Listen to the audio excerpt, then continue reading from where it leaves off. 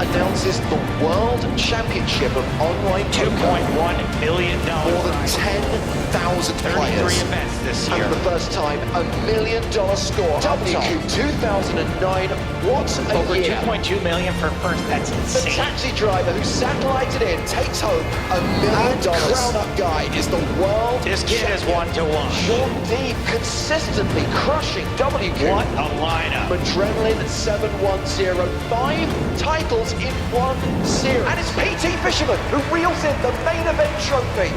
2021, the year of Talal.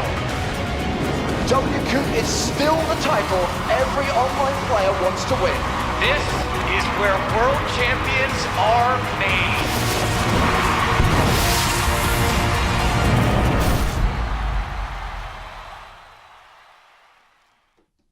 Hello once again, welcome to the PokerStars Arena, welcome to the final day of WCOOP 2022, and that means the final table of the 10K World Championship of No Limit Hold'em, the high buy-in main event. 760 entries, just 9 players remain after 3 long days, and after tonight, just 1 will remain. $1.29 million richer. Every single hand of the FT. Cards up tonight with me, James Hartigan, and him, Joe Stapleton. Hello, my babies. Joey, let's not dilly-dally. Players already underway at the FT. Straight to the action. And we've got Adrian Mateos flopping a set of jacks. Amadi gonna Amadi. Buenos dias, Adrian. Congratulations to our 9 finalists, all guaranteed at least $122,000. More than $1.29 million up top tonight, plus the championship trophy.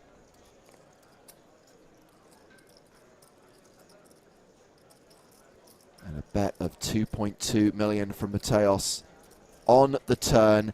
Anti-Killer, who had the chip lead for so much of yesterday, with the straight draw, folds, and first blood to Mateos up to 12.7 million. Of course, it is Luis Faria representing Poland, a Portuguese professional player now based in Poland, who comes into this final table with a stack of 46 million.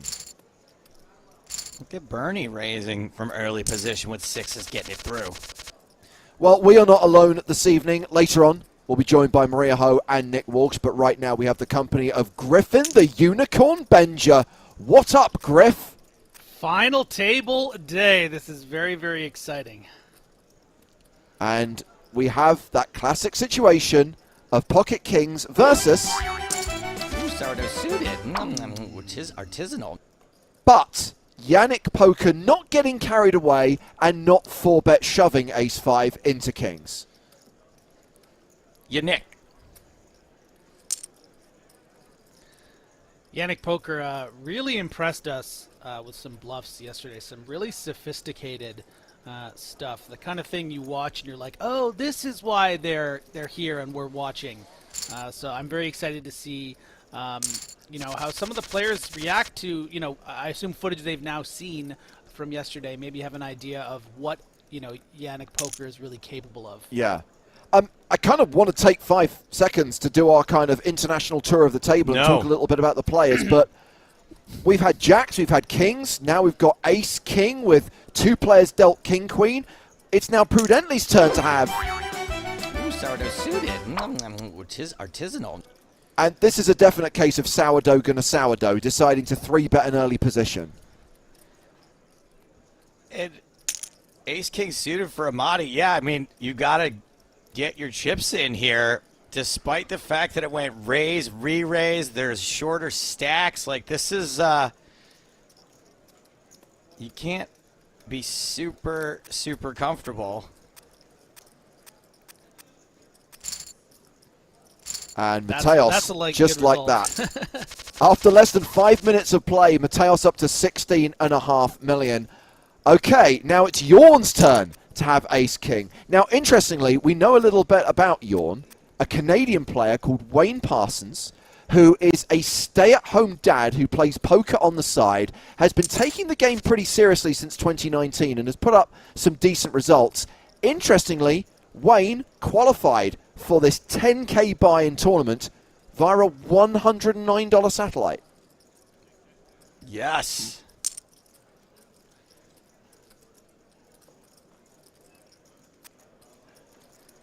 And here is a hashtag fun fact.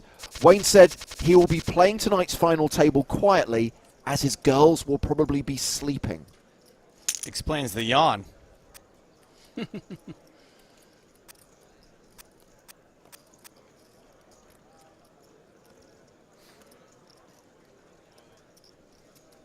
Should highlight that Wayne is not the only player to have satellited into this event. The chip leader, Luis Varia, got in via a 1K satellite. Yannick Poker 1, representing Austria this evening, is in for $109.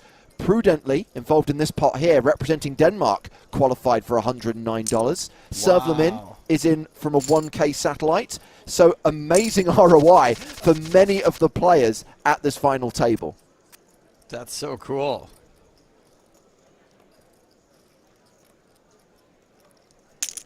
Ranjit says, on YouTube says, Adrian will go down. Ooh. Oh, sorry. Will go down as one of the greatest to ever play tournaments. My bad. Well, I hope that... I remember, Joe, when we saw Adrian Mateos lift that trophy in Monte Carlo when he won the super high roller at that EPT stop. You said to him, you are widely regarded as one of, if not the greatest in the game. And of course, no one's going to be so egocentric to say, yeah, and he kind of shrugged it off, but there is no denying his pedigree. And Griffin, you've spoken before about how starstruck you were to be around Mateos, how you kind of very much admired him after his win in Monte Carlo in 2015 in the main event. Yeah, I mean, Adrian Mateos, I don't even know if I've ever seen him bust a tournament. I don't remember it. He's just always in there. Even when he doesn't have a lot of chips, he finds a way to get them, and not surprised at all to see him at the final table. Speaking of finding a way to get them, he started off 8th in chips today, I believe, and he's up to 4th now, like 4 hands into this. Yeah. Correct.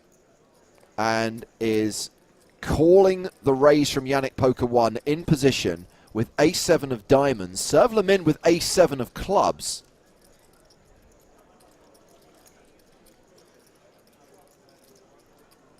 The Spraggy suited. It's not the Spraggy if it's suited because it actually has some value. It is a queen high flop, so Yannick Poker 1 close to an 80% favourite in this three-way pot.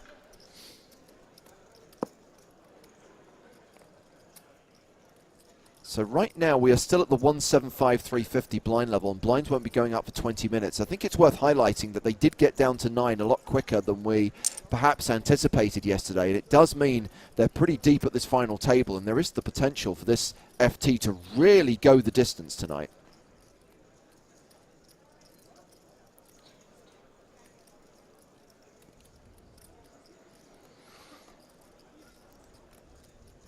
Adrian Mateos making it 770.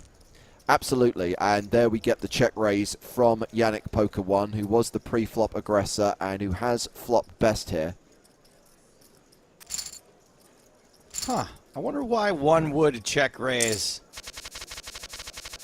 Adrian Mateos there.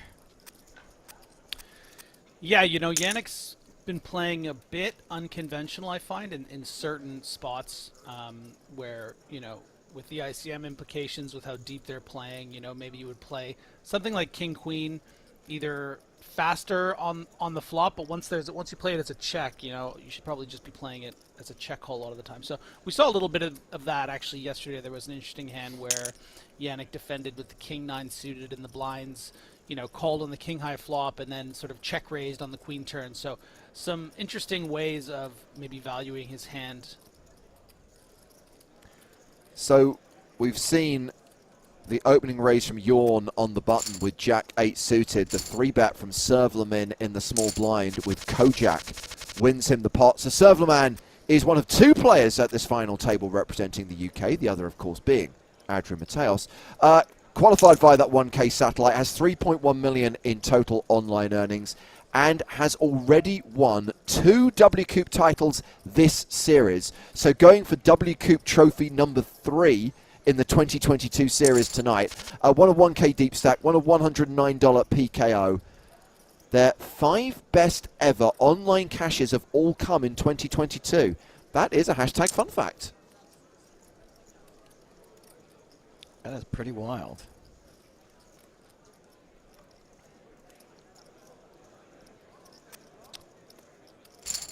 Mateos winning another pot, still playing more than 18.5 million, still 4th on the leaderboard. Luis Faria still chip leader. Yawn currently 2nd in chips and opening here with ace-8. However, Servlet Min with jacks.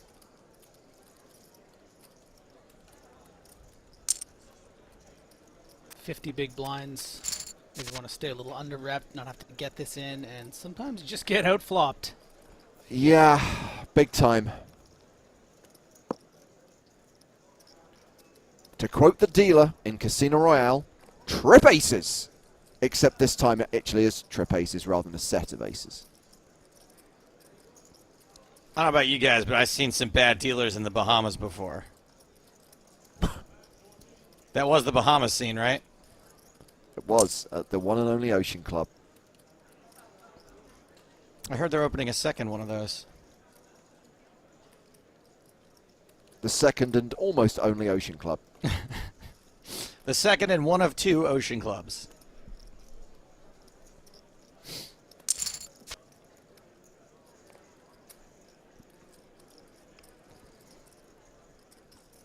Nelto watching on Twitch asking what happened with the 109. Is it finished? No, all of the main events are playing to their conclusion tonight, and right now all 3 are 9-handed. So all 3 came back with the final tables, and all 3 will conclude on the final day of the series.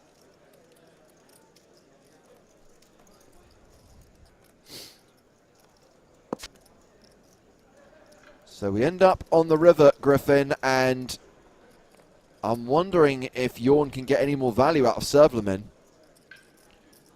I think it's going to be pretty difficult. You know, this isn't really a bluffy line that Jan is taking. You know, sometimes maybe Jan plays king-queen like this, would check call the small bet on the flop, so that's beating your jacks. You know, doesn't really make much sense to turn, let's say, 9s or 8s into like a bluff.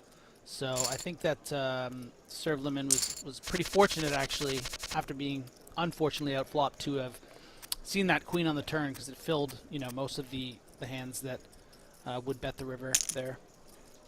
That's exactly what I was thinking. Well, Luis Faria in action here.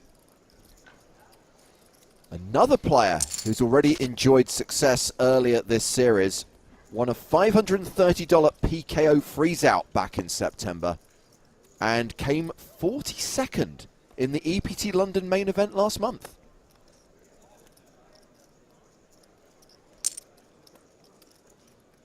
Faria continuing with King High.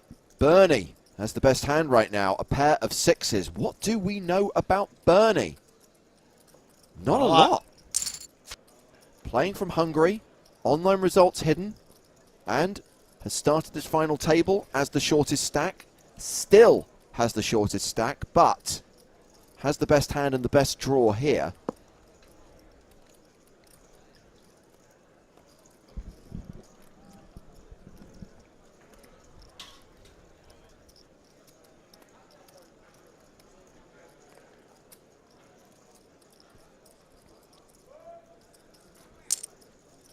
And a second barrel from Luis Faria, 1.78 into 3.3.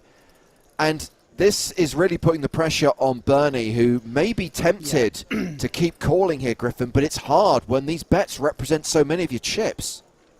And when you know that the river is likely to be for all of it.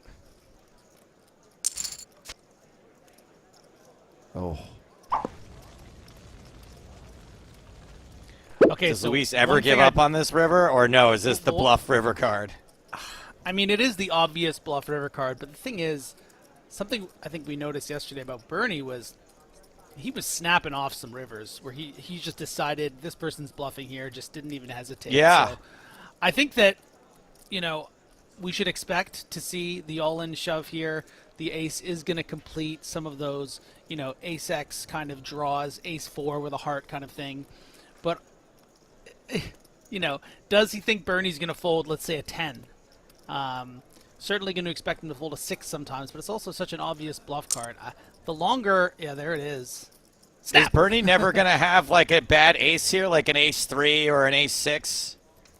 I think that all the ace 3s probably fold on the turn unless they have the ace of hearts. So the ace isn't going to complete a lot of what Bernie has, and that's why we see the fold. A couple of them, don't get me wrong, you're right, ace 6 as well. But yeah, but not a lot, though. Yeah. Also, the other thing to Bernie- consider, Joe, sorry, James, but is that a lot of the aces would have shoved pre-flop for 20 bigs, right? So that's also what makes it such a good card. Yes. I was just going to say, Griffin, that with Bernie losing that pot, we now do have a legitimate short stack at the final table as Yannick Poker 1 opens on the button here with the Grafton 10-9 suited. KZHH defending with 8-6. Neither player really connecting with this board. I guess it's a gut shot for Yannick. KZ, and we've mentioned this a few times in the last couple of days. We started covering this event on day 2 when they played through the bubble. And, of course, we watched them play down to the final table yesterday. KZHH won the Scoop main event, which was also a 10K buy-in back in 2021. Did a 3-way deal, so that first place was worth $878,800. KZ has been a poker pro for around 10 years. Great opportunity to pick up some chips here for Bernie. We saw a lot of 20 big blind shoving from him or her yesterday, but this is just a real easy and should get through real clean. And just to run through everyone for the benefit of all viewers, including Olapung954, as far as the international tour of the table is concerned. So, referenced already that Bernie is playing from Hungary, as is KZHH, the 2 Hungarian players at the FT. Anti-Killer, Kyrgyzstan. And then we have Servlamin and Amadi, Adrian Mateos, both in the UK. Prudently is playing from Denmark. Yannick Poker 1 from Austria. Jorn, Wayne Parsons, playing from Canada. And Luis Faria, originally from Portugal, but now playing from Poland. And 7's outflop by Ace-Jack. What do you think the odds are that Amadi has the new season of The Crown on in the background? It's the law here, Griffin. You have to watch it the day it drops on Netflix. I was surprised to hear you were working today, James. I know it's the final table, but... I mean, that's why I take Season breaks, drops. and I watch at like 2x speed so I can get through the season quicker. Yeah. I did watch the first episode this morning, actually. Elizabeth Debicki is making a good Princess Diana. I hear that she is excellent, whereas I think someone very unkindly said that Dominic West is too good looking to play Prince Charles. That is probably true.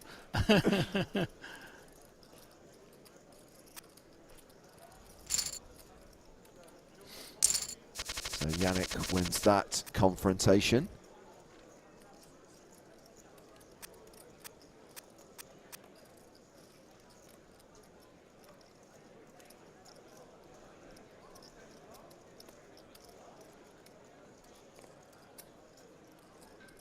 Around to the blinds here, and Adrian Mateos raises small to big, ace-5. And Wayne Parsons with 9-3 offsuit. Now that you've painted this picture of Jan trying to, not wake his children and all this thing, I look at that avatar and that's just what I picture, sort of what he looks like. He's got a little coffee, he's got his little mustache, he's trying to stay quiet, don't wake his daughters, trying to win $1.3 million. Yeah. Go Jan. Yeah. Most of the cashes he's racked up have been in turbos and hyper turbos sit and goes. Okay, so that's not So that's necessarily about the format how- that. Yeah, I mean, this has not been. I mean, like that's that about how at long all, it takes for a 5-year-old to take a nap, though, right? Yeah. You just need it to be over in 15 minutes.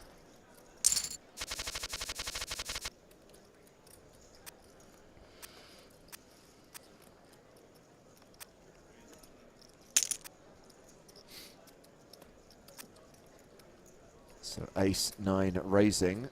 The chip leader with jack-6 suited in the big blind. Makes the call, and it is an ace-high flop. Gut shot for Luis.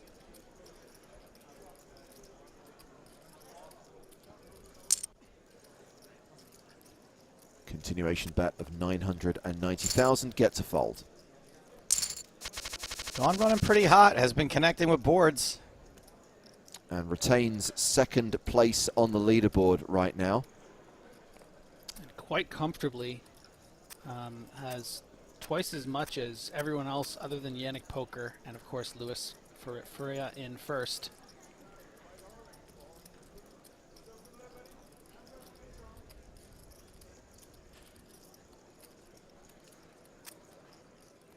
Wow.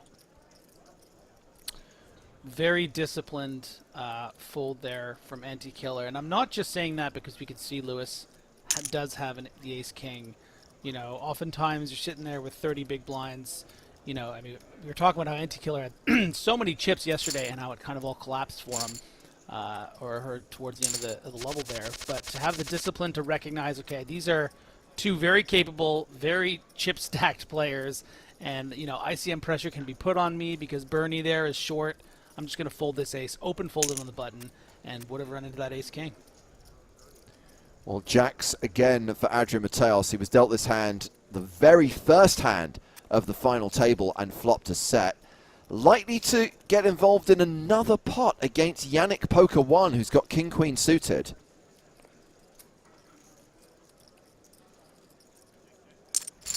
Very curious to see how you go about playing this hand. Don't necessarily want to bloat the pot. Definitely can't fold it.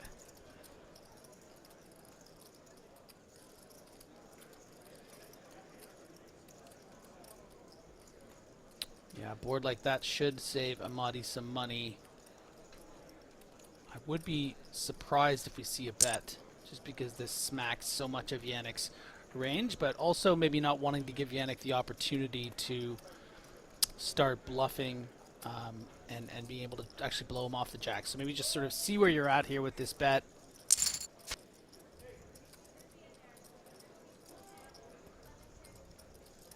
Sometimes you're going to get some calls from, you know, maybe hands like King 10 suited that might have flatted the small blind, but not oftentimes you're not happy to see a call. Deuce on the river, pair of queens, still the best hand.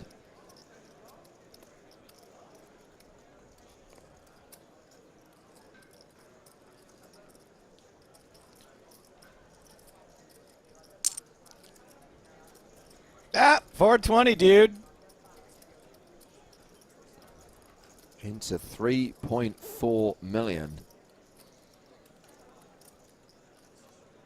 And this is where curiosity would probably get the better of me. But the Mateos is too good. Folds. Still playing stack I think of that 16 million. Yannick's lucky. I think some of that time Amadi's just going to raise there. Surprised to see it give up so quickly. Well, I think that you're right, Joe, but I think also the problem is that Amadi has a very good idea of what Yannick is capable of. If you remember yesterday, the two of them played a pot where Amadi raised the river for value, having hit trips on the 3-heart board. After Yannick min-bet, made a bet like that 420,000, you know, min-bet the river, got raised, it was like 240K, 3 million, and then Yannick Poker went all in for 10 more million with ace high. So I think Amadi, even though, you know, the temptation of wanting to raise there, even if he thinks Yannick is just block betting like he is, might just shove all in. And so Amadi's saying, okay, I respect that what this guy's capable of. Talking of shoving all in. Nom nom. Nom nom. Bernie with the snowmans is going to pick up some dead money Bernie there and is up over 7 million now. Yeah, edging out of the danger zone. And Mateos likely to be back in action here. King-Queen offsuit makes it 770k. Servleman folds the ace-jack. What's Bernie going to do with ace-jack?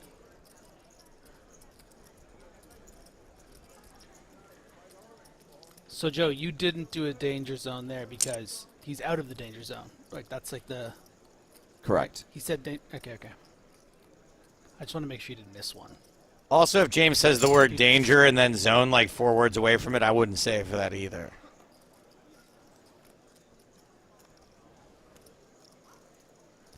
Well, Bernie decided to flat on the button and has been rewarded with an ace high flop.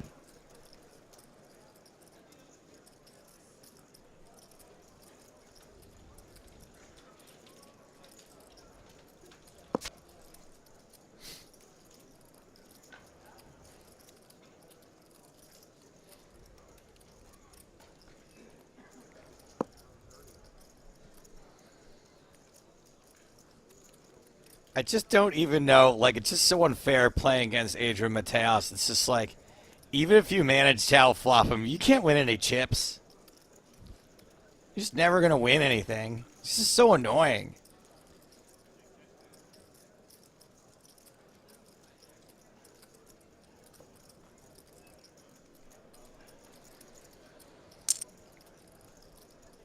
Bernie bets Bye. $1 million.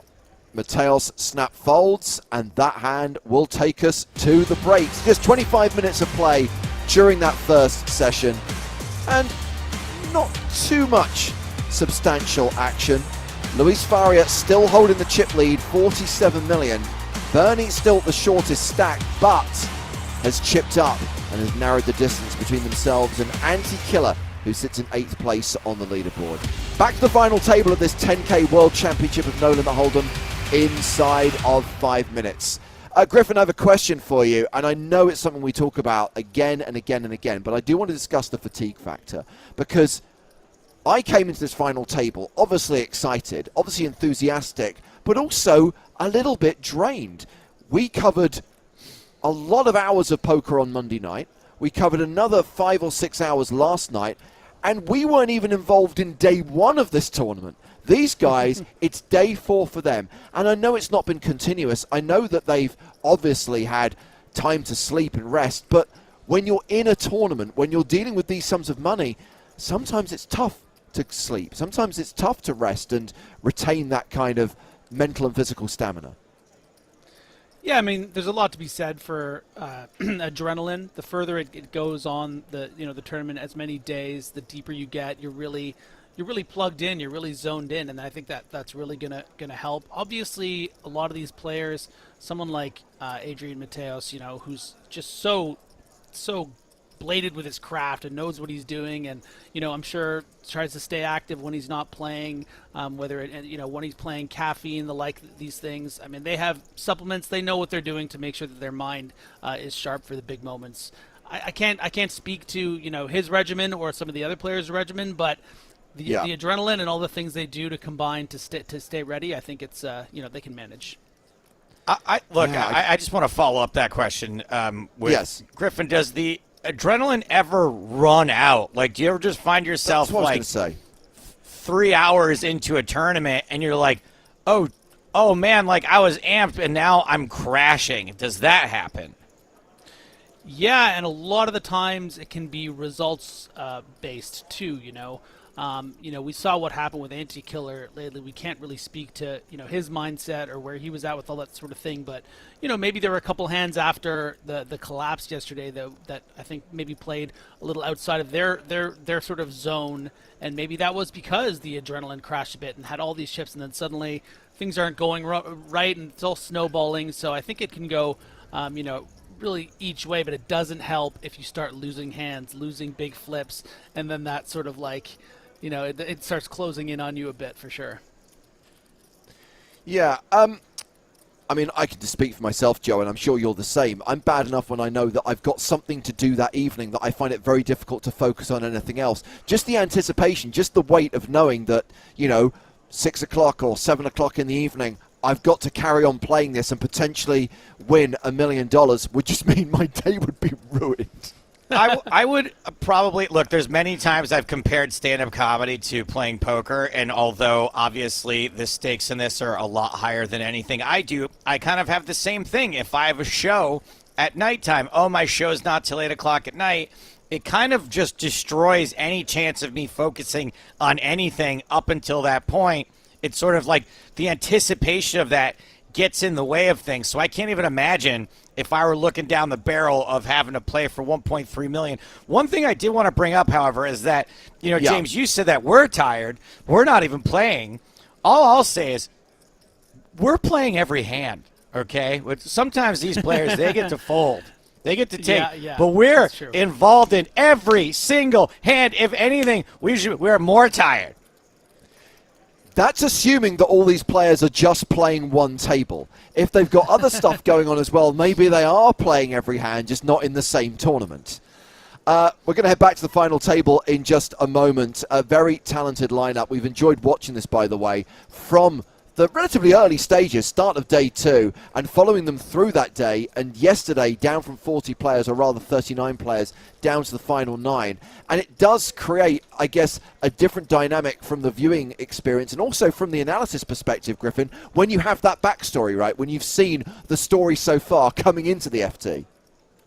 Yeah, and sometimes it's almost like you'll see a hand one of the players play, and then after it you're thinking about what to say, and then you see the avatar and you remember, like, oh my god, this hand that happened yesterday, and you start to realize there's so much more going on, especially the dynamics between players.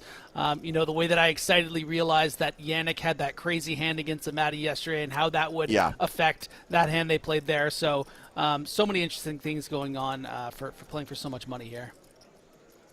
Well, after half an hour on the air, Joe is hungry. So he's off to get a hot dog. So you got me and Griffin for the next session as we see Mateos versus Yannick Poker 1 again. What is it with these two? Yannick, I think at that hijack is actually going to get a decent amount of opportunities to open.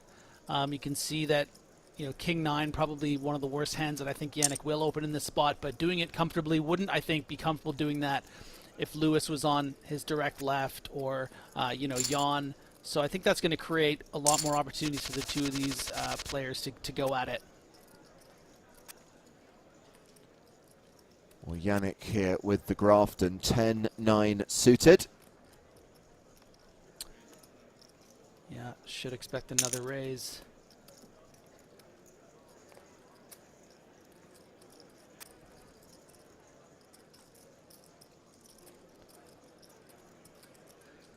Prudently, one of the players who satellited into this event for $109.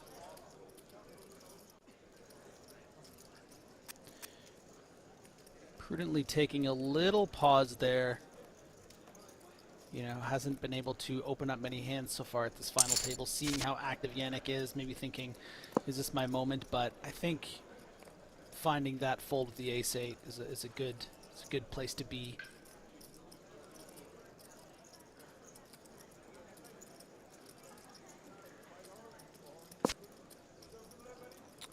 Boom. Wow.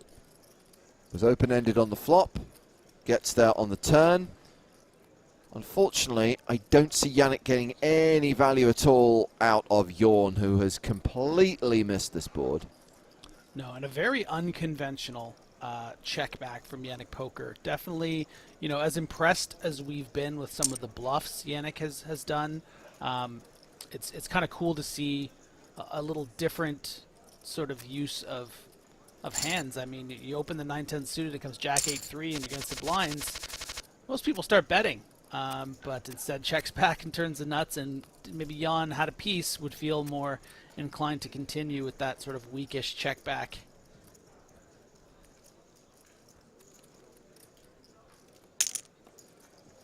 Let's reel off the stats on Adrian Mateos as he wins that pot. 29.6 million in live earnings, 8.6 million in PokerStars earnings, a WCOOP Super High Roller winner, an EPT main event and Super High Roller winner, a World Series of Poker Europe winner. There is very little he has not achieved in the game. Yeah, and you can see how quickly Adrian Mateos open folds those deuces at the cutoff. I think oftentimes you'll see an open spot to raise low-suited pocket pairs in late position. A lot of people take, but you know, at this final table, things have been going well so far. Maybe respecting the fact that Jan has that big stack to your direct left. Didn't even think about it. Threw it straight in the muck. And indeed, Jan did have the ace-9 of hearts, and surely would have continued.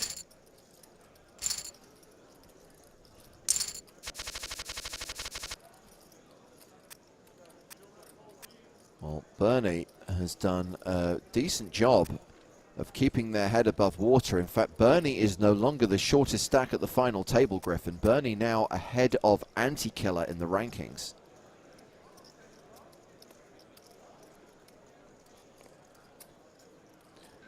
But I think that will probably change in this hand. Certainly a chance that Yannick Poker will decide to call here.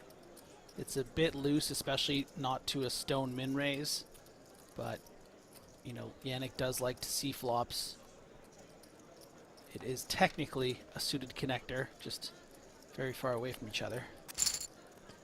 And you can see Yannick. Well, they're really not thought connecting about then, are they? How can it be a suited connector if it's far away from each other, Griffin? I think, isn't the idea of a suited connector not just like beside each other, but that they could make it straight? I could be wrong. The suited gappers, I believe, is what you're referring to. Connectors, Okay. I believe, are next to each other in terms of rank. Okay, James. Okay, fine. I mean, you're the professional poker player. You're the EPT high roller winner, so really I should be deferring to I you. didn't read Super System. Expose me to thousands of people. Fine. Oh, Zeddy, I By the agree way- with Griff.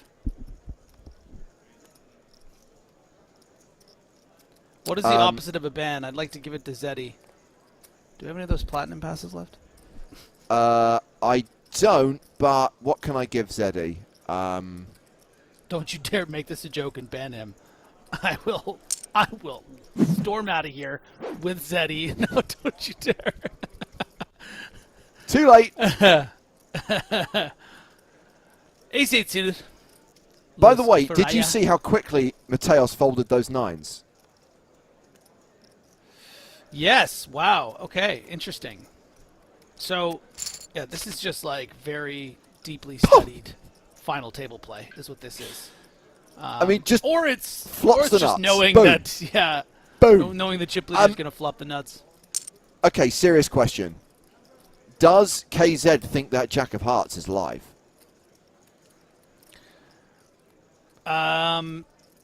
Sometimes, not always. Yes. So a fourth heart could cost KZ a lot of chips. I think that how this hand is going to go down is going to be all about this action right here. If KZ bets, yeah, he's in trouble. And if they had checked, then I think they would have just folded to a bet from Luis Faraya. But the fact that KZHH has bet this tells me that they are prepared to maybe even just shove river to fold out a queen type of deal. But I think it's getting pretty scary now. You know, when you have that Jack of Hearts, that means you have the King Jack of Hearts, the Jack 10 of Hearts, the Ace Jack of Hearts. But, yeah, wisely gives it up.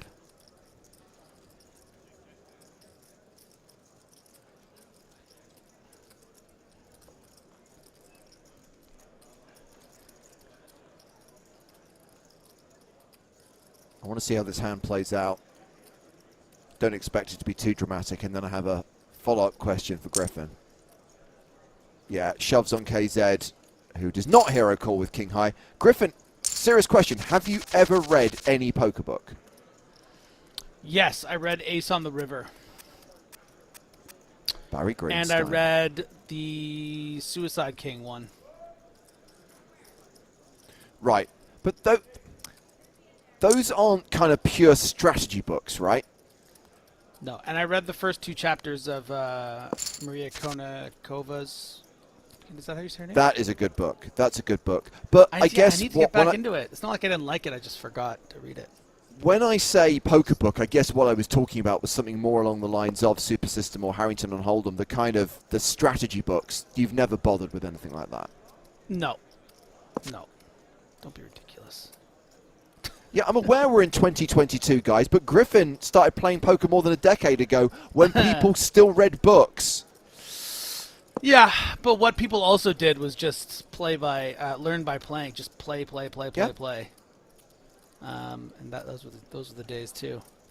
I was just interested. I mean, I'm not saying anyone needs to each their own. Some people kind of consumed literally everything and kind of took bits from different pro strategies.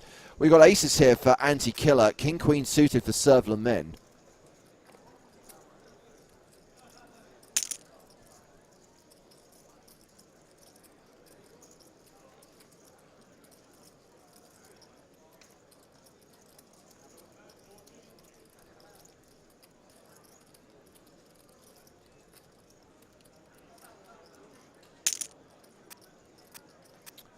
There is the re-raise from aces.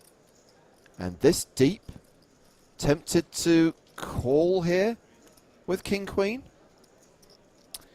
It's a great price, and that is the design of it. But Serve Lamin is going to be very aware, I think, that this is super strong, that this is what anti-killer wants, is to get him in there.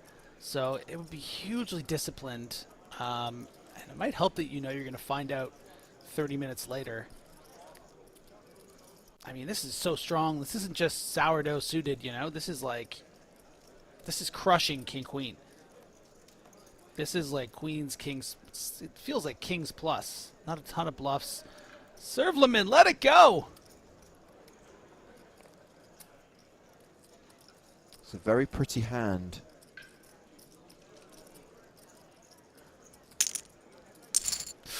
Oh, wow. Gets it in, and we can see most of the spades are out already.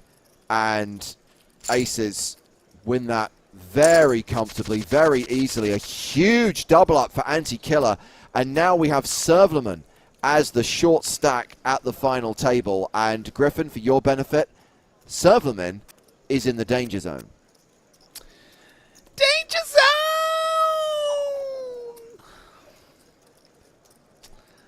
Yeah. That was real. Obviously, that's a real thing.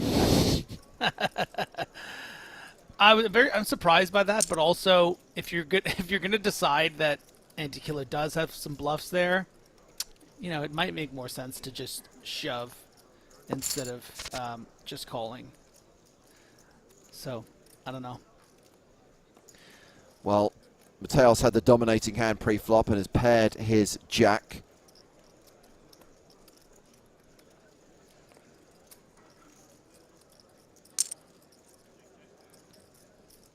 And prudently betting into him with just 7 high. Mandalgus asking on YouTube, is Dingebrinker gone? Now we are down to a single table. Now we are down to the final table. If you don't see a player on screen, I can say with 100% certainty they are not in the tournament.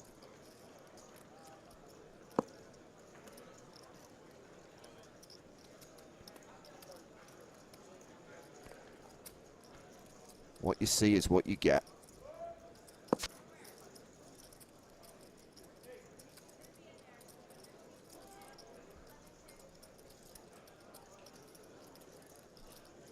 Prudently took a stab on the flop, hoping that Amadi had higher cards that weren't connected. Didn't have interaction with the ace-jack or deuce, but they did, and have now given up, and Amadi's back to 16 milli. Yes, he is. Average stack right now is 21 million at the 200,000, 400,000 blind level. So playing around a 50 big blind average, which is where we'd expect this to be. Yeah, I would love to see a shove here from Bernie. You're never thrilled about going all in with ace-jack for 21 big blinds facing an early position raise, but since it's the chip leader, since you are, you know, well, there is an ICM consideration with Serve Lamin to go in the big blind. That really might work in the favor of Lewis. I mean, this is a shove or fold situation, and that's where all this hesitation is coming from. It's not just waking up Lewis that you're worried about. It is the 4 players behind, and that is another avenue to take, you know, where you don't have to put all the chips in. This does run the risk of Lewis, you know,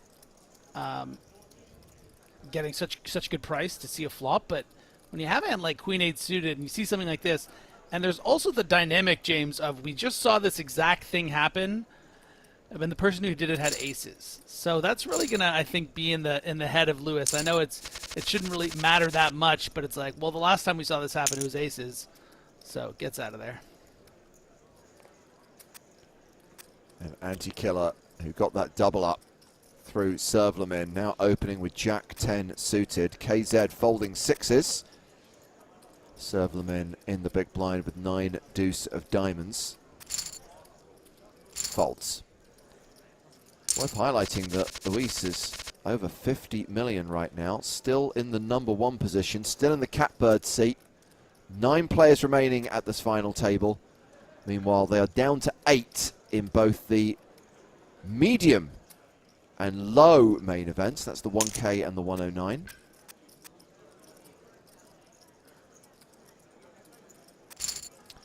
Thank you for dropping by, Kevin Carlson, who says on YouTube, got to get back to work, but thanks for the great coverage as always, James and Griff. You're very welcome, Kevin. Happy to have you.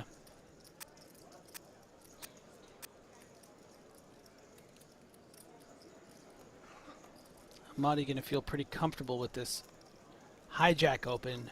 Not going to feel very good about what Lewis ends up having, whether that plays as a 3-bet for Lewis, playing effectively 40 big blinds, or just a call. It is just going to be a call and go Amadi's way. Rotation. That is how life goes when you are Adrian Mateos.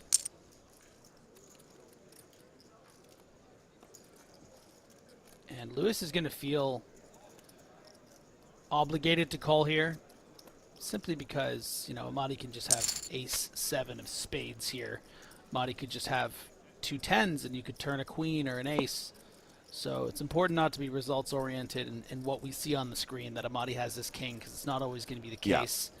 So I think Lewis correctly calling the flop, but probably going to be given a reason to fold the turn. But, you know, Amadi might be wanting to play this a little passively, not wanting to get check raise on this turn, but not the case. Going to bet big. K. Mikkel says on Twitch, wait, Amadi is Mateos? Yes, who did he think he was all this time?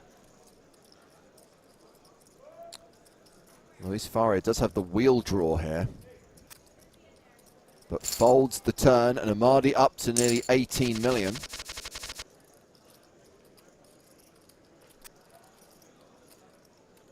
Oh, Joe D says, didn't Bruce Willis play you in Sin City? That was John Hartigan. Know your movies. What's the number 1 rule of being a know-it-all? Be right.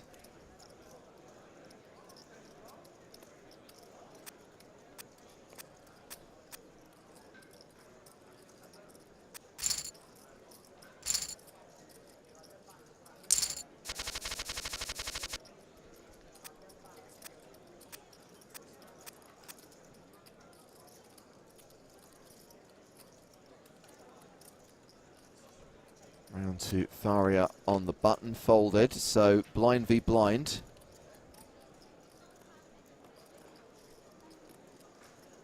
Do you think that just is Yannick Poker, their suited up avatar? I hope so.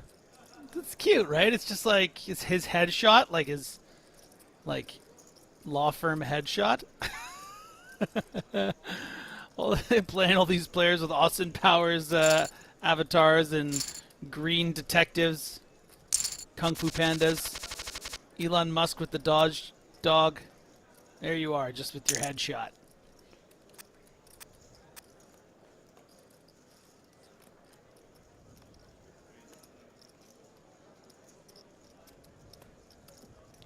Whoa, we got a big old theory here. You see this on Twitch? If I was playing in this tournament final table, I'd just watch the stream and dominate everyone. Well, there is a question from Strike That 22 which relates to that, whether this is a replay or whether this is live. Let's handle that question, or rather those questions, after this hand is played out. We've got top pair for Yannick plus the diamond high flush draw. Yawn with not much equity here.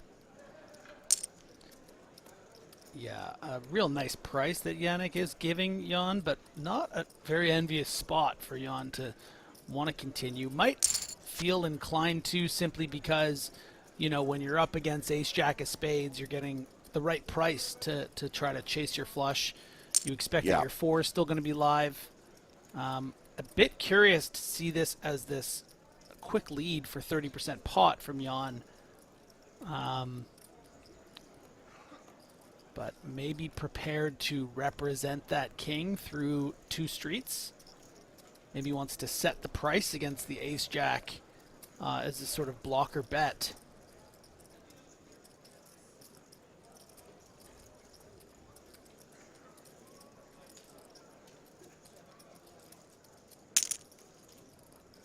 And again, Yannick playing it a bit unconventionally and raising, really freezing up Jan here, and effectively would freeze up those king X hands that would, you know, maybe lead this turn and that bet really big on the river. Instead, you raise the turn and then you check back the non-diamond, non-ace rivers. So still a little outside of the box, but pretty cool. So I'm assuming, based on some of the questions and comments I've seen this evening, we've got a lot of people watching who maybe have not seen any of our online coverage before, who might be new to poker, asking about how MTTs work, for example, whether the chips they're playing with are real money. They're not. They're just a way of keeping score, but they are playing for cash prizes advertised on screen. But regarding how we are able to show the action, we say this is live, but obviously it is not possible to show a poker table live for 2 reasons. Number one, it would completely screw with the integrity of that game, because obviously the players could watch the stream. Duh. So that's why it is a 30-minute delay. The other reason why it's not possible is there is no way within the PokerStars software, there is no version of PokerStars where all the whole cards of the players can be displayed while a hand is in progress. So what you're actually watching is a clever reconstruction. It is effectively a replay of a hand that happened 30 minutes earlier. How it works is the hand is played to its conclusion. At the end of that hand, it generates a hand history, a hand report, if you like. That is held server-side for 30 minutes, and once that delay has expired, that hand history is then used to recreate the hand as it was played, with all the correct timings, with all the correct hole cards and betting patterns, with the illusion of it being live. What I like to call as live. So we're all seeing it at the same time. Me, Griffin, you at home, and that's how we're able to interact with you guys in the live chat on Twitch and YouTube. And sorry, I did misspeak. I did mean to say hold cards.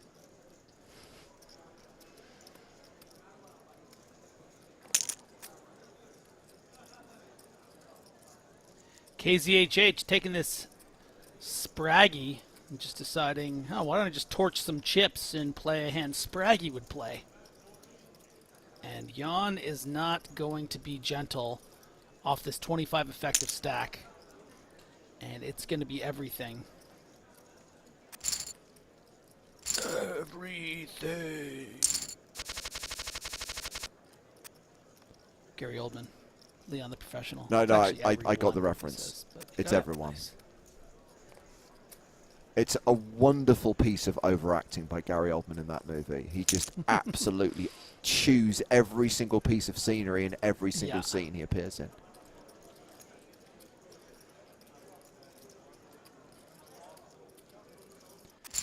Out of interest, because I'm a movie nerd, Griffin, in Canada, was the movie released under its original title, or did it get released under its US title? Well, it depends. What's its US title? In America, the movie was retitled The Professional. Its original title is Leon. No, it was Leon. But then I think it was Leon the Professional. Once, maybe it just started getting... What is it actually known as now? It's Leon the Professional, no? I've always known it as Leon, which is its original title. Right.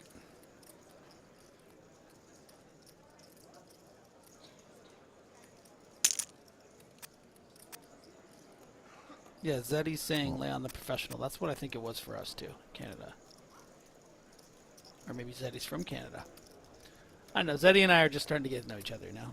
We made friends earlier. The more you mention Zeddy, the more I'm more likely to bring out the banhammer. James. And just to be clear, Zeddy, it's nothing against you. It's just to spite Griffin. You're just a pawn in this game. You're fodder. Yeah.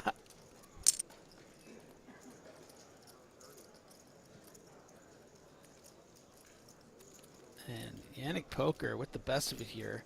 Anti-Killer electing to go for the just flat call in the small blind, not wanting to get it in when there's a 3 million chip stack, a 9 million chip stack, a 13 million, a 14 million, a 16 million.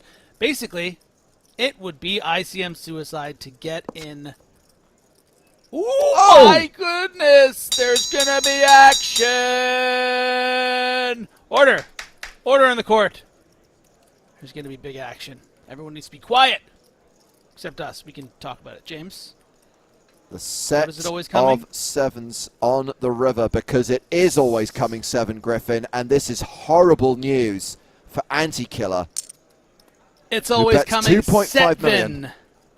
And rather than a set of sevens, it's actually a full house, of course, because you've got the tens on board. So Yannick feeling very comfortable here. Okay, I'm going to say 8.8 million. Over under, James. Under. I think it's going to be over. Ooh, James! What does he get? An aluminium pass.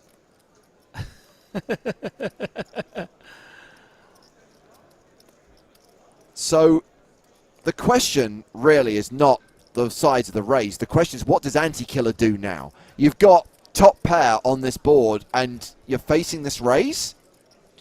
Well, the great thing about this raise is that maybe Yannick does it with ace-queen, ace-king with your chopping with, but probably not, right? The bet is quite large on the river here. Even if you had ace-queen, ace-jack, you decide to check back this turn, you're probably just calling this big bet. You're never really raising for value. So I think that Anti-Killer is going to be really aware of that, know that Yannick shouldn't have many bluffs.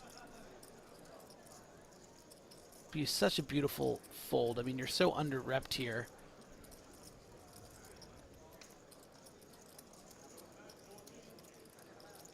No, Shirley Yannick. Oh.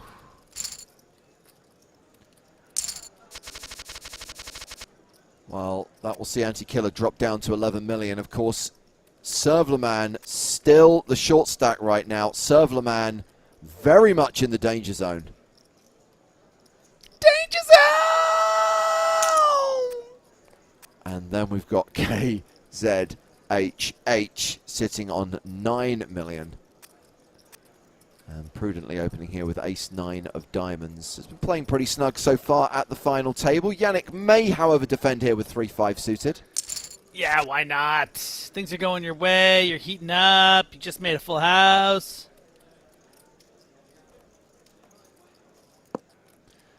Lukey, is this event live or replay? I gave a very long-winded explanation about 5 minutes ago. Scroll back. I'm not doing it again.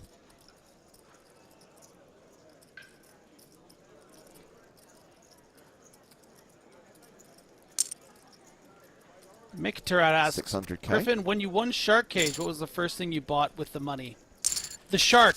She deserved to be free. She'd worked hard. I'd got my million. And I set her free in the ocean.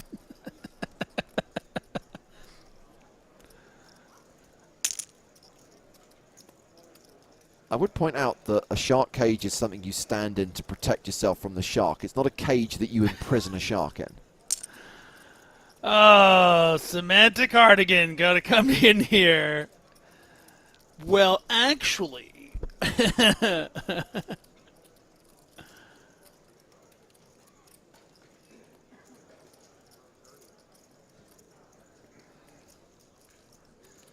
Luis Faraya. Out flopping Yannick. But Yannick! Yeah. Net fresh. One of those interesting situations, Griff, where Luis has outflopped Yannick and has the best hand right now, but actually is not a statistical favourite.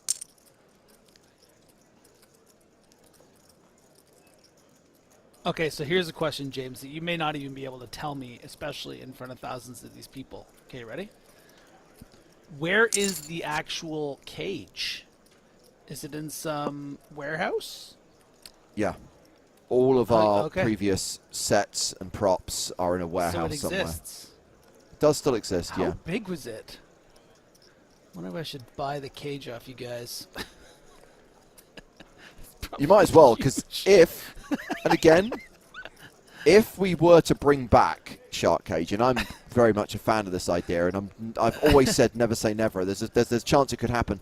I think we'd start again with like set design and cage, etc. So the old one, probably not in the best condition. If you want to buy it off us, Griffin, I'm sure we can offer you a good price. I almost think you'll give it to me for free by the way you're talking about it.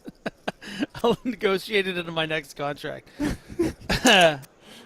Sir, So Griffin will be Griffin will be coming to EPT Prague for 5 days of live commentary in exchange for a clapped out fake cage. Yeah. Wait, it was fake? I was terrified in there. I thought it was a real cage. I couldn't get out. That was how I won, the fear. Gone with the raise. Oh, KZ.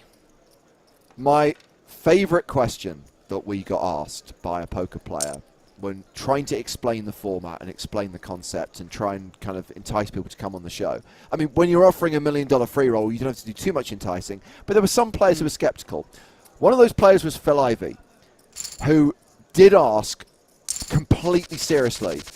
So just to be clear, when I get into this cage, you don't like lower me into a shark tank or something. We're not in a pool with sharks. It's like, I don't know what budget you think we're working with, Phil, but no, there are no actual sharks. I mean, that's kind of flattering. He just thinks that, like, PokerStars is just, Dr. Evil, and that they have all these incredible, like, things.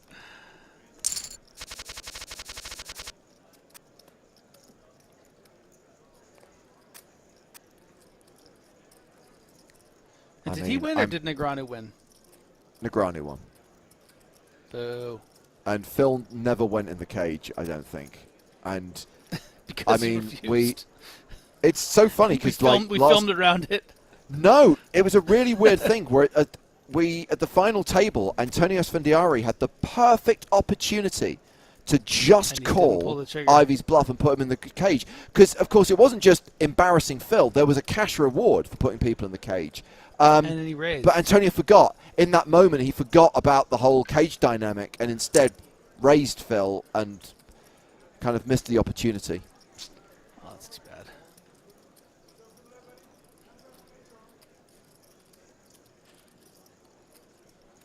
That was Phil's only question, and again, I'm sure I've told this story before, and I'm sure that I've kind of revealed this quotation. Sure, but fine, yeah. as you know, Griffin, before Shark Cage, we do a full briefing for all the players to talk about all of the quirks, the time bank, the bluff and value cards, etc. And Phil Ivey arrived at the briefing, asked the question about whether he would be lowered into a tank with sharks, and then when I said, "Can we talk you through the rules, Phil?" he was like, "I don't have time for that. I've got emails to send," and literally walked out. So Phil went into that game with no idea what was going on. No idea. But somehow, because he's Phil Ivey, figured it out very quickly. Doesn't surprise me. Wow, sucks to be Servleman. You get the pocket queens for 6.5, 7 blinds. Shove it in there. And nobody even nibbles. When was Shark Cage filmed? Season 1 was 2014. Season 2 was 2015. Season 3, question mark?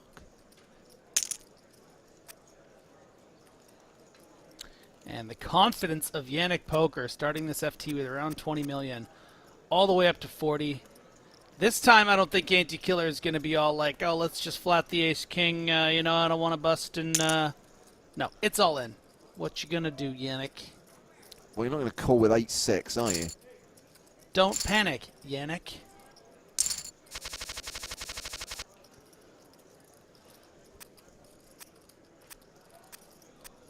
we got the blinds going up inside of a minute, going to 250, 500. So for the first time in what will feel like forever, they will be playing with a sub 50 big blind average. Let's go. And obviously we've got Servlemin, who is running on fumes right now. KZHH is not that comfy. Bernie and Prudently, short-ish. Anti-Killer playing 30 big blinds here, going to work this in as a bluff raise. Certainly not going to be 3-bet calling off. And you know what? Jan does have a pretty good candidate to 4-bet shove, but especially everything we know about Jan, is that really... Oh, it is in the range of what he's prepared to do. Look at the father of 2 or 3 or whatever it was, James, with the little girls sleeping. Incredible. Credit to Andreas on YouTube for referencing the maiming of Felix and the death of Kilifa in License to Kill. Obscure James Bond references for the win. 10s for Anti-Killer.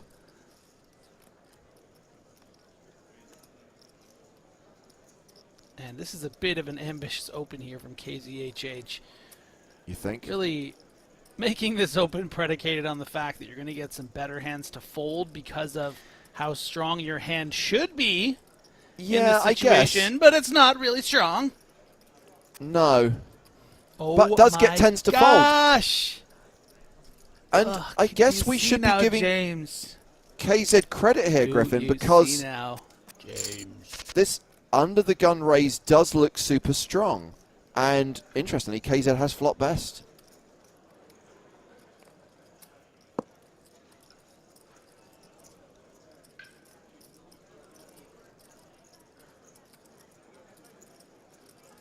Pretty crazy stuff, but that's the ICM pressure you're on. You're on the FT at WCOOP.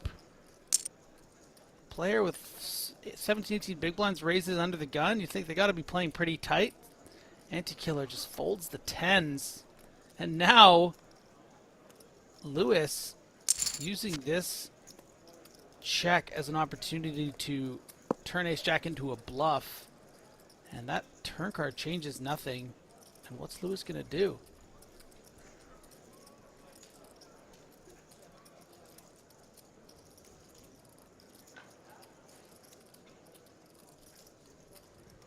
Dad Pickles says, wasn't this the kind of play that got Tommy the Talent killed off yesterday?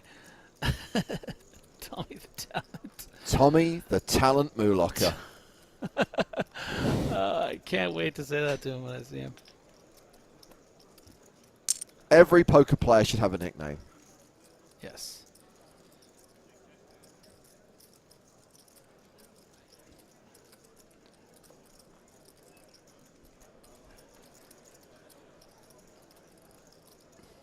Well, KZ bets the river, gets a fold, hovering around the 10 million mark. 20 big blinds as we go to 250,000, 500,000.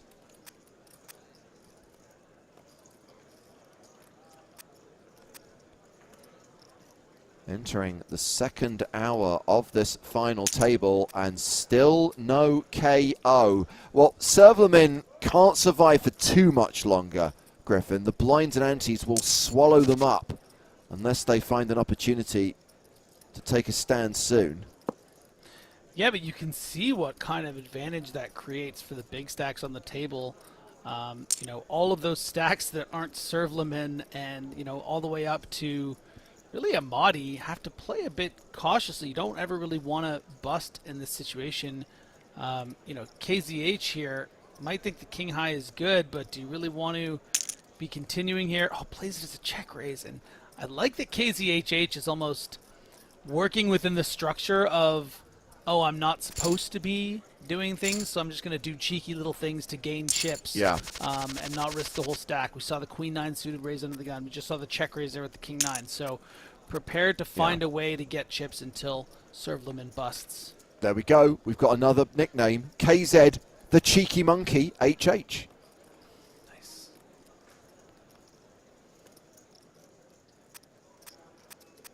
Good fold there from the chip leader, Luis Faraya.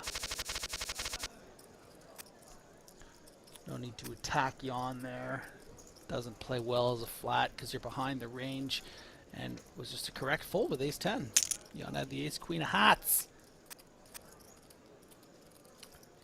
7-5 of clubs. Raise and take it for Luis, who had the chip lead at the start of the day, has not surrendered that advantage yet. King-Jack under the gun for the short stack. Serve them in. Yeah, and you know what? It should get through with these just 5 big blinds. Look at the other hands on the table. Surely Servleman is going to go for it.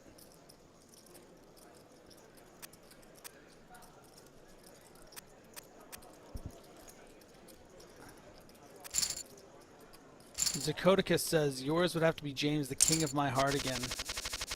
You know, actually I heard that James's nickname in high school was James Break Your Heart Again.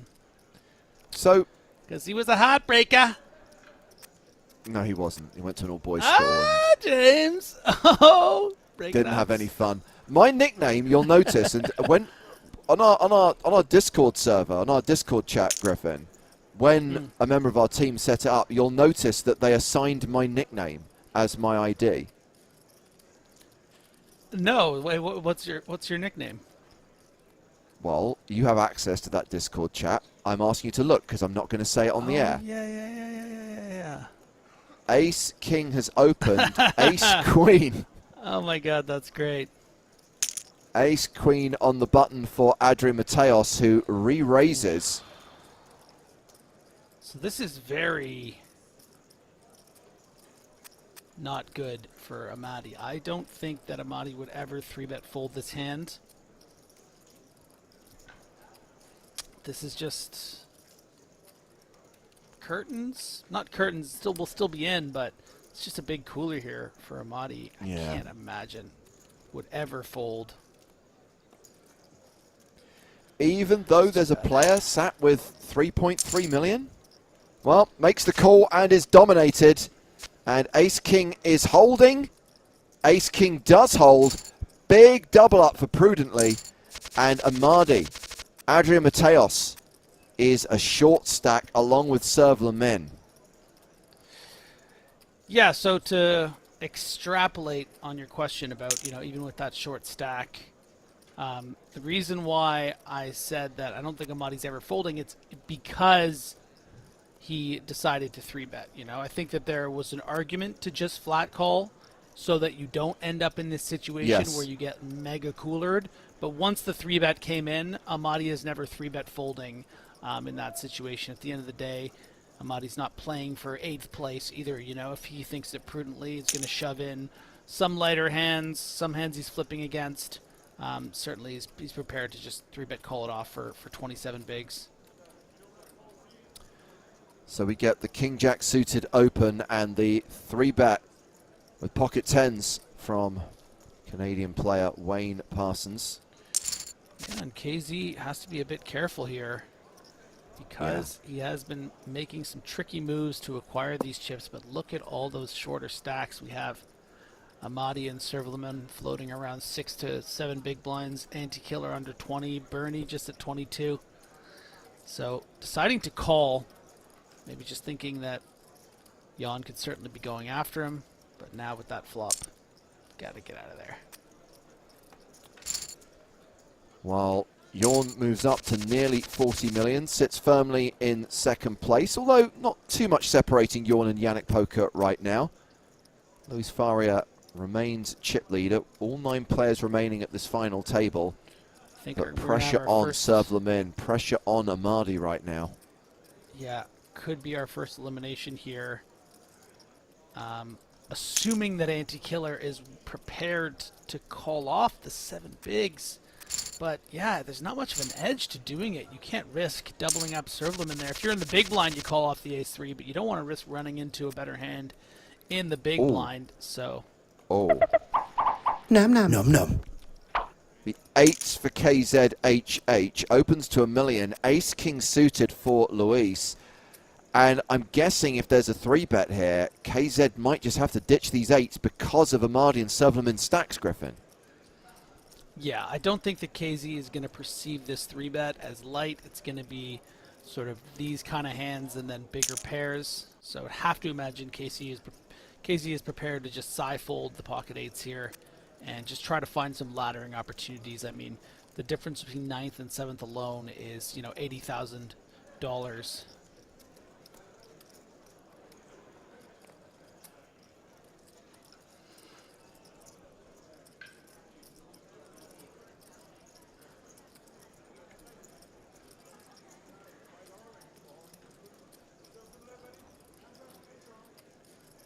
KZ giving this some thought, and you'll see that players have come into this final table with topped up time bank.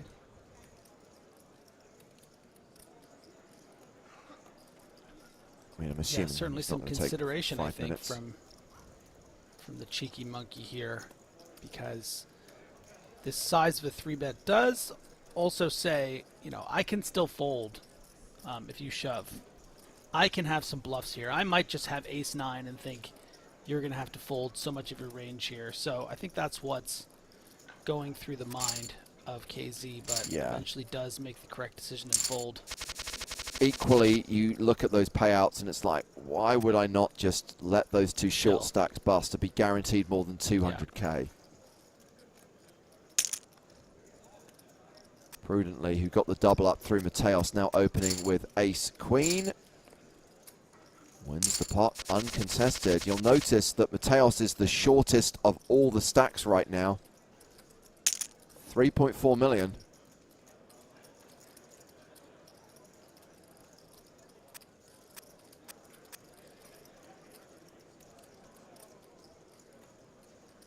Bernie kind of have to fold, but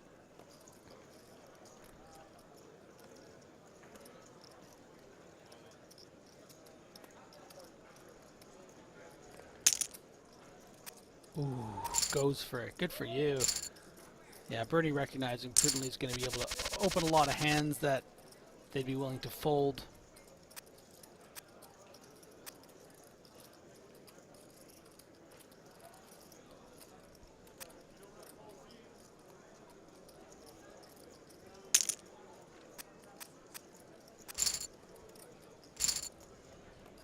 Well, he's back up over 50 million.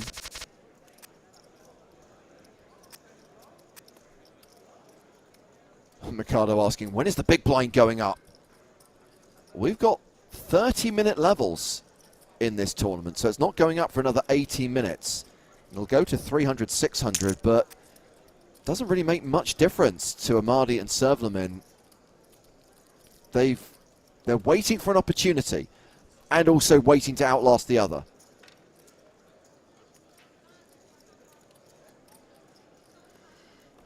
Prudently, after seeing what happened to Anti-Killer, when Anti-Killer just called from the small limit with the Ace-King, might just want to make it 4 million here and move on. Certainly won't be getting in pretty much any hand that isn't aces and maybe kings at this particular situation. So there are some events where, you know, you're not going to feel comfortable with ace-king here, but most of the time you're just going to get a fold, and that's exactly what happened. And that plays kind of nice and clean. So, still no eliminations at this final table. They are down to 7 in the 1K, down to 7 in the 109. So both the medium main event and low main event, 7-handed right now. But I think it's only a matter of time now before we lose our first player.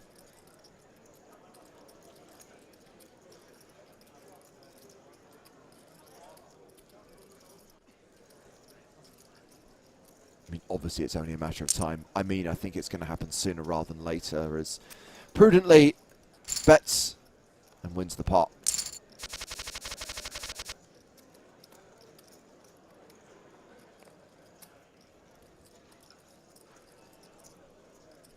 Wow, bold prediction from John P. 2 bold predictions from John P. The first is that Mateos will bounce back. That is arguably less bold than the follow-up. I will play an EPT one day in the near future and win. Ooh. I mean, good luck, John. Not saying you can't do it. Just saying, that is going to take a lot of hard work, a lot of talent, and a lot of good fortune. I like it.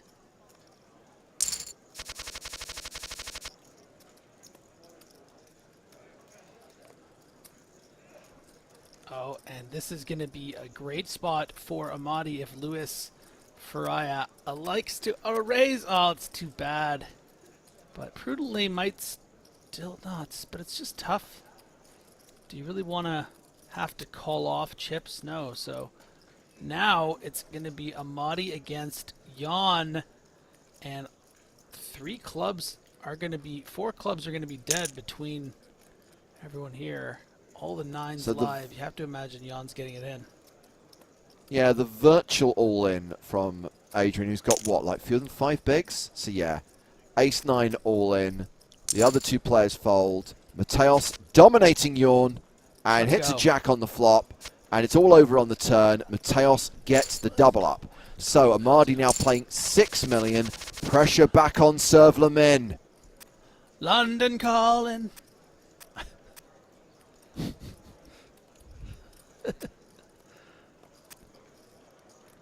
That's why they call him Adrian, the Hammersmith hero, Mateos.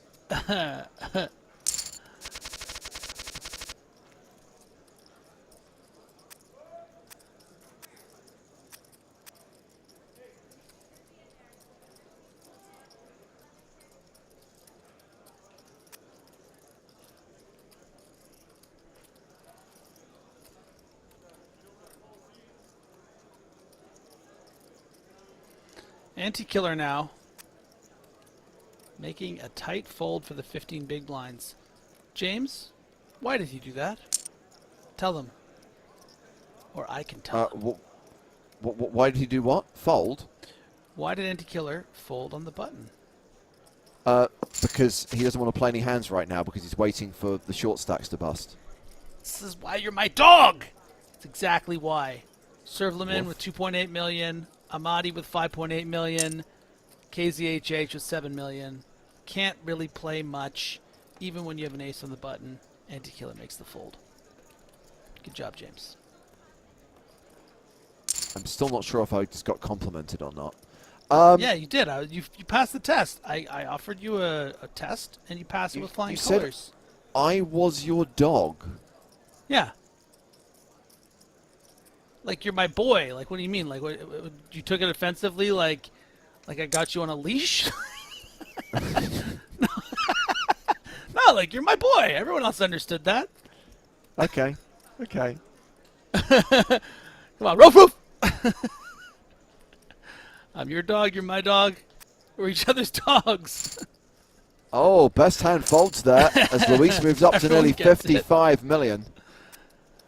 Oh, soda pops, aces. No, Anti-killer might want to play this one, James. Yeah, I was going to say, this is not a situation where Anti-killer is going to be sitting back and waiting.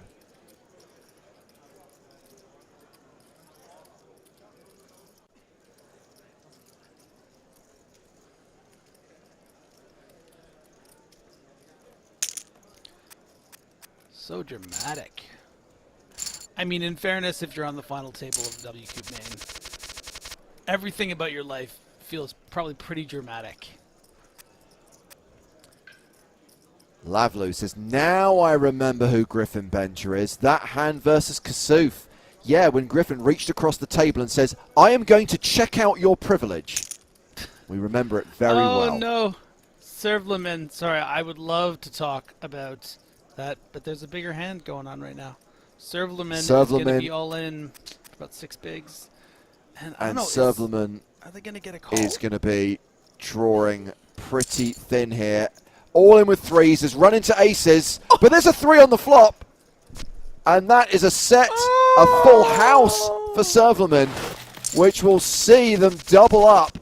And now we have KZHH as the super short stack at this final table. We're having crab for dinner. The 3 finds its way to the flop. Just to check, when you say we're having crap for dinner, you mean bad food. You don't actually mean we're going to be eating poo. No, crab, because 3s are crabs. Oh, Sorry. I did wonder. I did wonder yeah. why you said that. I did find it a bit random, but crabs. the problem is, Griffin. A lot of what you say is quite random, so it kind of it was kind of on brand. The chat got it, especially YouTube. They understand me. Bernie shoves for 22 big blinds, effectively being like, don't mess around, and we're on the break. So we reach the second break of the day, and still no eliminations from this final table. Still 9 players remaining, but KZHH is super short. Mateos is short. Servleman is short. Anti-Killer, not exactly comfortable. So I would imagine something's going to give. Something's going to happen in the next hour of the final table of this high buy-in WCOOP main event. Joe Stapleton back in the mix. Joe, you must have been sitting on the sidelines there. Did you hear crab, or did you hear what I heard?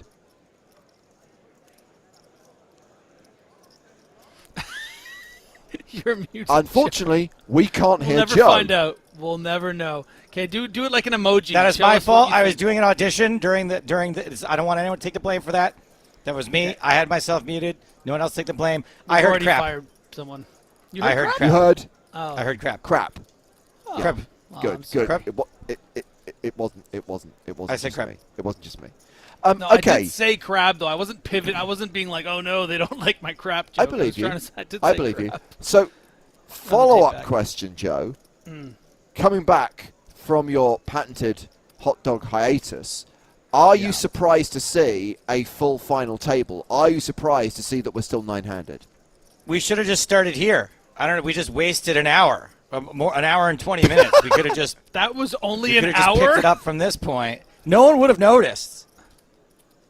I have an idea of how we could have gained that hour back, and it's called not having 80. Was it 9180 blinds or The 35, 95 170 level could have been skipped. As things stand, though, I mean, we did say at the start of the day, we kind of needed this to happen, right? Because we did get down to 9 relatively quickly in the grand scheme of things last night. Now the blinds are catching up with these guys, and as I just highlighted, now we've got some genuine short stacks at the table. But that also, Griffin, in a way, can limit the action, because when you've got someone who's clinging on, when you've got someone who's expected to bust any time now, everyone else just kind of stops playing. Yeah, and you know that's a huge advantage for the big stacks. I mean, so many opportunities to just raise and just keep on playing as many hands as possible. I mean, we see Luis Faria. We feel okay, hasn't played many hands, but is well over 50 million now. And if this stays the way it has, then that's going to continue. But something's got to give. The dam is about to burst. We already saw an all-in where we thought, okay, sorry, Servleman, you're out the door.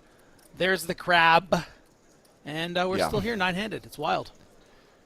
Indeed. At this point in time, just want to very quickly talk about what will be coming up in the coming days, because it is the final day of WCOOP 2022, finally. We are going to record a podcast tomorrow. It'll be our WCOOP recap show. Not quite sure what the exact content of that episode is going to be, which is quite frightening because it's less than 24 hours away, but we'll find something to talk about. I know we've got a good superfan lined up at the very least. Monday, we're back on these channels for our Sunday Million coverage. Griffin, I think you're with us the week after next. I know you're doing one of the 2 Sunday Millions coming up. Yes, the 21st. Got it locked Fantastic. in. It's in my calendar. Oh, it's going to be a great one. The Sunday Millions, very different vibe, very different style of poker, but if you've never watched it before, hopefully you'll enjoy hanging with us on a Monday night. But if you enjoy coverage of the most prestigious tournaments that PokerStars has to offer, don't forget we've got the EPT Prague live stream coming up in just over a month. We are going to be there from the 14th to the 18th of December with 5 consecutive days of main event coverage, which we have to balance around the World Cup final, which is really inconveniently on the same day as the main event final table, which means we kind of have to front load the schedule so that we're done before the soccer game starts. And if you like really prestigious poker, January 2023, put it in your calendar now. 11 days of live streaming from the PCA, PSPC, all kicking off on the 24th of January. So much quality poker coming your way. The poker will be quality. I can't guarantee that what we bring to it will match that standard. We'll do our best. Joseph, Griffin, take it away. Players are going back to the final table. Prestige poker all around. That's what the second P stands for in PSPC. Most people don't know that. It's what it stands for in WCOOP. The World Championship of Prestige Poker. WCOOP, main event, take two, business end. Last day of filming. Joe Stapleton, Griffin Benger. Hello, my babies. It takes two, baby. Action has folded around to Yannick Poker, pocket sevens. That's right, John Delano. Time for some sacred poker.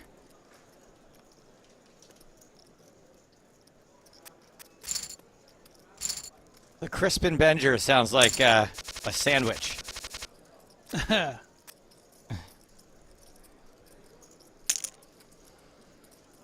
And that one gets through. Ace King for Luis Faria, who has got all the chips, it looks like, huh?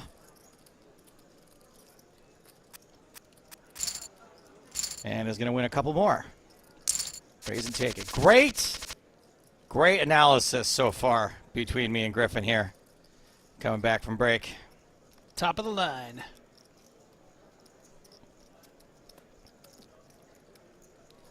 I was expecting that we would have one or two players eliminated while I was gone. You guys did nothing.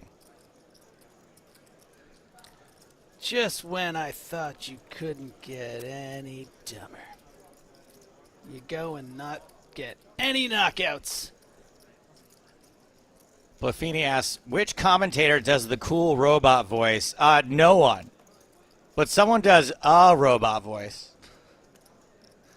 Me and Griffin have two different robot voices. This is mine. I'm going to talk like a robot. I'm a robot. I'm talking like a robot.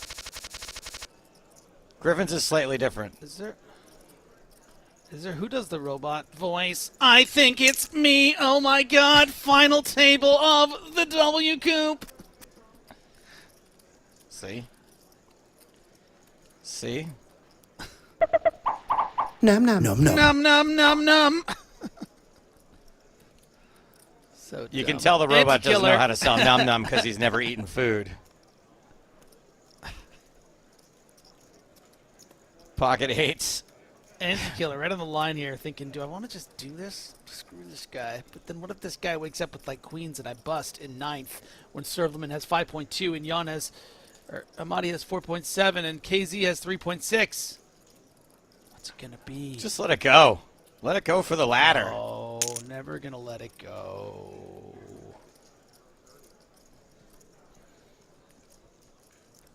Little does Yannick know, they would be flipping. But instead they are floating. Folding. Oh God, I think I'm rubbing off on you, Joe. That was didn't really work. Given the fact that your entire shtick is based on me, I don't think you could be rubbing off on me. Finally, you said it, Joe. Been waiting years. Well, guess what? Servleman is about to double up because I see a lot Double of up. spades Interesting. and a lot of threes out there, as in not in anyone else's hands. Just a half stack raise from Servleman. There we go. Servleman getting it in. Needs to hit a 3. Needs to hit a spade or a 4. 5, 6, 7, 8. 3 is not a straight. First elimination of the final table. Servleman out in 9th place for $122,000. Everyone else just now laddered up to $148,000. We lost a player, but we're going to gain a commentator. Officially making this 2.5 brains in the booth. Please welcome Nicholas Walsh. Hey guys, thank you so much for having me. Pleasure to be Why back. do I feel like I'm the half? No, it's more like 3/4 for each of us. Oh, nice. Does that add up? I don't know. If I had a full brain, I'd know. Amadi's going to get a reshove here. KZ has to do it. Bottom stack, 7 bigs. Amadi's gonna do it. 2 aces are gonna be folded. Amadi, let's go. I'm totally unbiased. Unbiased and in the present.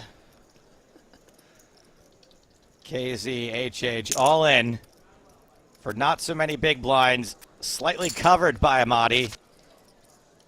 And as Griffin noted, lots of aces. Gonzo, no ace anywhere on that board. Back-to-back hands, elimination's pretty close to it, if not. KZHH, one in between. KZHH out in 8th place for $148,000, $149,000, close enough. We're down to 7, and everyone's guaranteed more than $200,000. And Borny now. Let it Bernie shoving it in for 22 blinds. Still 3 players relatively short.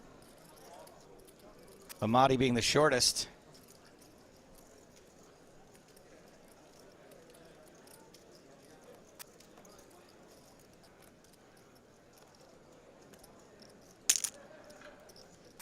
Man of Straw says, hey Joe, you forgot to mention your guest appearance on Solve for Why on Friday. Was I on Solve for Why? It can't be good if I was. Can't imagine that being good. Interesting starting hands here, my babies. Oh, yeah. Pocket jacks for Bernie. Dear. This is going to be a three-way all-in most of the time. I think it's a pretty clear 3-way all-in situation. I think I agree with Griff here. Raise. I think there's a small chance that Bernie... Yeah. That's what I was going to say, Griff. Took the words out of my mouth. I'm thinking there's a chance maybe it goes 3-bet shove and then jacks fold. Maybe. I mean, with one player at risk. And the potential for a ladder. Yeah, on. I mean, the if Bernie relative breaks amateur down dad range from Canada. As like ace queen suited 10s plus, jacks is what, like breaking even against that range? If you know it's never 9s, never 8s, never ace jack, even the suited ace jacks probably fold. Right. So I know it's when we're looking at the cards. Oh, there it is. Goes for it. We do have a 3-way all in. Yaon has everyone covered and flops 2 hearts.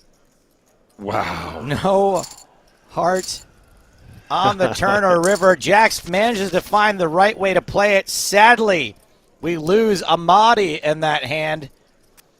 Adrian Mateos, arguably the best tournament player in the game today, out in 7th place for $202,000. And in 7 hands, we have lost 3 players. And Bernie goes from being short stacked to 3rd in chips. Yeah, baby.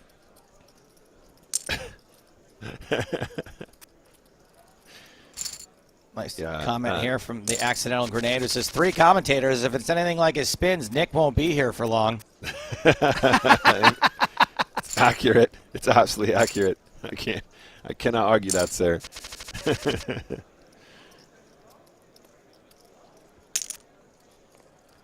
A lot of people are suspicious that I was cranking it a lot during break, and I would be lying if I said I wasn't. I cranked it quite a bit. I haven't been feeling great the last couple days. I haven't been in the mood to crank. And when I say cranking it, I mean my bad beat machine. I have a cooler machine. I shouldn't say bad beat. It's a machine. You crank it and you get it going nice and good, and eventually a cooler will spit out. Pocket 7s against Jack 9 of clubs. 2 clubs on this flop.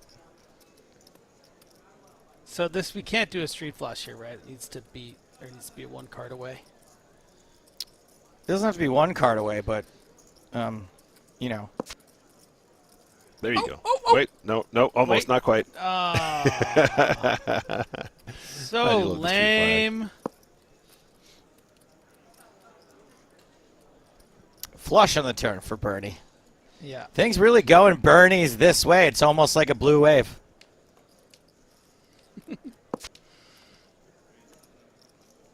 Sevens not loving this board. Oh, blue wave. What do you think, Griff? Like a big, nice polarizing bet here. Try and get calls from like pocket sevens, pocket sixes, maybe sixes with a club, sevens with a club, maybe tens with a club, maybe jacks with a club. Yeah, all that makes sense, but I gotta know, Joe, did you get my Austin Powers merge there on you? I missed it. I wasn't Oh, sure if that's what we were blue doing. I was wave. hoping it wasn't. I was hoping it was something better than that. I want him to make it 2.1 million. Oh my days! Merge my range 2x. That pot. is more than 2.1 million and should be a pretty easy fold here for Prudently. Prudently. P. Rudd. And Low Y. Ace King now for Prudently. Luis Faria should be opening the Spraggy. Ace-7 off suit. We should really And ask this that Luis. player. Luis just flexing all day long. Should ask them how they pronounce that before we start going around and calling it Prudently. Here's the re-raise to 4 million even. I like it.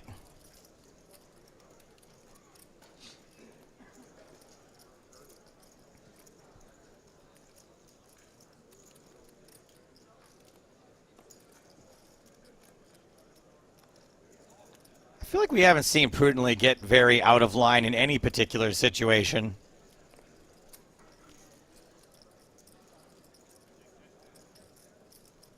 Representing Denmark in this WCOOP main event. Qualified via a $109 satellite. Pretty cool. A 109 satellite? That's amazing. Right? Yeah, I mean, I think Luis stands out in particular from our coverage yesterday. I mean, it felt like was playing really, really good poker as well. Ooh. So doing very well in this field. Bernie attacking this open from Yannick. Come on, Yannick. Let's see a flop. Don't panic, Yannick. Beautiful hand. that's Ace-7 nice. suited. What do you think, Griff? Is this a pretty standard sort of chip EV defend at the stack depth? I mean, probably, but it's just it becomes a bit difficult and complicated with. Yeah, I think that's a little more fun. Option C. Certainly more fun, absolutely. I mean, we've seen a lot of that from Yannick. That's I thought that was more likely where they were leaning, just because it puts an immense amount of pressure on Bernie there. You really have to just wake up. You just have to have it there, and it's so unlikely. All the different combos Right. we saw Bernie electing to use an ace-4 there. That means that so many other hands are also being bluffed there. We did recently experience a blinds increase. They're now 300,000, 600,000. Super Fake HS asks, are there clips of the 2 eliminations before Adrian? It all happened in the same 45 seconds, so it shouldn't be that hard to find.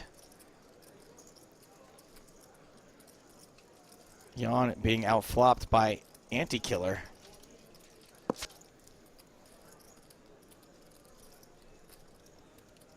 Nobody with a heart. Somebody might have the heart to bluff, though. Anti-Killer, check 2 on the turn. I say bluff, he has a pair, so, you know, doesn't necessarily need to. The 4 hearts do run out, though. Any bets now would be bluffs, surely.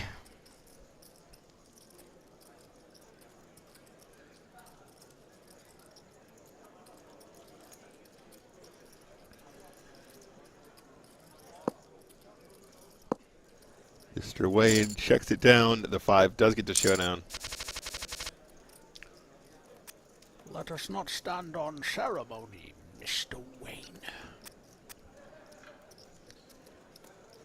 Pocket queens for Yaon.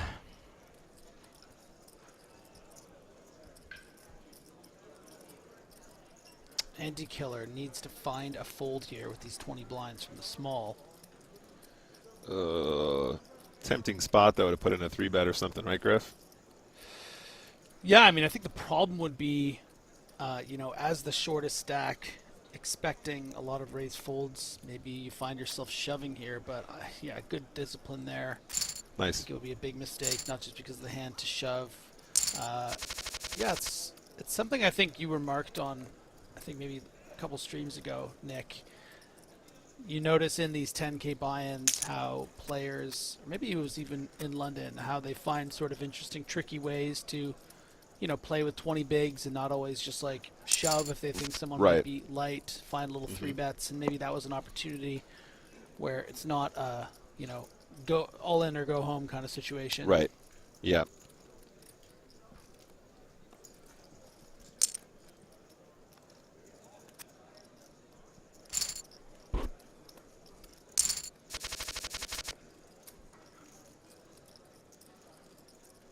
Okay. Pocket kings for Anti-Killer here. Going to go ahead and open it up. Yannick definitely with a playable hand. Bernie potentially with a hand that could defend the big as well. But it goes all the way around. A raise and a take it for Anti-Killer. Another ace for Anti-Killer. Nope. Luis Faria, chip leader, suited connectors. 1, 2, 3, 9, 6. And things really leveling out nicely here with these stack depths. Going to see a lot more post flop. As you can see, this is going to be an example of that right away with the 2 clubbed up hands. Prudently does have a hand that could squeeze here as a bluff, though, pretty aggressively, if he felt so inclined. Ace deuce off with all that dead money out there. He's got to be tempted to pull the trigger here. He does. Wow, up to it does. 5.1 million.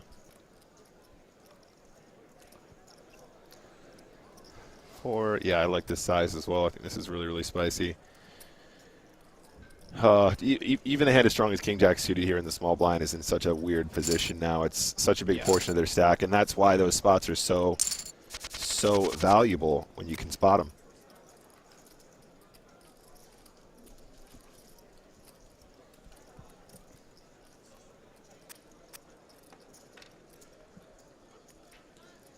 Action folds around to Bernie. Jack 5 suited.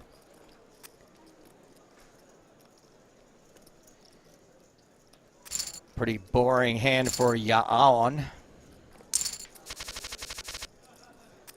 Wayne.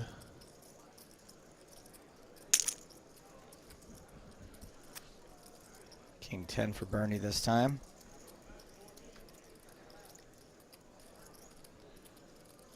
King 6 was my favorite hand when I first started playing poker. Oh. Yeah. Did you just have a lot of luck with it, or what was it? Was there a story behind that? Yeah, I won like a couple of $30, $40 pots with it playing Limit Hold'em. Oh, that's how you know it's that's how you know it's good. And then like a week later, I lost like $100 pot with it playing Limit Hold'em. And that's ironically the same day I learned about kickers. Ah, I see. So, yeah. Wow, that must have been some kicker. Yeah, it was crazy getting out kicked. Luis definitely with a hand he wants to be playing, managing to Flops flop top. good.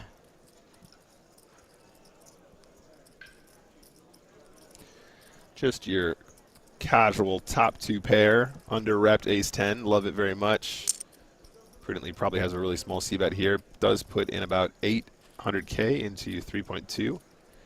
About quarter pot, just a little quarter pot. Yeah, and I think we should expect Lewis to play this as a call most of the time. You have the board so crushed. You're representing such a thin range, but maybe just wants to start getting money in against those hands that won't be able to fold. Yeah, I think I'm with you, Griff. Yeah. I think probably more check raises on boards where the flush draw is available, for example. You know, if it was like ace 10 6 with 2 clubs, ace 10 6 2 spades, something like that. This is quite a big check raise as well. Does actually manage to get the king-jack to come along once. Obviously, his hand is pretty under-repped here, so I think he probably just wants to continue turn again once he check raises. I don't think you want to give king-queen or the like, or weaker aces, or aces that you have beaten now with the 2-pair a chance to check behind. He does slow down, though, on the turn. Very interesting.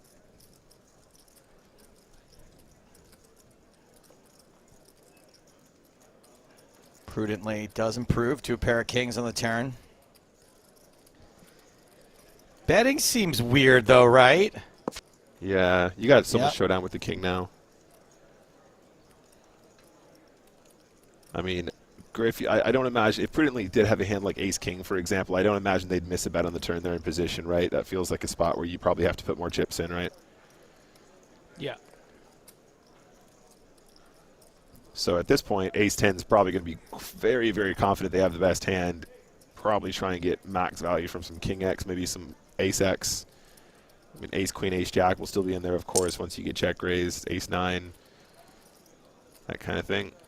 Yeah, I think Louis we're probably going pretty fall big. into the 100% category for Lewis on this river with the check back. You know, queen jacks would have been betting the turn. 7/8s never find themselves here. So going to expect to be up against a lot of ace-jack, ace-queens, some ace-9s at a river 2-pair, but the king-jack definitely falls into the category of a fold. This might get spicy, though. Look at these, the way these guys are stacked. Queens into this 10s. Is more than might. This is a massive spot. Get out your spice Massively. racks.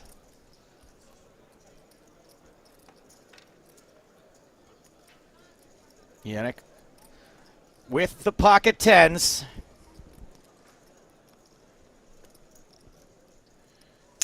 Maybe decides, yeah, just to put Anti-Killer all in. Anti-Killer with a huge spot to double up, and does. Wow, big spot. Yep. Well, there goes the short stack. Oh, straight into aces for Borny. But might only get action from the 8-4 clubs. Won't get a walk at least. Technically, no. Maybe Yannick's a little bit superstitious. He's like, I just lost a pot. I'm not going to mess around with this one. Nope, straight back in the game. 6, 12, 18. There's not enough superstitious poker players anymore. It's pretty annoying. Game needs more superstition, goddammit.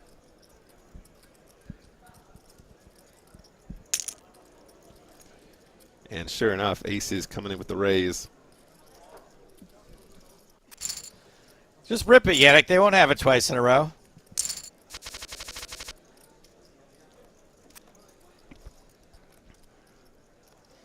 Jack 7 for Luis. Suited.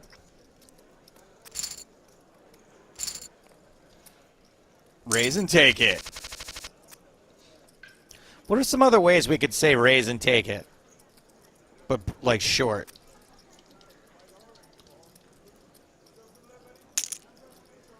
Some other Good stuff. situations where Good you could stuff. say raise and take it. Ratty, they're saying. Rake it. Raisey takey. Okay. Raisey Take it and raise. Raisey takey might stick. Raisey takey. Pop it, pull it. Pop it and pull it. Sure. Yeah, like you pop it up and then you pull the pot in. What if you're bluff raising? You could say blag it and drag it. Yeah. A little blag and drag.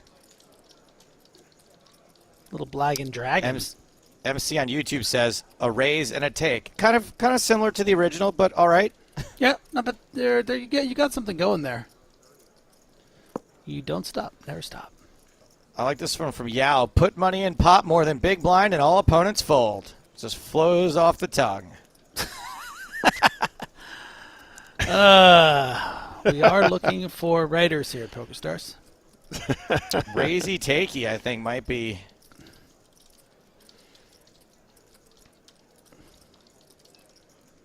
Can somebody give Zeddy a gift sub, which officially means I own that phrase?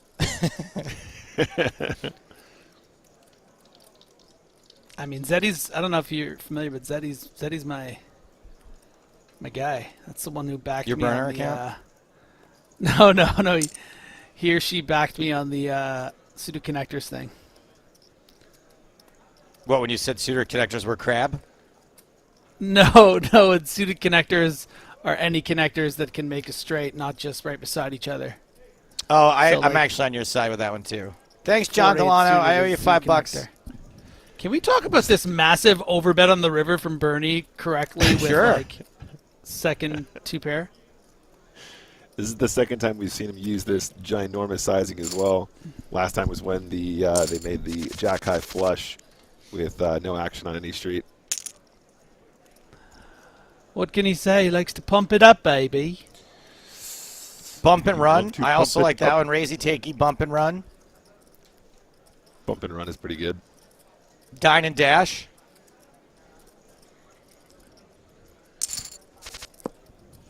Ace-6 against Queen-8 on this hand. King-10-10 on the flop.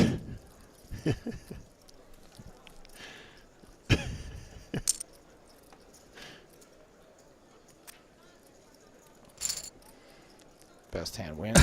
Luis Faria up to 62 million. AG has a good suggestion here. Nice work, buddy. Hit it and quit it. Hit it and quit it. I'm with you though, Griffin. I think any two cards that can flop a straight are connectors. Yeah. It gets a little dicey when you're at like 5-9 suited and calling it suited connectors. Fair enough. But even 6-9, But I don't would like say is I don't good. like suited gappers. It's just I don't know. How about Smash gap and dash. connectors? Gappy connectors? Slash and dash would be like if you raise and then you end up folding.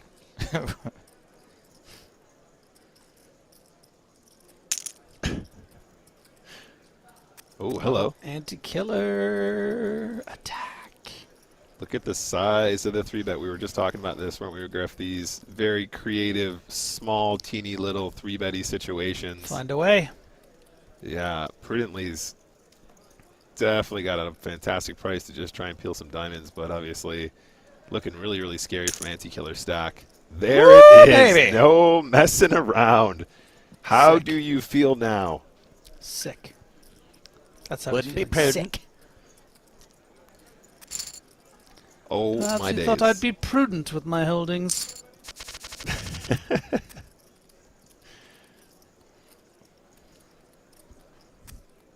Prudently takes that one down.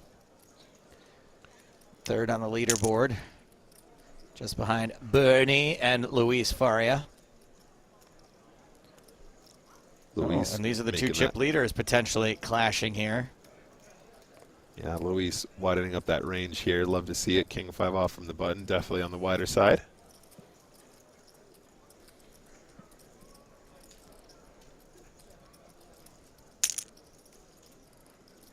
That'll do it. That'll do, pig. That'll do.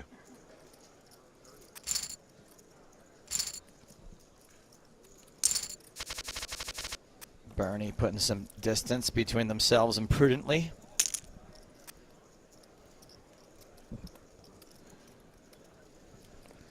Ace-4 suited for the Ant Killer. Yeah, and the killer of Ant.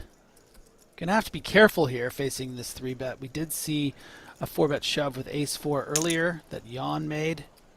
But that was when Jan covered Anti-Killer. In this situation, you are risking your tournament life. And this is the kind of candidate that a lot of, these high-stakes pros do like to use as 4-bet shoves. Anti-Killer is effectively, last in chips. So there's not a huge ICM suicide, as they call it. Yeah, I think we saw it like 3 times yesterday. Obviously with the sourdough played as a jam, but yeah, managed to get away from it again. Anti-Killer picking his spots quite well so far.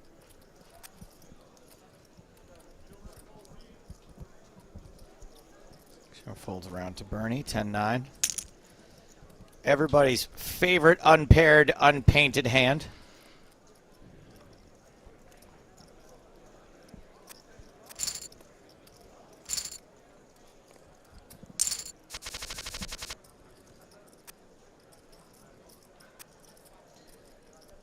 Okay, Chance so to raise again, but is going to run into two defendable hands. Pocket sevens for prudently. King 10 suited for anti-killer. Raising and blazing. Could see three-way here between these three hands post-flop. Haven't seen a lot of that at this final table.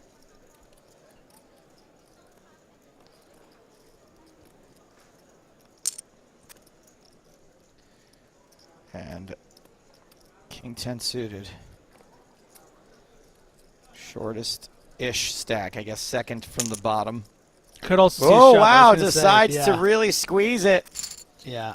yeah, yep. And the squeeze works. Man, I really just admire someone's ability to do that. I mean, if they just ripped into ace-king, will we just say that that was terrible? No, Would it be because it's- critical? Yeah, you're going to fold out all the, like, two better kings, one better 10. You're going to fold out ace-jack, as we saw how quickly it was folded. So there's so many hands that are just going to be like that. You're folding out better, and then also, like, so unlikely you're getting called. Even if you think the flat on the button is, like, relatively strong, it's probably in the range of, like, king-queen suited, king-queen off, ace-jack off, all these hands that are going to fold. So it just plays kind of nice as a shove. Yeah, there's just so much dead money out there. I totally agree with Yeah. Griff. All right, would you guys better say the same thing when they do it into When aces. they do have I ace better king, yeah. better not hear you change one word of that. Continuation from pocket nines here for Mr. Wayne. Pair of sixes in the big blind, though, probably wants to stick around for at least a call.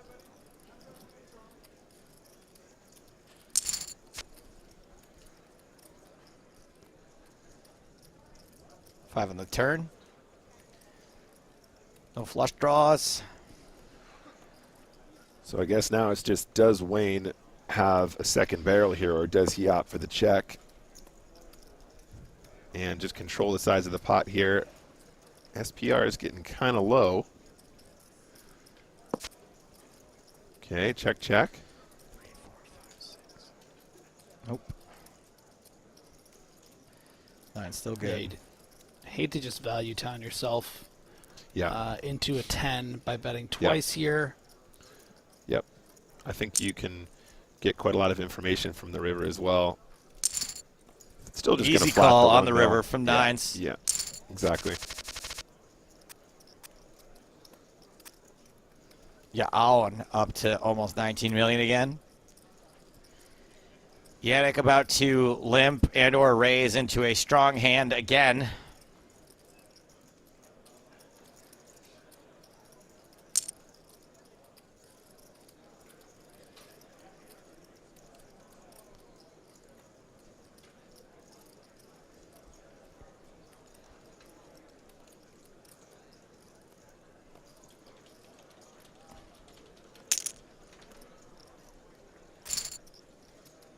And once again, the big pocket pair fires back.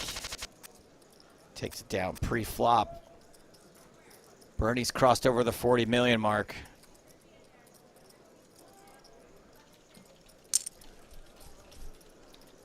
A little bit of blind v blind action here. Bernie and prudently.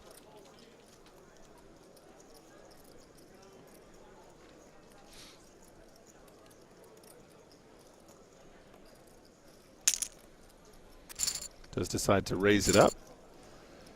Raise and take it.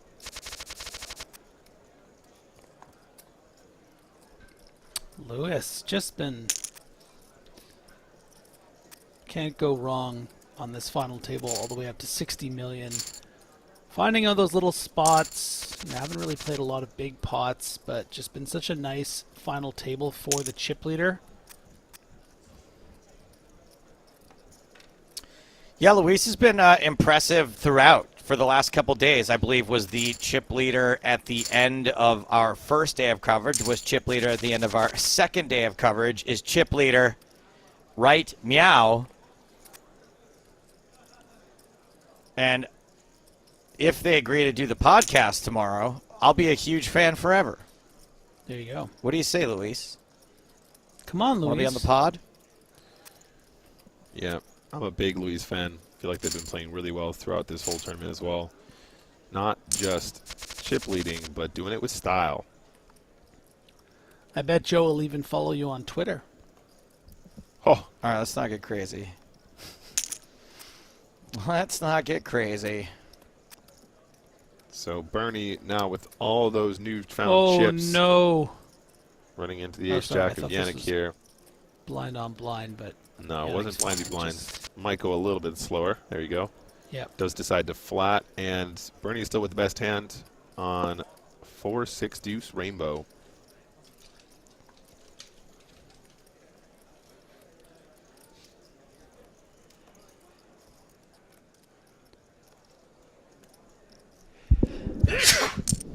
Mr. H asked, would someone explain the online Bless you, format Griffin. to me? Are the players at their respective homes? Not necessarily.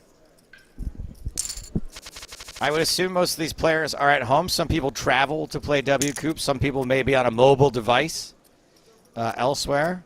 Could be in a hotel. Yeah, if they have access to the internet and they are in a country which is appropriate on which to play on the global clients, they can be playing it. Uh-oh. Ooh, sourdough suited. Artisanal. It's going to work anyway. Prudently raise fold ace jack off.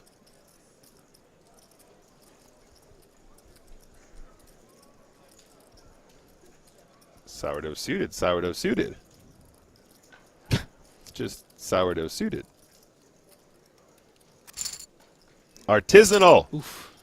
That's how it's done. And The power. The power of the sourdough. What was it? What was it, It that does- James said? it does James go said great with yesterday, jam. Joe? Because the commentary may be stale, but that sourdough is fresh. Fresh Freshly AF. baked.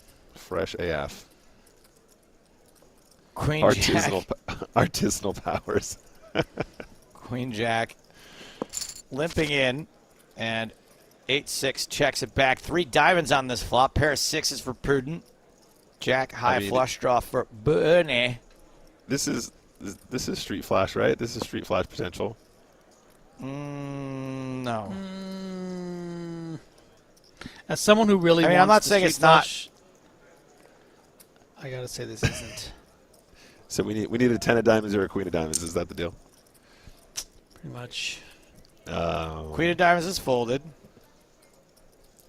Joe, why you gotta break my heart like that?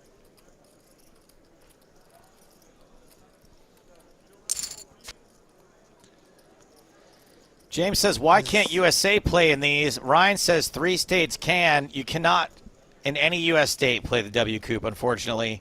If you're in Pennsylvania, there's PA Coop. There's NJ Coop in New Jersey. There's MI Coop in Michigan, but they're all separate at this point. We're working on it. There's also On Coop as well in Ontario, which has its That's own right. separate market as well, of which our very own Arlie Shaban won 5 this year. 5 On Coop titles to the Shabanimal. What? Yeah, 5. unbelievable, Well, although right? one of them was uncontested, he was the only one that registered. What were the fields in these things? How much did he win? I think he won like 50 or 60K. Is that right, Joe? I can't remember the exact number. Total? And that might be in Canadian dollars as well. Bernie bets Wow, the flush that's like draw, takes it down. 12 and a Some of half the grand fields US. were relatively small. Yes, Griffin. Right. We're talking Yeah. like a couple hundred. Still. A I'm a 5 non-coop coops. champion. You might have a shot to become a world champion again if you move to Ontario, Griff. That is where I'm from. Do you think they would have you back? I think they would have me back, but I'd have to leave my adorable kitten and my lovely girlfriend. I don't think I can do it. Not Kiki, you know? You're going to Can't have to leave your adorable kitten and Kiki behind.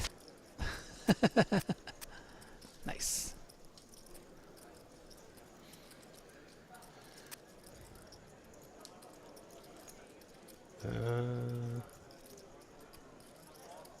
That's right. Venus Poker says to anyone in chat knows the streamer David K. He was announced as a PokerStars ambassador today. That's correct. Looking forward to good things from David K. Give David a follow. Give the old What's an antique grenade to follow, too? What is it again? Accidental grenade. Old Keith Becker. Give them a follow.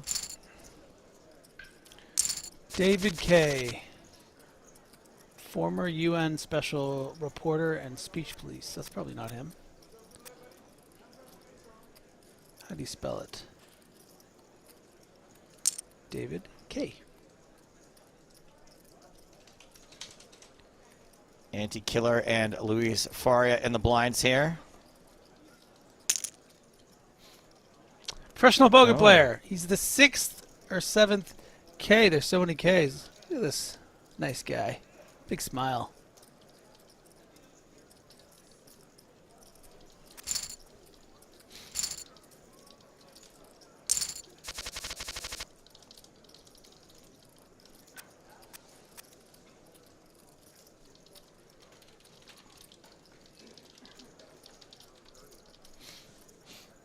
Folds around to Anti-Killer. Pocket threes. Just those trays. Coming in with the pure min. Yannick Poker, King 8 off in the big blind. Definitely a defendable hand. Does decide to call, and it does come 8 trade 10. Oh boy! A set for Anti-Killer, and Yannick picks up a very strong second pair. Can be difficult.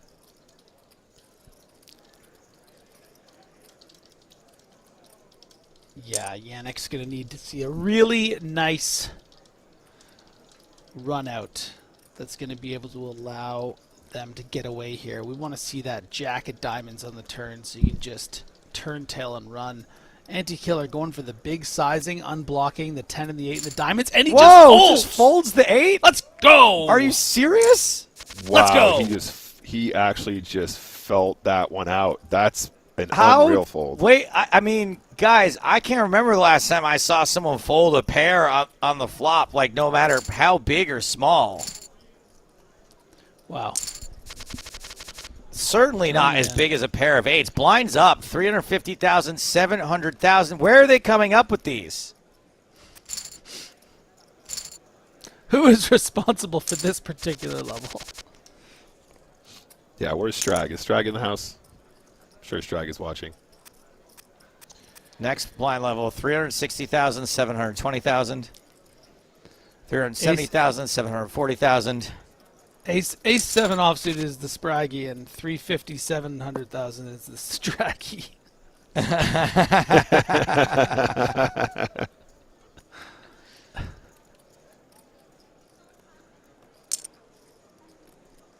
I mean, we're making a big deal about a fold, which was on the flop. It was just sort of a strange time for for anyone to get away from a pair. Yeah, especially when it's not like there was some, epic fold is maybe a little bit more flowery language than it deserves, but definitely.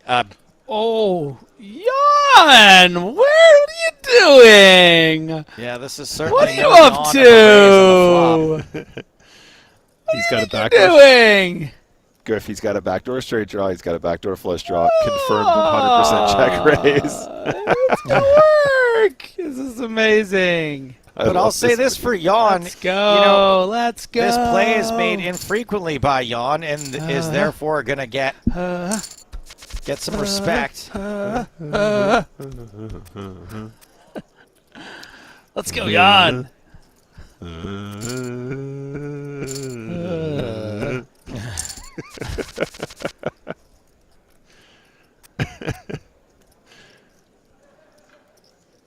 Those are rookie numbers. Got to boost those numbers.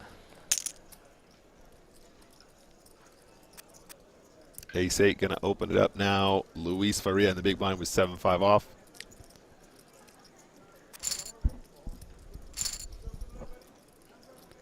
Raisey takey. A little bit of raisey takey. Little bit of pop and pull.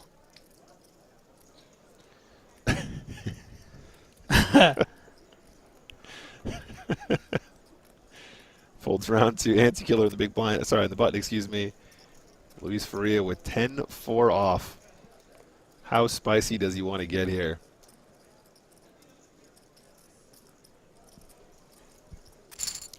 How about loot and shoot? I mean, these things all sound good, but they're not really describing what happens when you raise and take it. I mean, You're neither looting nor shooting. You're looting Maybe the blinds. shooting and looting, I guess. No, you're looting the blinds and then you're shooting out of there. You're getting out of dodge. Next hand.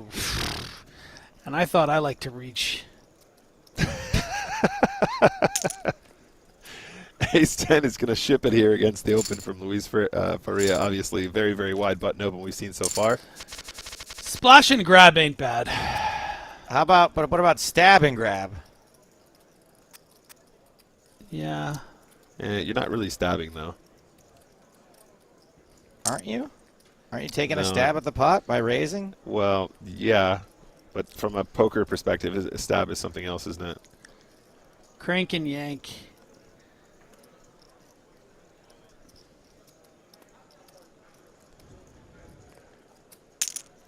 How about pun cake sounds good to me? What? Is that whole thing a suggestion? Is that just a random thought? Oh, God, that's the winner. I don't know what else are we supposed to do. That's just so good. How about pun cakes to me? Sounds good to me.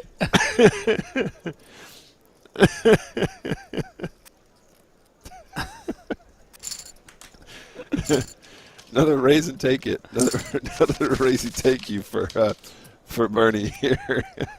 Another how about pun cake sounds good to me.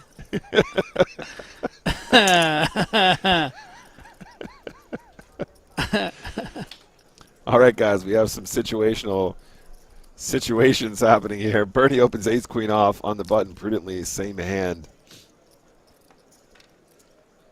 I mean, might just shove 35 bigs. Like, don't even really want a 3-bet call. Boom. Rippy. Sick call by Griff, and might get a fold from Bernie, actually, if you think about it. I mean, look, you're going to think you're never up against, like, ace-jack, ace-10. It's just pairs, same hand, ace-king. And you are second in chips. I think this is a pure How fold. about pun cake sounds good to me. There you go. Hey, you're learning, Joe. Johnny K on YouTube says, I love sex and poker. I do believe the internet's probably the only place you've experienced either of those things, Johnny. Thank you for your comment.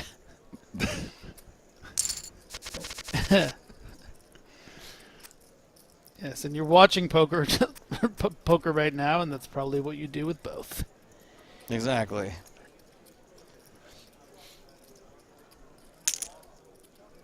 Blind for blind. Ace 3 suited for Luis Faria. Yannick with some absolute garbage. Just has decided to put it in the bin, the 7 tray. Hello. Ooh, baby. Pocket aces for Yannick. I mean, Luis Faria has been opening so many buttons at this point, though. Yannick got about exactly-ish, 30-ish, close to almost exactly 30 big blinds, though. Gbus13 asked, yo, what happened? This guy had like 7K, and then me grabbed an app. Not sure which player you're talking about. Let's assume it's... I don't even know. Might be Bernie. Might be Bernie. He got the triple up, didn't he, when he had the jacks? Oh, yeah. He was down to like 7 or 8K, 8 million, excuse me, at some point. Luis Faria, not with a hand he wants to call aces, do pick up a pot, so Yannick up to 24 million. Accidental grenade. Sure, sex and poker are great, but have you ever, how about pun cake sounds good to me?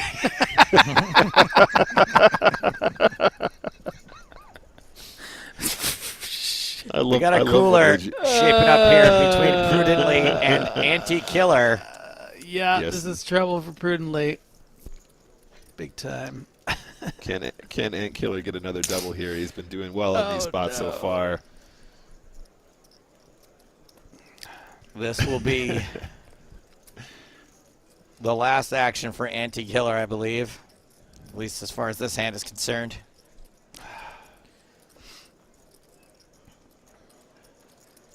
I love when AG's in the chat.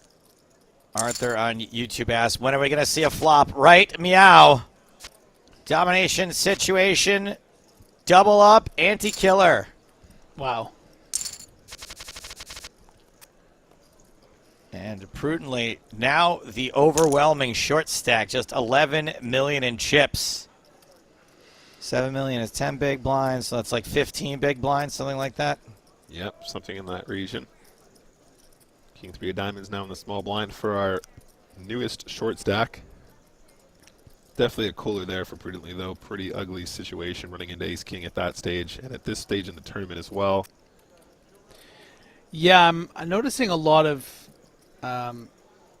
questions and a little surprise regarding the snap call with the ace-queen there.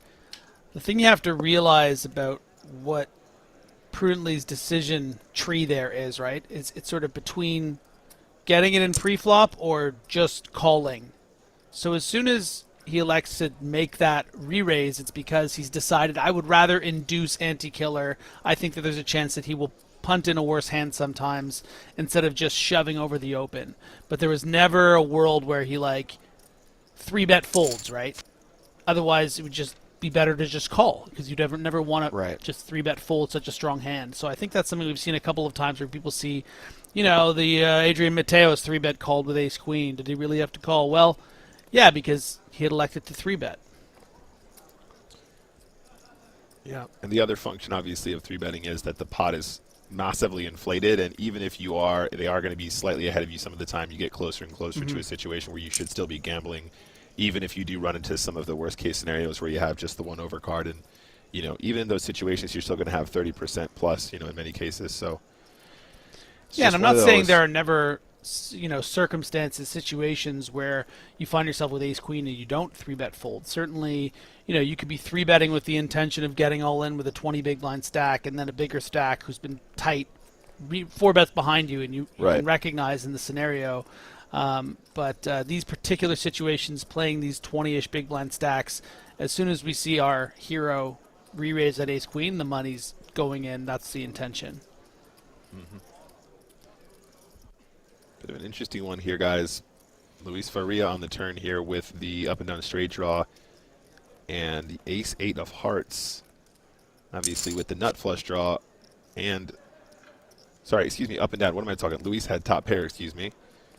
Not the up and down. For some reason I was reading it as the king, queen, jack. Up and top are almost the same word.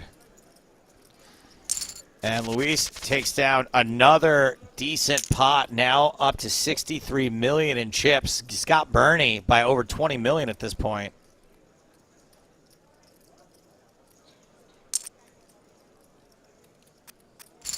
Yown and prudently slipping into the danger zone. Faria has outflopped pocket sevens.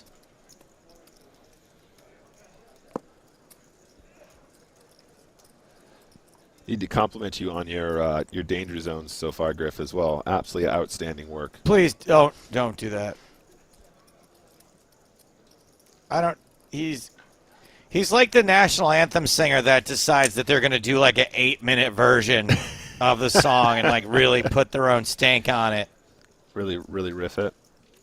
We don't need like a different arrangement of the danger zone. He's like, danger zone, yo, yeah. It's a pretty good impression. Aced it. 2 pair now for Luis Faria. Sevens in pretty bad shape here. Unless we see it's always coming, excuse me. Nope. King 8 is counterfeited though.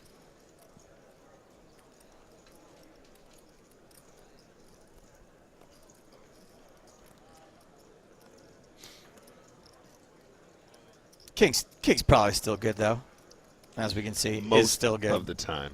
Sure, most of the time.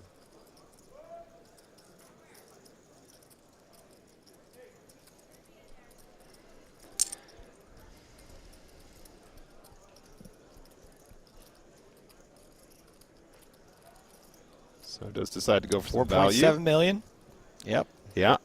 Bernie absolutely can still hero call here, especially when the board pairs. A lot of these situations do merit a hero. does hero call, and another really decent pot shipping over to Luis Faria. Anti-Killer now second in chips, trailing by 40 million. And some very playable hands here in what will maybe be the last hand of the session. Ace-Jack suited opens the 1.4 million, 2 nines for Bernie. Anti-Killer with Ace-Queen, the Killer Queen, with a squeeze potential.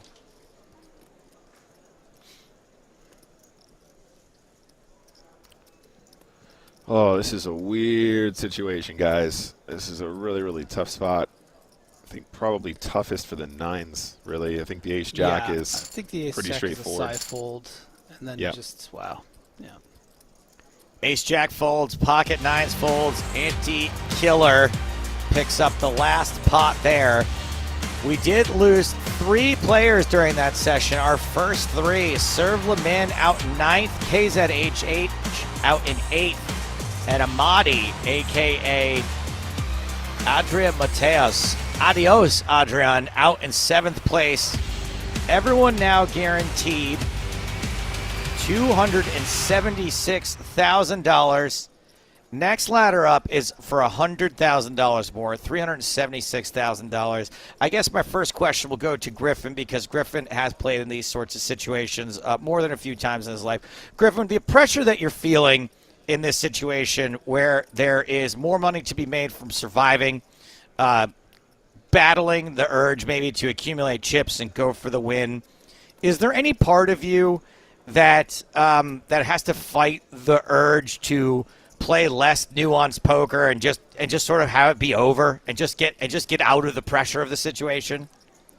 I think the first couple of times maybe that you're on final tables or bigger final tables, I think that's maybe a sort of the survival instinct almost, as to wanting to for it to kind of be over. But at this stage, you know, how big the stage, the WCOOP final table is, I think that a lot of the players there are going to be pretty prepared for the moment. I mean, we do, you know, we know very little about some of these players. We've talked about how, you know, Jan is someone that doesn't have a lot of experience on this stage, but has really shown the ability to, you know, 4-bet all in with ace-4 suited against opponents and really battle with all these regs. That 7-8 suited check raise. So there is sort of this almost wild card nature of these players that are in this moment that seem to be making really well-timed aggression that's just making this a really exciting final table. And do you think that there is something to be said for, like, I guess if you were in this particular situation, what sort of attitude would you have as far as it comes to aggression? Would you, I guess, how much emotion would be involved in sort of your thinking that you're better than the other players or thinking you can outplay people? Is that something you have to tamp down? Yeah, I think so. I remember actually when I was listening to, you know, the interview that Sam Grafton did with you and James on Poker in the Ears, and talking about how, you know, this wild card factor of this player on the this businessman on the final table that had all these chips and was playing all these hands, but was also willing to call all-ins for 20 big blinds with all these weird hands, and how you kind of need to respect the reality of what that dynamic creates and not try to just like, oh, I can outplay this guy, I'm better than him. It's like there are certain rules by which you need to play within, some guidelines where it's like, even, you know, pound for pound over this amount of hands against this player, maybe I'm better than them. Right now they're the boss and I have to kind of like let them do their thing and hopefully ladder up, and then maybe I can start doing my thing and try to win this whole event. All right, Nick, to shift the focus over to you. Now, I know that, you know, playing 10Ks isn't something that's standard for you, but you have been in situations before, and I think in at least one very big spin and go, where all of a sudden the prize was massive, 6 figures, I want to say. Sorry, Joe. And what did that do in that moment where all of a sudden, did your mentality shift? Did you change your style at all? Or were you able to just sort of tamp that down and just say, hey, this is like any other spin and go, let's just play our normal game? So, yeah, I mean, the biggest spin I've ever seen is 150K. So that was actually an Omega jackpot one. It was $15 buy-in, and I got a 150K opportunity. I think the cool thing about spinning goes, and actually this is one of the things that I think is really cool and transferable to other formats of poker, if people still watch my content but they prefer to play MTTs or sit and goes or whatever, is when you do something so repetitively, like day in, day out, you're always like drilling this stuff into your head. You're always like going, okay, cool, I have exactly, this is a 13 big blind effective situation. This is a 15 big blind effective situation. Knowing that stuff in and out makes it really, really difficult to allow the nerves to sort of take over and for you to start making worse decisions. I think the only thing you have to be aware of is how it can affect other players as well, right? So in a lot of these bigger multipliers, not necessarily these super jackpots, but even 10x or more, you see players start to really, really tighten up their ranges, which is understandable. But if you really study that, you really know exactly what you're supposed to do, and you really believe and understand the reasons for why you're supposed to do it, I think it can be easier to overcome the nerves because you're more well-versed in what you should be doing, instead of thinking, I don't know the spot very well, therefore, you know, whatever, I need to look at this more in the future. All right, thanks for that, Nick. We're going to let Nick take a little bit of a break. It sounds a lot like the way Nick described it, a lot like military training, in that you just get so used to, like, the training. It's instinct. I know how to handle these spots, so that when it's actual bullets flying past your head, your adrenaline level, I guess, doesn't go up as much as you would expect someone like a mere mortal like me, who all of a sudden will be shaking like a leaf in a situation like this, or like a real dangerous one. Anti-killer with pocket aces. First hand back from break, and has been out-flopped in a big way by Bernie. Anti-killer has very few ways to win this hand. And with the 2 spades out there, you know, I think Bernie's going to be motivated to play this as a check raise a lot. I don't necessarily know. Oh, and it's just a call. Maybe Bernie thinking too high up in their range here. Going to fold out so many hands. Prepared to come out of the woodwork. I mean, we saw Yannick obviously get away from a set flopped against them incredibly quickly and easily. Obviously, aces is a much different situation there. We see some real damage being done now by Anti-Killer. 3/4 of this pot. 3/4 of this pot very likely to be going Bernie's way.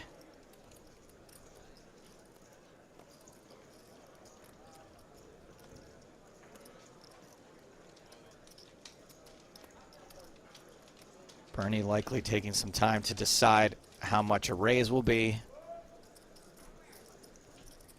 if they were to raise. And you gotta There just be puking now as Anti-Killer. 12 million, yeah. Kung Fu Panda might be saying skadoosh to another 8 million chips on this turn.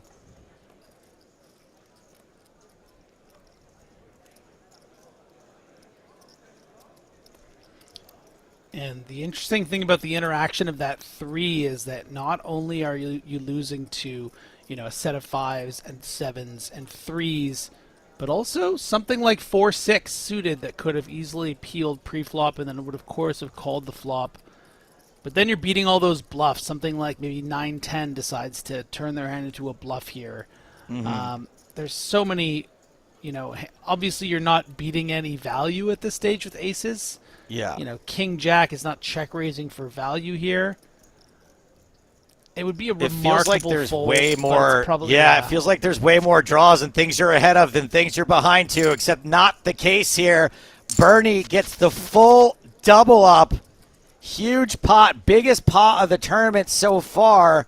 Luis Faria still in first place, but Bernie narrows the gap to just about 15 million between them, and Anti-Killer is down to 5 million in chips, fewer than 10 big blinds. Let's bring Hardigan back into the mix. Joe, I've missed so much. I've missed 3 eliminations, but luckily I did get to see that huge swing for Bernie, who, correct me if I'm wrong, was the shortest stack at the start of play, who at one point was like on the verge of going out first today. Yeah, Bernie's had a couple of double ups today, and that one being the biggest double up I think anyone's had the entire tournament. Yeah, and let's really take Bernie's- stock of these stacks now. I mean, 2 floating between 65 and 70 million, and then nothing over 20. And it's strange how these dynamics emerge, Griffin, and how it becomes a tale of the haves and the have-nots, and how those haves can really pressure the have-nots because, of course, they're looking at those ladders, they're looking at those payouts, they're thinking, there's a 100K difference between 6th place and 5th place. Yeah, and Bernie should win this pot pretty easily with just any kind of bet here, and that will actually drive them to the exact stack that Lewis has. So, two-horse race right now. Makes a bet of 4.6 and does indeed get the fold. And Bernie is officially the chip leader. Luis Faria moves into 2nd place. I mean, there's hardly anything between them. But crucially, Luis Faria has officially surrendered 1st place for the first time at this final table. Ooh. And an ICM shove, and you see what that does to the king-queen. Wasted Look at no like, time, just ICM shoving. My goodness, has had the chip lead for a hand. Beautiful. Really nice.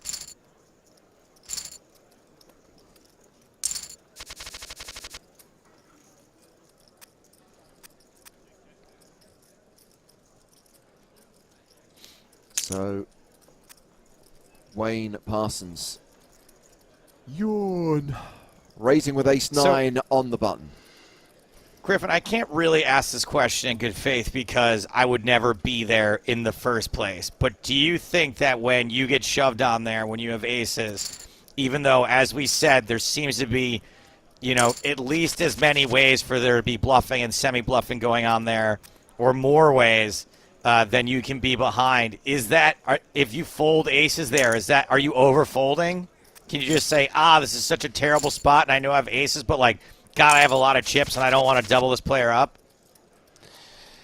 It's so hard. I mean, it's when we're watching it at home like this and we see it all happening, and we haven't seen a lot of situations like this where someone would check raise bluff the turn in this particular nature, so it feels like such an isolated incident, right? Like we're watching something that screams to us, okay, this is danger, danger, danger for pocket aces.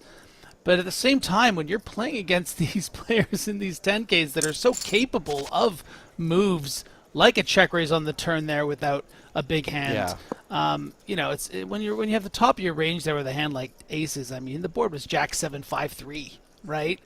So I really can't fault Anti-Killer for putting it in there, but it certainly it stank. It stunk. Check raise didn't smell good. Just been keeping one eye on the lobbies of the other No Limit Hold'em main events. 4-handed in the medium right now, that's the 1K, and 3-handed in the low, in the 109. Still 6-handed here in the high, which is also the official World Championship of No Limit Hold'em, the last championship event of WCOOP 2022. And Kings again. Kings are hot tonight. Yeah, and a great opportunity for Anti-Killer to, I mean, we've seen some short stacks battle back.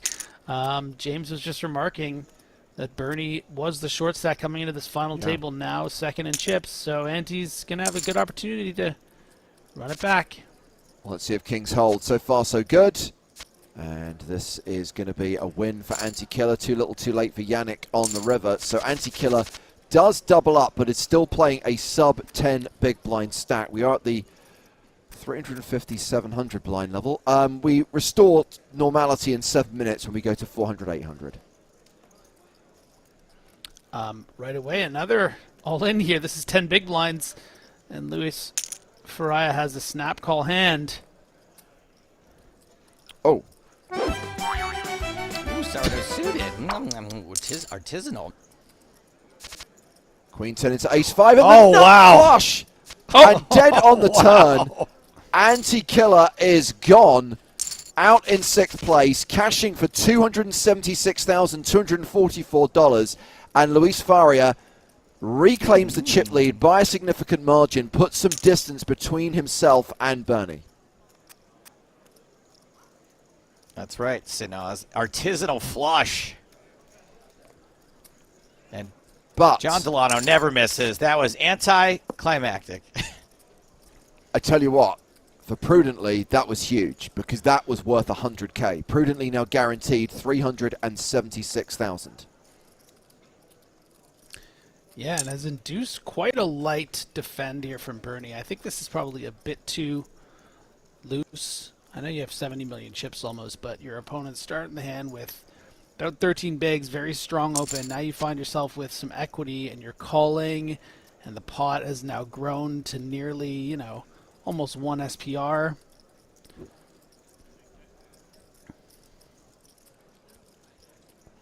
Man, I gotta tell you, I wouldn't be feeling great with jacks here. Oh, well, this I can handle. Yeah, but you call this million here, you know what's coming on the river, right? Well, Oh, yeah. when it's The bluffs 5. and 8s, yes, but when it happens to be this 5, it's quite nice because I don't think Bernie is going to be turning that hand into a bluff and will just be check for the river.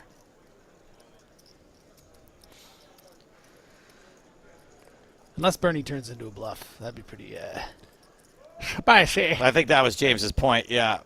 Yeah, they don't call them bluffing Bernie for nothing, Griffin. Oh, but come Griffin on. was right.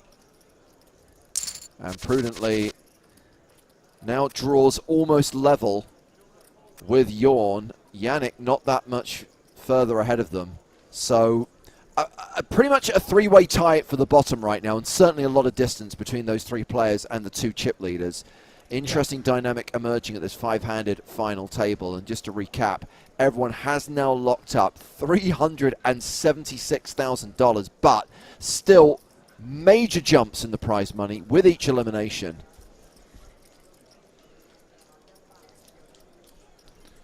Oh, we got a disco! Guys, what's going on?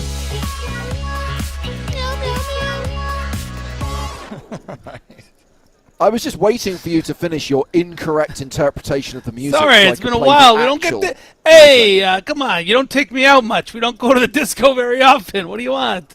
Do you know what? I nearly played that meme yesterday, Griffin, when you managed to kick the Ethernet cable out.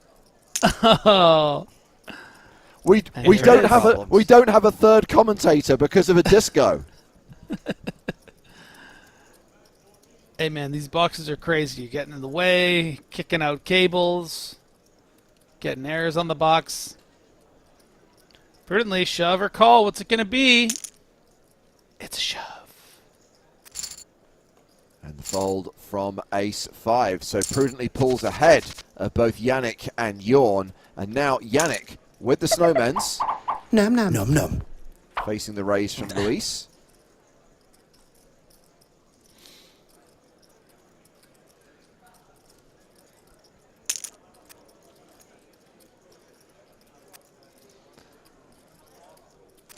Ace-6 of clubs folds. Yannick back up to 17.5 million. Ace-5, snap call. Ace-6,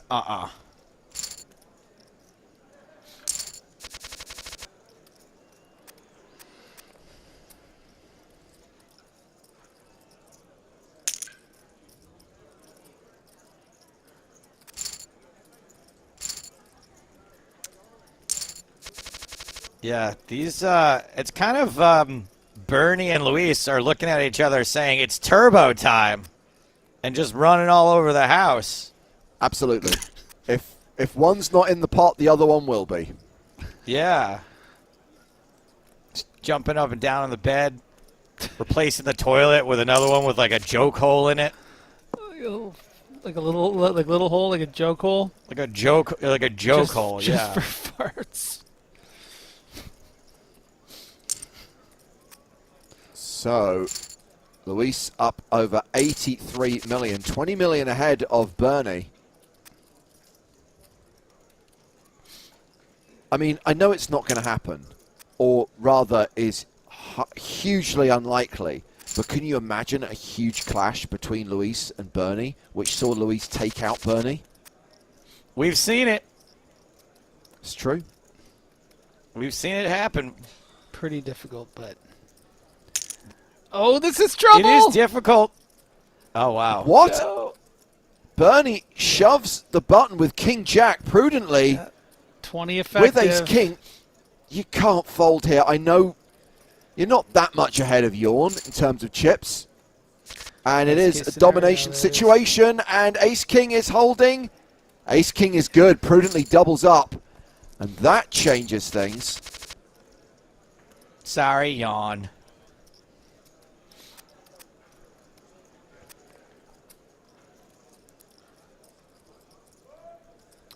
So Limp it, Jan. Bernie still second in chips, but down below 50 million now, prudently hovering around 30 million.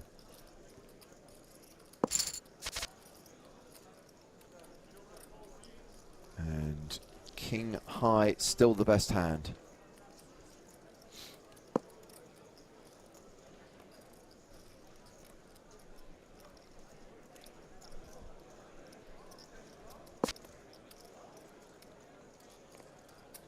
King High still ahead. Luis, a 93% favorite.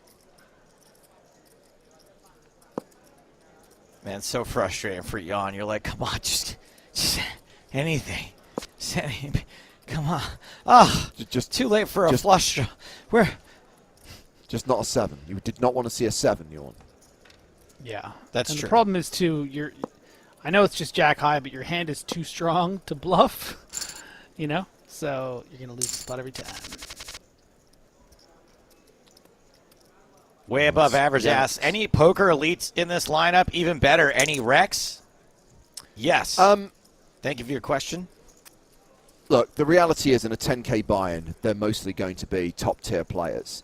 And even though we've got people who satellited in for a fraction of the buy-in, they're still very accomplished players with significant results. So if you're looking for the story of I Won't Million guy, right? The taxi driver who satellited in, and no, there's no one like that here. 400,000, 800,000 blinds now. Ooh. Yes. Mm-hmm. Go, Jan. Go, go, go, Jan. Oh, is the induce going to work? The shove would have found a fold from Yannick. Ah. Bernie, don't make the same mistake with the 4-5. But the 8-9 is much better. If Bernie was willing to call the 4-5, Bernie's going to mix in and call the 8-9, and then luckily did not flop something. Meow, meow, meow. Meow, meow, meow, meow.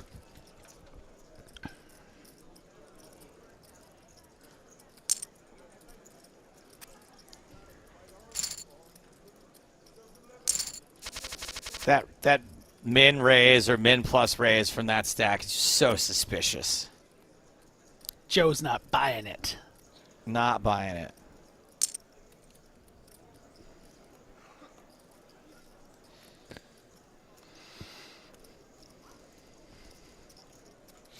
Bernie completing in the small here with Jack 10, prudently checking with King Deuce of Diamonds, Jack high flop.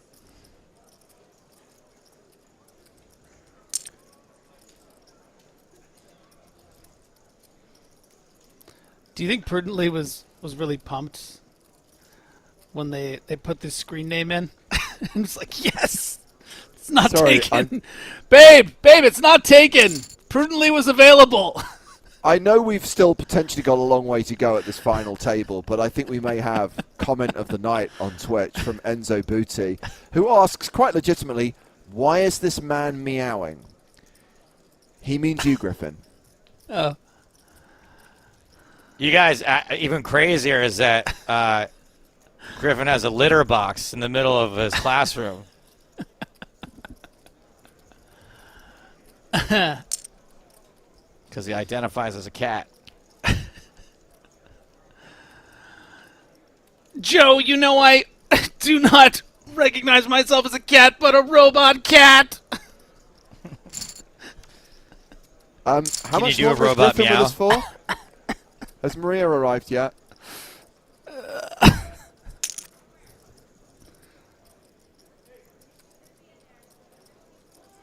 Well, if you weren't confused before, audience, you are now. Queens for Bernie.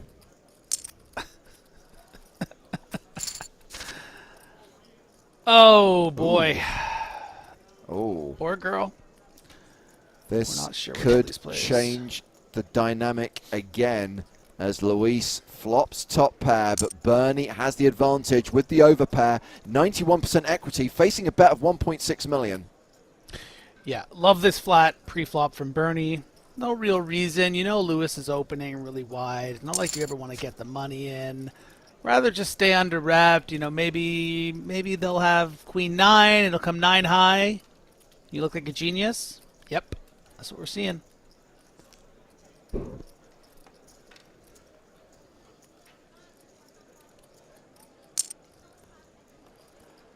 Oh, another barrel, 5.3. Yeah, this is a value bet. This is me. This is Faria saying, "Oh, okay, you got that ace jack. You trying to peel one off on me, bud? Oh, you got the ace 10 of diamonds. You're paying. Oh, you got pocket 7s, 8s.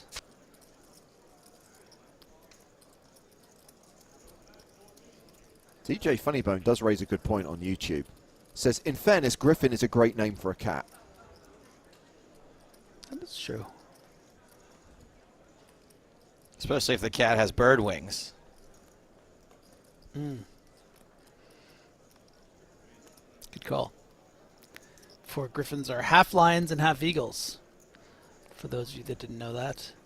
Read I a think book. Lewis is a little, yeah, read a book. I think Lewis is a little suspicious at this point.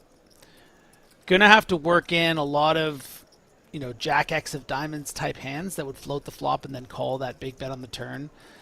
Gotta consider pocket 10s, jacks, queens, kings, wood flat pre. You know, some 9-8 suiteds and 10-9 suiteds, jack-9 suiteds, but they're not hugely incentivized to play. And so that's kind of like a blocky sort of price-setty bet here, I think, from Lewis, saying like, okay, I'll pay 40%. I don't want to deal with your $12 million bet. I don't think you'll raise this, so let's just let's go from here. I wonder if Bernie will raise here. Oh, they're thinking about it.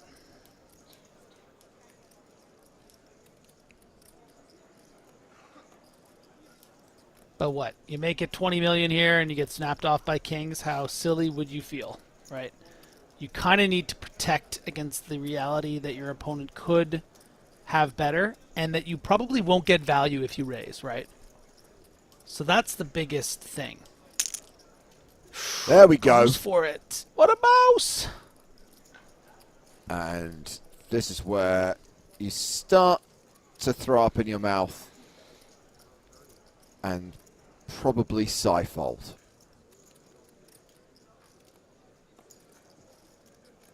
Or, hear me out, move all in because, no, wait, don't do that, actually. No, I take it back. Because you block pocket 9s. The problem is your opponent is kind of repping jacks. Kings. Yeah. Jacks, queens, kings, you know. Aces. You block queens with your queen 9, so it's less likely. But this is a perfect example of why blockers aren't real. And you should all go to Joe Stapleton's Twitter account, where he has outlined, you know, the blockers aren't real t-shirts, which you can purchase. And this is a great example right here of how they aren't real. Punk cake sounds good to me. Oh. Luis, at least thinking about this, down to 3 minutes of time bank.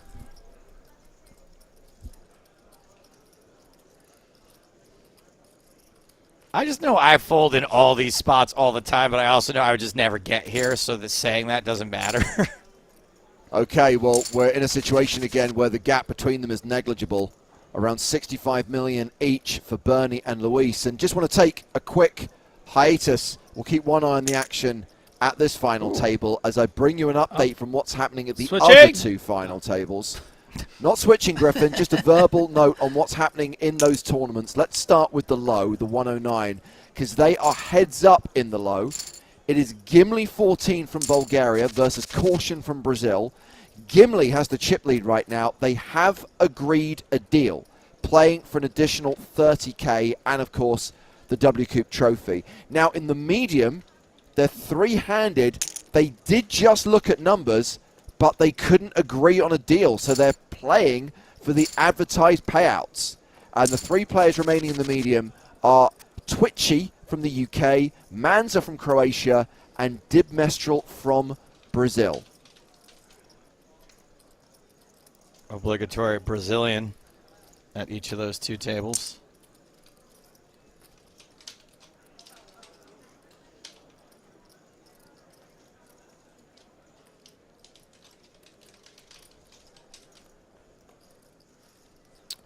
Big O Boom Baby just says, Joe, what if Faria reshoved with Queen 9? Is it ICM suicide for Bernie to call a 20 million behind? Griffin sort of answered that question already. We know that they can reshove and that they're reshoving into queens, but to expect all of the hands that Bernie's repping there, any of the hands to fold, including pocket queens, which is a best case scenario for you, is a little bit. Yeah, there's just not much you can do there. They're probably just going to snap you off with anything they have.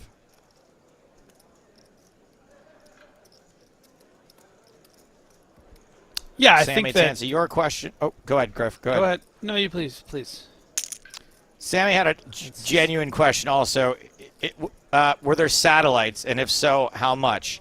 Lots of different ways you can satellite into something like this. There are direct satellites. I think probably the smallest direct satellite's $109.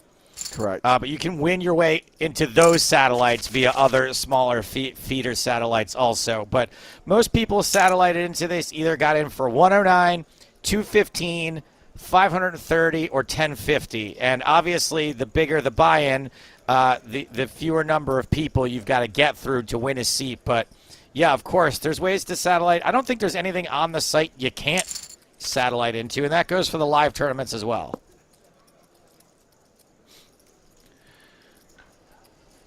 Well, five's still good on this Queen 6-6 flop. Yeah, and a cautious approach from Jan here, facing this cutoff open from Yannick as the bottom stack against the second bottom stack. An opportunity maybe to have shoved these 17-ish big blinds and get it through against the Jack-9 suited, but deciding instead to just call, play post-flop, and therein lies the problem with a turn card like that, because it's going to radicalize Yannick to fire a bullet here, which fives cannot continue against. Has the open-ended straight draw, has the flush draw, 53% equity now.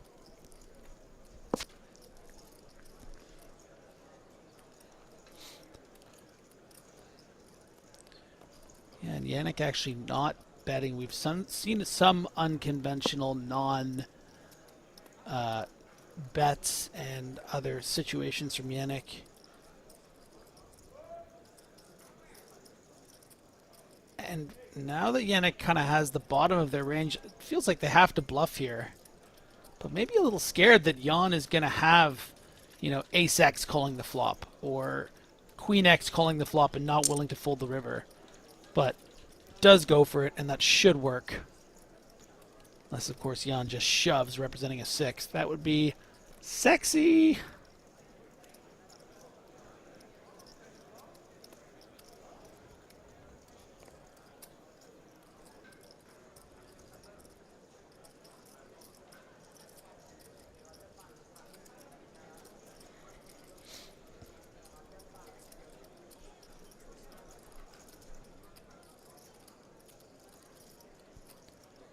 All of it. All of it. Folds the best hand and is down to 12 million. Yannick's good at that. How many times have we seen Yannick just absolutely manufacture chips out of nothing? Definitely puts the pressure on. Bernie opening here with the Spraggy, ace-7 off. Queen 9 calls in the big blind. Luis does not connect. Ace high still ahead.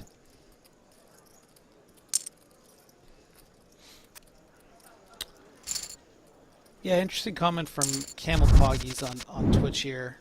Well, we're switching, Griffin. Sorry, but we need to get problem. across to the final table of the low final table where it's heads up between Gimli and Caution. And we can see here, Queen 8 versus Queen 3. It's Gimli who is behind right now. There's a decent chance of a chop. In fact, we are going to get a chop. And you know what they say? Everyone loves a chop pot.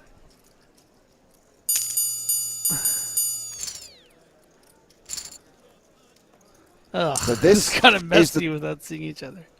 tournament where a deal was agreed. Just a reminder, they are still playing for 30k and the WCOOP trophy. Am I the only one who Let's go, yeah. recognizes Caution's avatar? Like we've seen this player on like a mid-final table, Yeah. like WCOOP or Scoop before. No, Yes, it's just an No, avatar we recognize. Griffin's right. Griffin is 100% right. Caution has played the Sunday Million many times, and we There have it seen is, the Sunday Caution Million. make a number of deep runs in mid-stakes events. There we go. Thank you, James. Meanwhile, Gimli has around 800k in PokerStars earnings and came second in a Scoop event back in 2021. The What are the European odds that football the heads top- must be loving this, huh? These two, Yeah, like, the top two, I have no idea top who either two of these are, finishers but- here are both soccer fans. Yeah.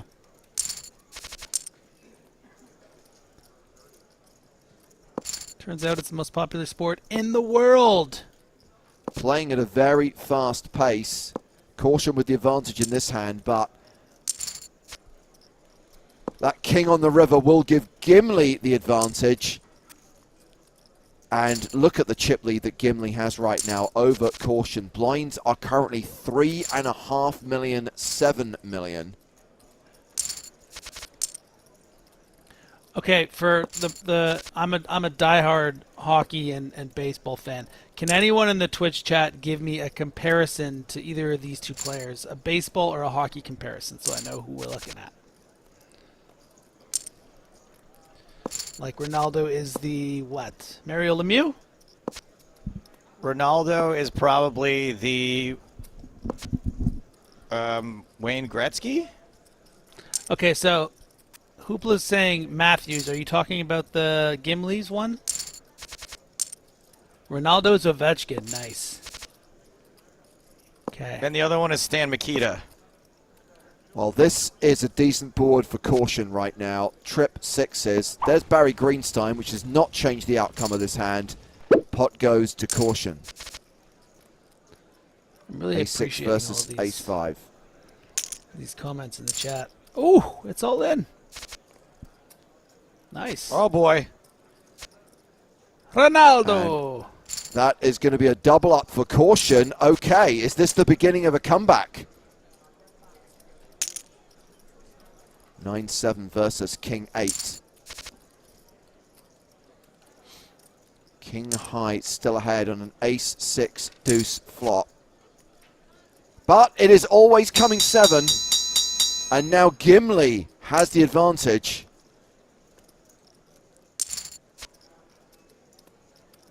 And Caution with nothing but King high. Gimli with the best hand.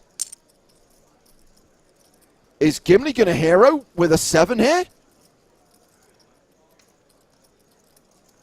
Might do. Yes! Oh!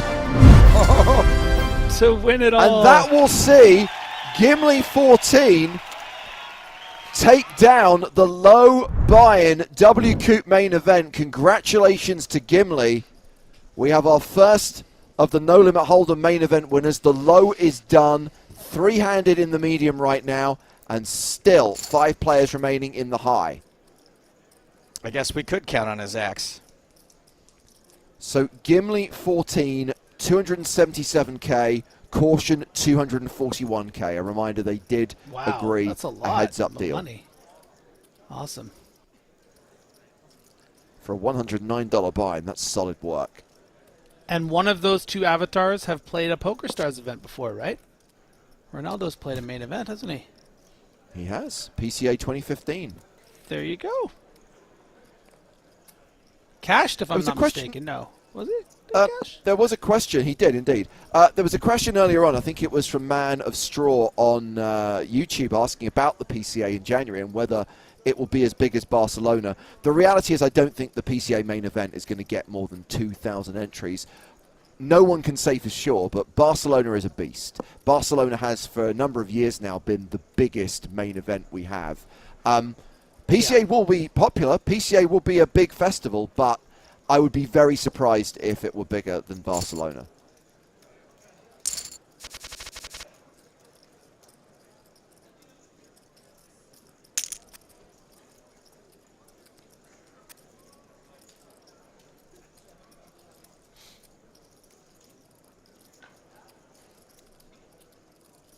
So still versus Ace Jack. Yeah, and still those kind of very similar stacks for Luis and Bernie right now. Yannick and Prudently, not much separating them, but there is a lot of distance between them and Yorn, who is in the danger zone right now. Yeah, Danger it would be zone. brutal. Danger zone! It would Number be one. brutal to overplay Ace Number Jack one. for 30 big. Number one, Joe had it covered. Number two, That's all that was right. horrific. I got a I lot mean, of good reviews horrific. today. I thought I would give it another go, you know. Griffin, you've been doing this job for long enough now to know that there are many people on the internet who are not right.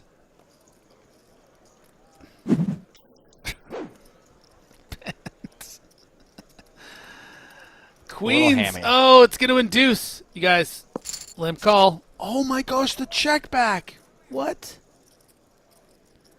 Luis Faria not falling for it. This is pretty cool. Recognizing that Jan is going to shove those 10 big blinds with so much of their range that they're willing to continue with, not shoving the ace-3 for 10 bigs. When you get called there on that flop bet, are you just like, I'm boned? Yeah. Yeah, especially because you block all the draws too, right? Although those aren't real, but you know what I mean. Queen 10, Queen 9, diamonds.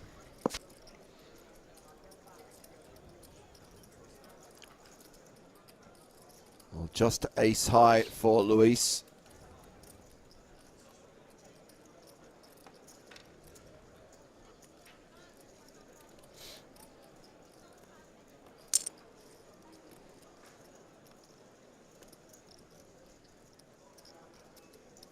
I mean, is Jan ever bluffing here? What a milking. Ever? Can't imagine Lewis calling. Behind the third door is a milk machine that don't stop till it gets 50 gallons.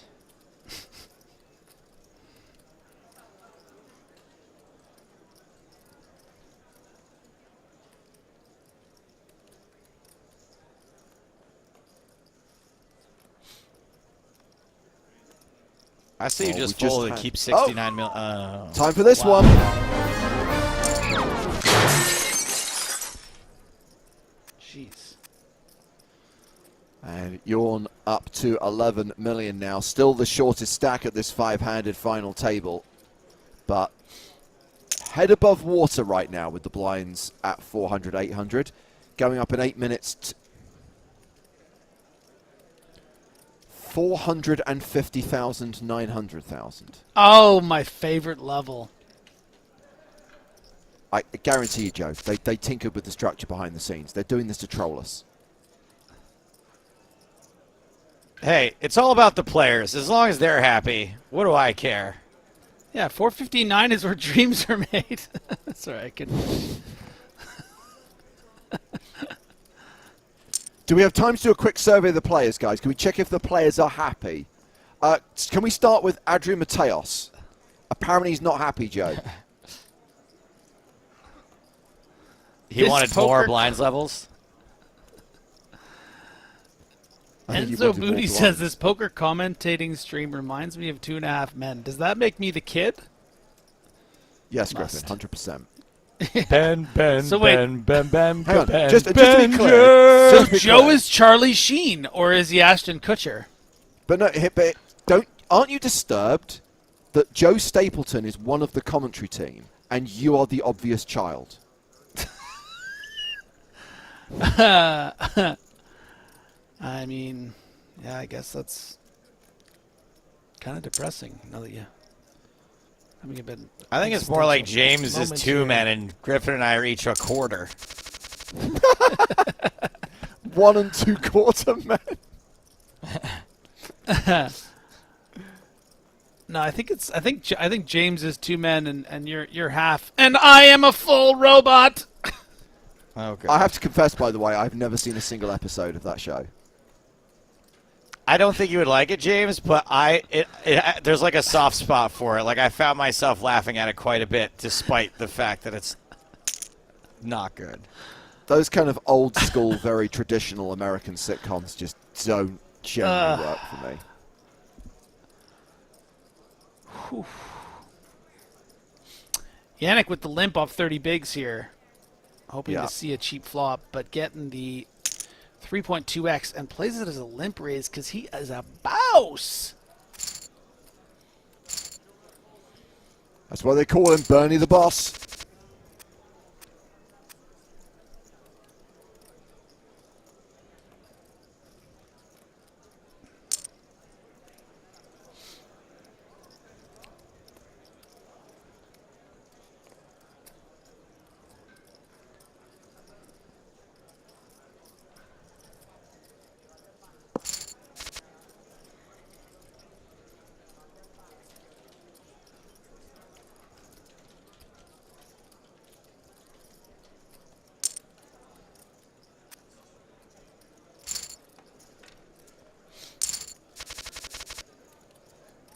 So again, the tie for the chip lead, pretty much a tie for second place, and then Yawn sitting in last place right now.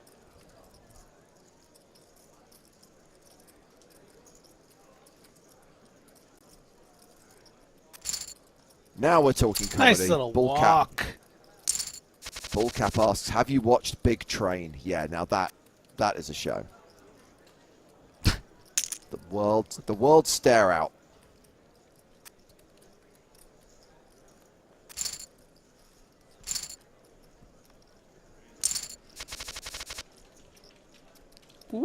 James, do you watch poker content outside of your job? That's what Man of Straw wants to know from YouTube. Sometimes, yes. I didn't want to answer for both of us. Almost never. For me. Partly because I think it's a very important part of my job to watch other poker content, and I don't have time during my normal working hours to watch it, so I kind of have to. And some of it I enjoy, some of it is purely for research purposes, and obviously I'm not going to say what's what. Ace Jack for Yawn.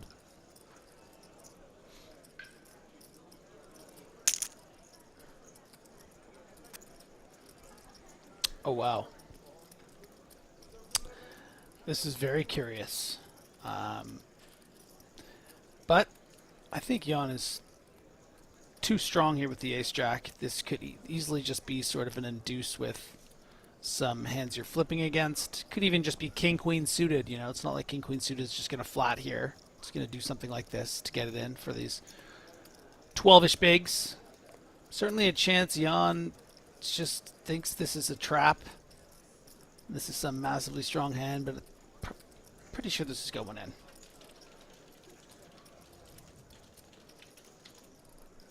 But could be Levin himself, and does, and folds best hand.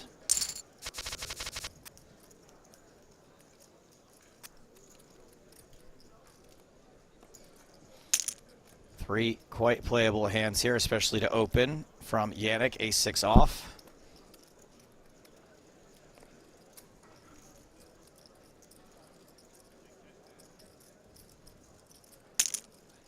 Yeah, I was going to say Bernie could just shove this for 30 bigs, and it puts a lot of pressure on Yannick, being technically third in chips here.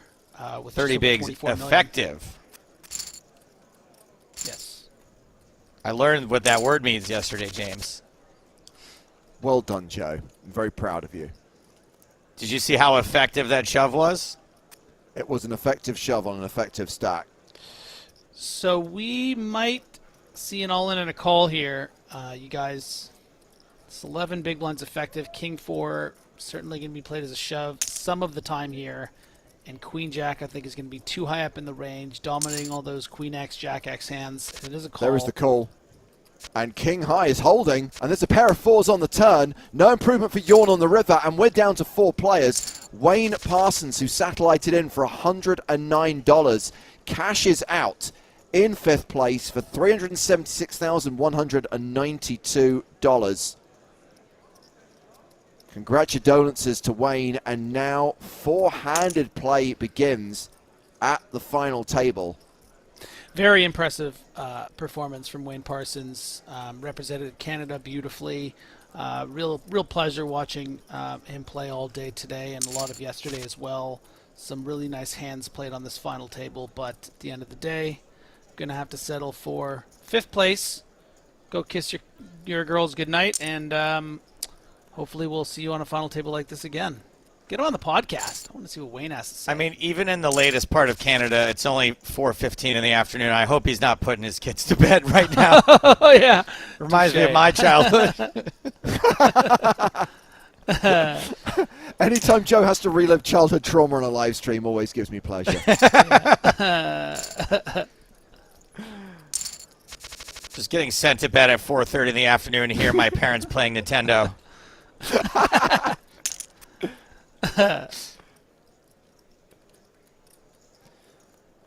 By the way, guys, I can tell you that it is all over in the medium version of the WCOOP main event. That has just concluded. I did reference that they failed to agree a 3-way deal.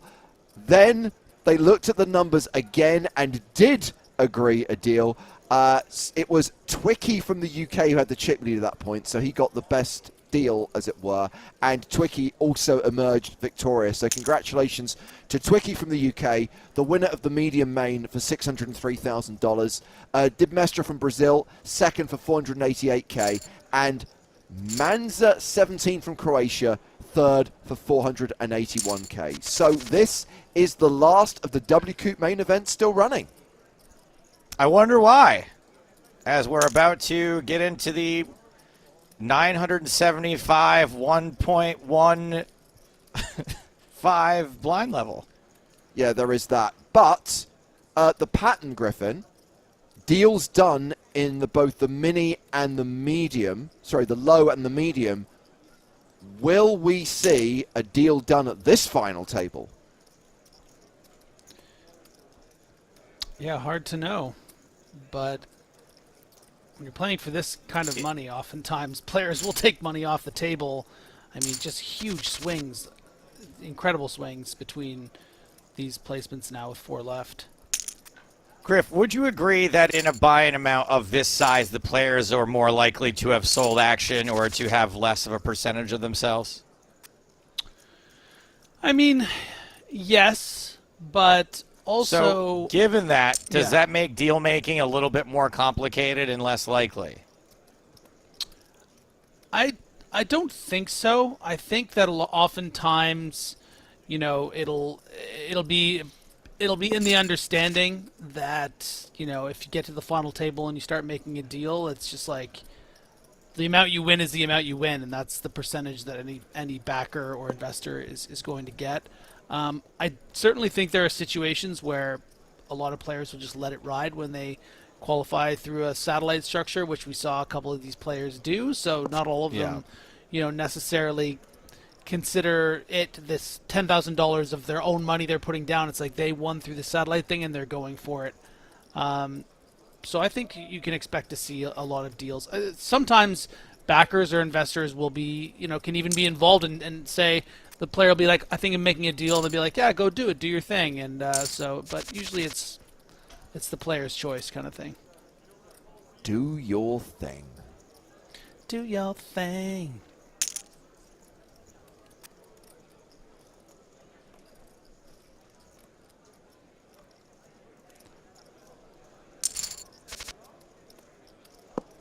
I mean, we've seen final tables with, you know, backers and friends will have all these calculations on the rails that they're doing, trying to figure things out. I mean, So, we've seen some which I can't think of another word to describe it, Joe. Some which have been complete car crashes as soon as other people get involved, and that was Very one of the painful. reasons why Too many cooks. they introduced that very clear rule at the EPT that you can have one person with you to consult, one Okay. person to advise you. But what That's you smart. can't have is a panel kind of all bickering amongst each other about whether Yeah. someone should give up an additional 25p in equity. I wish that I would get into some of those situations because I have so many good bits I'd want to do. I would have my one person be a massage therapist and just go over it with the massage person. I'd be like, hey, what do you think of this? Should we take this? Maybe just like a translator for a language that I don't really need to know.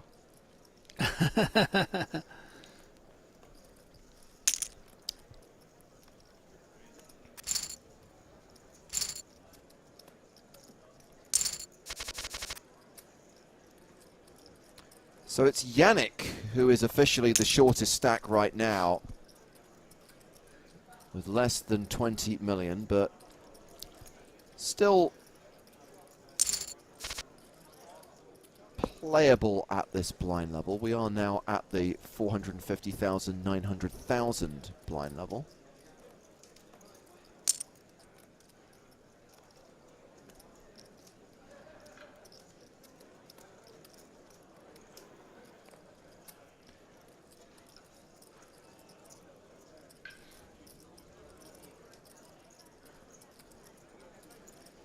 Luis and Bernie, here we go. These two.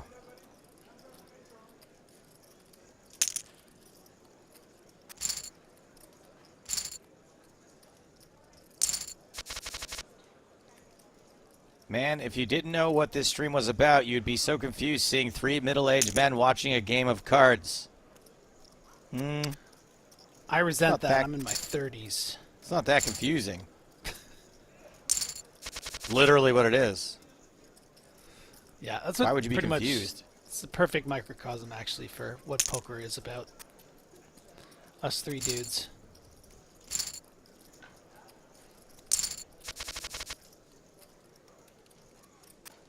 Can you switch it to show how many big blinds everyone has? No. Yes, thank you for your question. Thank you for your question. If I didn't know what things were about, I wouldn't know what they were about. Clap, one of the finest blinds I've ever known. Thank you. Thank you, Keith.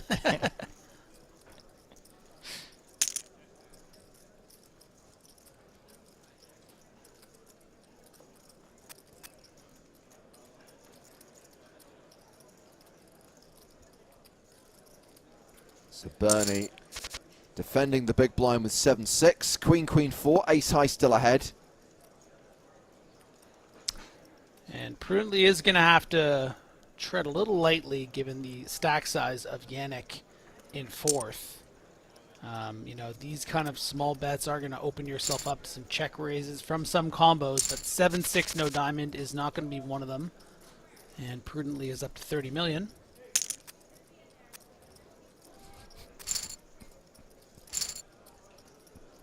Joe, what's so funny? This person's sentiment isn't wrong, but the way they've worded it is just making me laugh. Best kind of deal discussion was the guy on Who Wants to Be a Millionaire who took the telephone joker at the 1 million question just to tell that person, I gonna win 1 mil, I know the answer. Yeah, it was his dad, right? He called his dad to Yeah. be like, I just wanted you to know I'm a millionaire. The telephone joker is what's making me laugh. Yeah. James. Can I also point out that that's not a deal discussion? No, it's not. I didn't even, that part got past me, actually. Kind of. No, it's not even a kind of deal discussion. It's a great story and a great moment, but not I agree. very It's just- relevant. Well, my favorite part was when Excuse he me, took I'd like the to take telephone my joker. telephone joker. Oh, so you know what they mean? It's like a card. Like they think it's like a special. Wild card. I believe it's wild called card, Phone okay. a Friend. I'm pretty sure it's called telephone joker. We can all agree, however, that it was not even kind of a deal negotiation. Bernie Well, might say, screw you. I mean, Yeah. 30 bigs lit behind. At least going to call. I mean, this is a 2.3, 2.35-ish X. We're going to see a flop, or we're going to see Bernie go all of it. If he folds, I'm out of here. I don't buy it.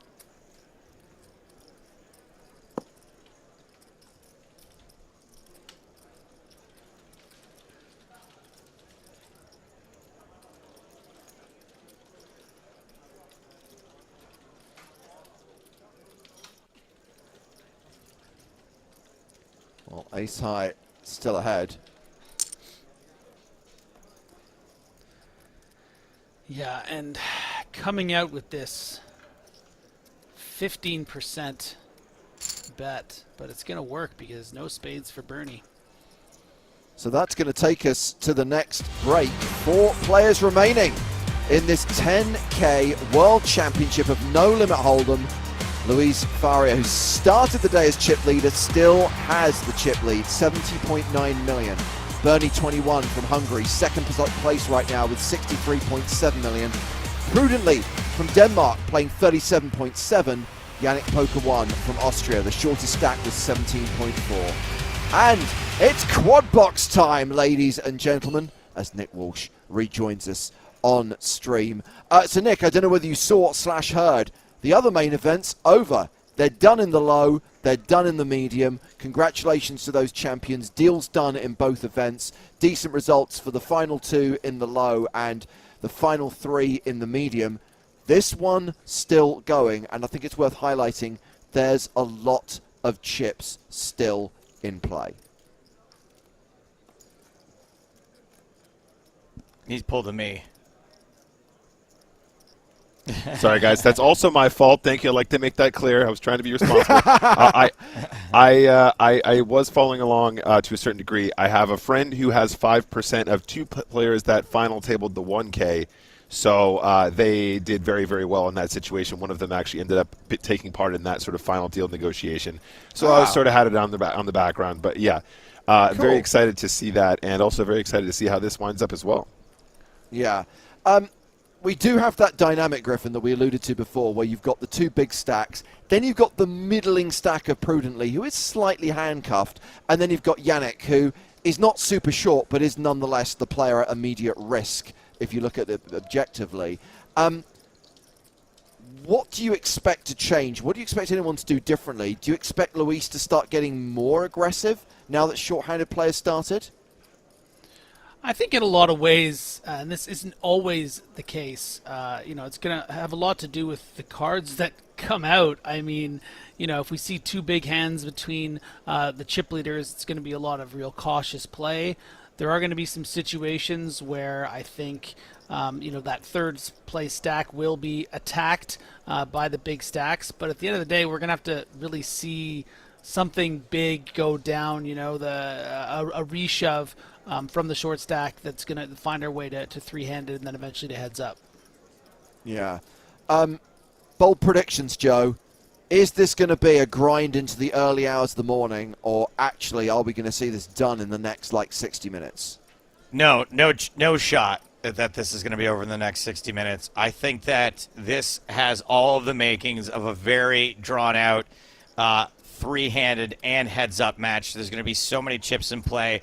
Obviously, there are ways that this can shake out where someone ends up with all the chips before that happens, and maybe it's a little quick, but no. And, we've been goofing around about the luxuriousness of the structure, but this is what the players want. They want it to be long structures and deep stacked when the big money's on the line, and there will be no bigger pay jump than between second and first place. And so I think that, that's what you really need to have in your world championship of online poker is, no breaks toward the end, no speeding things up, no moving this along. This is it. We're really getting down to the business end, and I really think it will go the distance today. Yeah, I mean, if we're going to go 450,000, 900,000, let's go 475,000, 950,000. Let's add some more blind levels. Just to recap the players who we have remaining. Luis Faria, We've referenced a few times that he is the chip leader and was at the start of the day. Qualified via a 1K satellite, but we are talking about someone here who is a professional poker player with $3.4 million in PokerStars earnings and has won a WCOOP title already this series. Yannick Poker is playing from Austria, qualified for $109. Prudently from Denmark, also in for $109. And then we have Bernie, the mystery player. Very little known about Bernie other than that they are playing from Hungary. So it'll be interesting to see who can close this out as we continue Cards Up coverage of the final table. Griffin, thank you very much for being part of WCOOP 2022, but your time is done. Thanks. It was a pleasure, guys. It was great. We will see the unicorn again soon. And Joe, you get a break, buddy, because Nick and I are going to talk through the action at our four-handed final table. Time to get cards in the air once again. We're back, and I am not muted. Let's do it, guys. Prudently, king 4 off in the cutoff. Four-handed poker now, James. This is where the real poker starts. Finally getting down to it. Deep stacked four-handed poker. Yeah, absolutely. So Yannick here with the fake blind levels, 450K, 900K. Little limpy for Yannick Poker 1. Borny in the big blind, though, looking very, very weak with that 8 deuce off. Yannick is going to just go ahead and bet the Jack Ace Ace flop.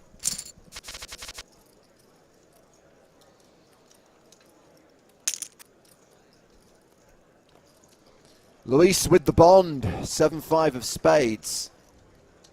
7-5 of spades, baby. Now, Bernie, obviously, and Luis need to sort of do this dance, don't they, James? Because they're the big stacks. Tons and tons of big blinds here. It's and the unspoken alliance. The implied collusion between these two, where they need to be very, very careful not to eliminate each other when they've got so much value in their stacks. And we're going to see, I think, probably a lot more cagey poker, especially with Yannick sitting there, around 20-ish big blind mark. Prudently, obviously, right in the middle of it all, probably the one who's sweating the hardest right now to see another elimination. These pay jumps are so big at this stage. Definitely always going to be playing on their minds, or it should be at least. Bernie with the best hand is going to try and protect. But Sorry, many times, not with the best hand. So many times, Nick, even though there is this kind of tacit understanding that the big stacks should stay out of each other's way, invariably there comes a time where they just get involved in a completely ludicrous, unnecessary chip swinging contest. And suddenly someone finds himself laddering up because one knocks out two. Yep, the old chip swinging. Love to see it. I misspoke, guys, obviously 7-5 with the best of it. Yes. And in that case, does Bernie want to try and bluff at this stage? Does. And huge overbet, which gets the fold from the better hand. Bernie has the chip advantage once again. Close between those two, as it's been for a while. But right now, Bernie officially chip leader. Yeah, I mean, think about how far Bernie has come, James. That triple up with those jacks against the 2 ace queens, really, really big turning point for their final table. And to find them now here, chip leader, I mean, what a story. What a cool journey that Bernie's been on to arrive at this stage of the tournament. We do see the 3-bet from Prudently's ace-jack off in the small blind. Gets it through.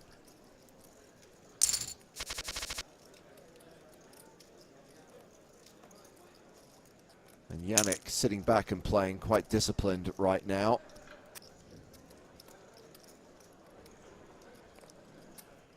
Yep, absolutely. Yannick needs to be careful here. I think 6-5 off four-handed probably can be defended if they want to. Definitely a hand that is going to do decent for that pre-flop price that Bernie gives him. With the bottom end of the straight draw, we do see very frequently the solver telling us that we can check raise hands like this. 6-5 off with the gut shot to the 7 is actually quite a frequent check raise that you stick in there to try and have some bluffs, and obviously it balances out the times when you're going to check raise with 8 deuce and such.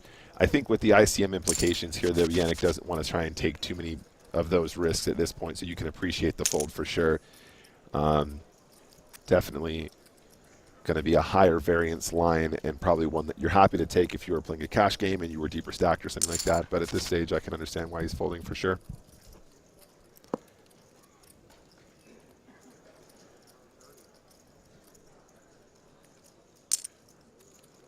Ace high is ahead, and Luis up to 66. So still tied at the top with Bernie. Oh, this might get tricky. I feel like Prudently can definitely 3-bet ace-deuce suited if he wants here. I think the call is also cool too, but applying pressure to that short stack on a final table is usually what these players will lean into in these situations. He is getting very shallow though, so I think probably flatting is not out of the question either. Does decide to call, picks up the gut shot to go with the ace high, which is currently the best hand. Yeah. And Yannick decides to check it back and then pairs their king on the turn.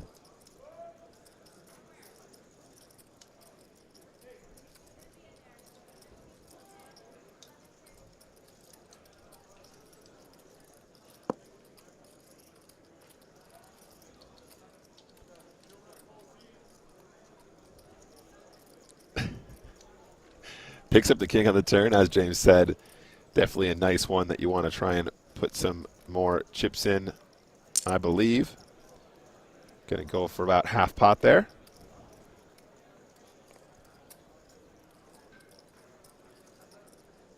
Just prudently want to try and spike an ace or a 5 on the river.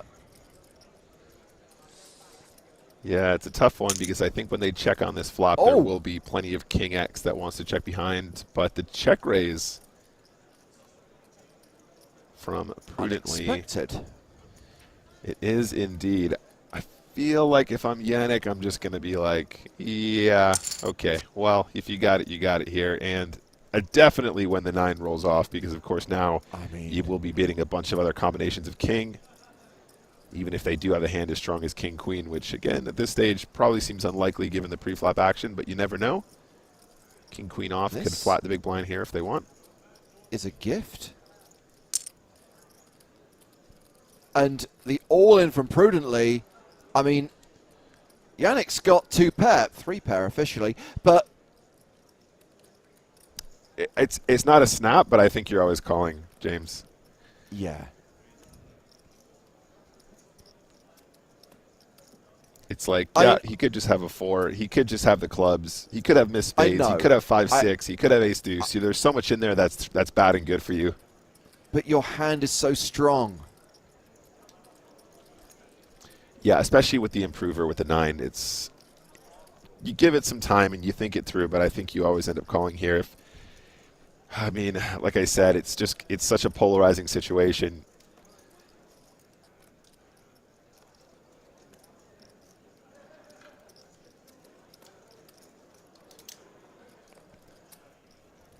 Is it also a consideration, Nick, that you have got nothing to lose, that you are the shortest stack, so you should be more willing to gamble here?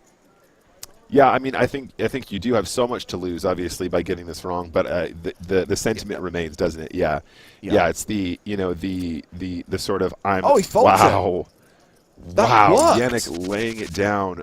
Wow. Fantastic bluff there by Prudently. I mean, hats off to Prudently, because I didn't think that was getting through in a million years. I thought Yannick's hand was too strong, but I guess the clubs, the paired board, the combos that Yannick figured he was losing to. Yeah. Well, Yannick's left with a 10 big blind stack. Yannick is in the danger zone, and joining us right now in the PokerStars Arena zone is Maria Ho. It's time for Ho Fun, people. Oh gosh, is that like a nickname now? I didn't really want it to stick. I appreciated it, but I wanted it to end. Don't worry, it will end after today.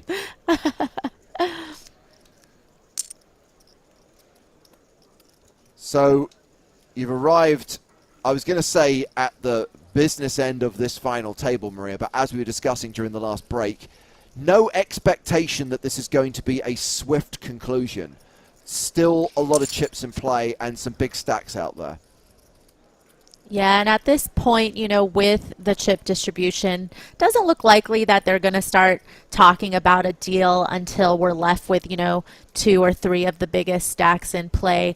They obviously have a lot of respect for each other's game, so, you know, nobody necessarily wants to be playing heads up for, what, a $350,000 difference, but, you know, it still remains to be seen whether we will kind of get to that point.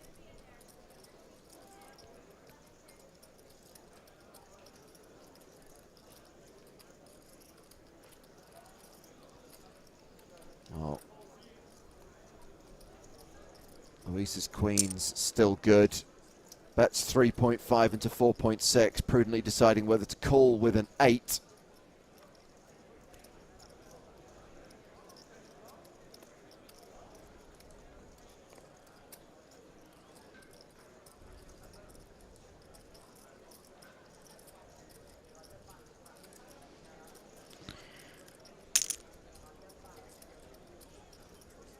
And again, prudently. Getting aggressive. Yeah, it's nice to have the jack in hand. You block jack 10. Definitely nice to use that card to turn this hand into a bluff at this point. Feeling themselves a little bit, especially after getting away with that other bluff against Yannick.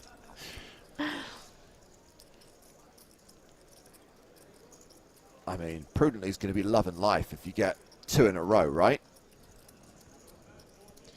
It would be quite funny to get an interview with Prudently if it's possible and talk to them about the ace deuce bluff there, just because obviously the opportunity to go and watch it back and see your opponent folded 3 pair in that situation is quite a cool and unique situation, right? Very rarely do we get to see that our opponent folded a hand as strong as that. Does make the call with queen 6 though. Luis Faria just not doing anything wrong on this final, up to 78 million now. And really Luis big pot there. Playing 78 million and has put some distance between himself and Bernie 21, who's raising here with queen 8 of diamonds. And Yannick now with a sub 10 big blind stack, and blinds going up in 10 minutes time. 10-9 offsuit. Makes the call. Trip aces for both players. Wow, it's such a good flop here for Bernie in terms of just being able to just get through so many c-bets, right? I mean, Yannick is just not going to have an ace that often in this situation, being sub 10 facing an open. A lot of those will be played as shoves. Bernie just has all the good hands. He's got, you know, so many pairs and stuff like that that are just going to be absolutely crushing the 9-10. So it's just a really small c-bet and take it. Just one big blind is usually going to be enough there to work pretty much every single time.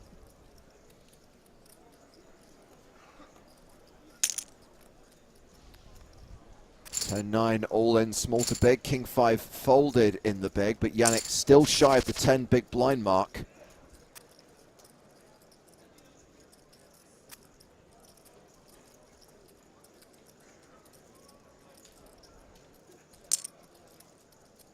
Bernie completes with 10-9 suited.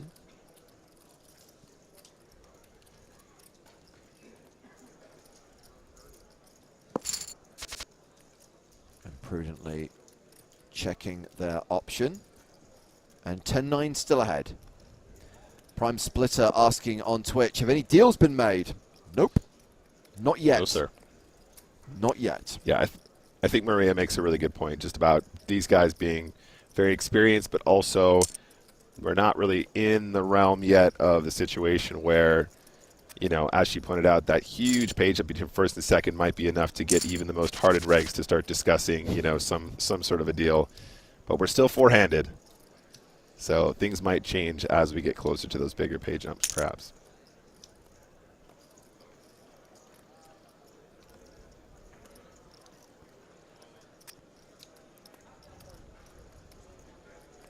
Button raise from Bernie. 7-6 suited for Luis.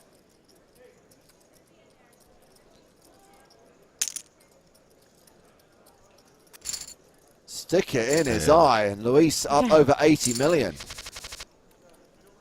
Yeah, it's pretty interesting. Sometimes I think you'll just see a flat with that type of hand from the big blind. But of course, again, Yannick being so short, you know, you got the two big chip leaders, not going to necessarily want to be calling a 3-bet light there. So I think Luis knows he could put a lot of pressure on that situation.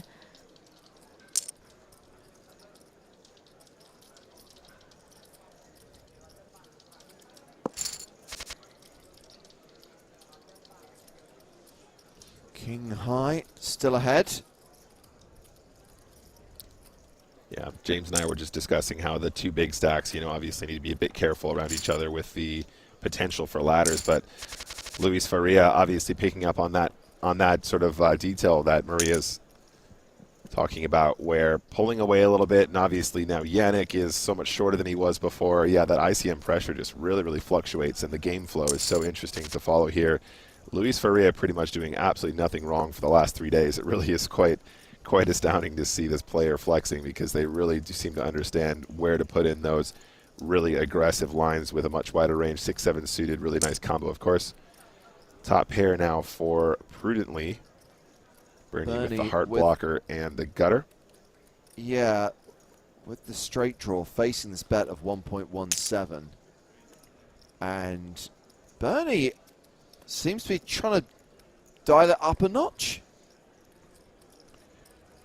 Yeah, I don't know about you, Maria. I'm not sure if I love the check raise with Jack 10 on this board. Like, I feel like the initial open is going to have more combos that like to sort of bet small and then call raise. Even, you know, King, Queen, like that kind of thing. Maybe King, Jack even calls the check raise in this scenario. Although I suppose that we are a little bit on the deeper side. It is possible for Bernie still to have ace 4 and stuff like that, I suppose. Yeah, I mean, I think it's just one of those situations where I feel like Bernie's going to take a lot of aggressive lines against Prudently stack size, especially with Yannick so short. So even though that might not necessarily be the typical line that somebody would take, I think that Bernie is just going to keep pushing that pedal to the metal against Prudently specifically. But obviously now with that king pairing, going to just check it over to Prudently, because once they see that call from the check raise, you know that there's just going to be a lot of ace X's and king X's in the mix. Certainly not a good bluff card to continue with. Prudently betting 7.6 into 11.4. Bernie still with a straight draw. 3 minutes to make a decision.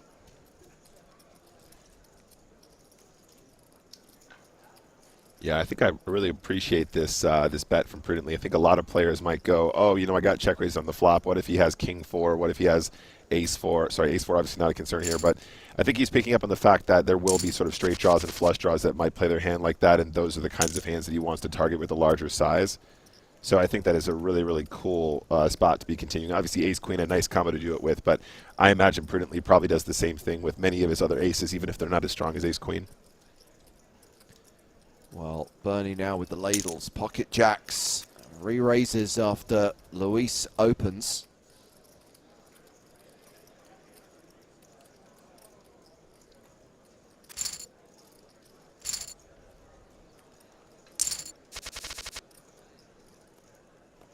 And Yannick starting to feel the impact of these blinds going through them so frequently now that we're short-handed.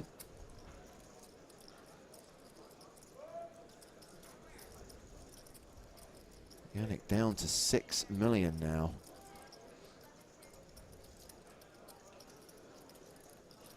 Queen 8 offsuit.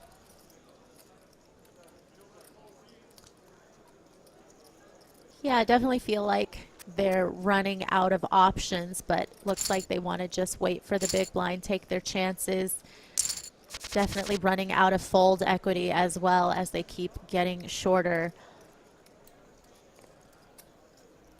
Well, in the big blind here, and we'll be facing a sizable open from Bernie, a 3x raise under the gun.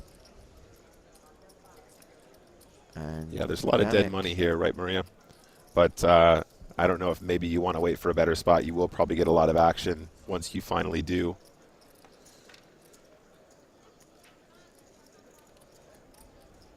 I mean, is Yannick considering making a stand here with 5-3 of spades. Yeah, I'm not sure about this one. I think... oh, we're going to disco. Ooh. Disco.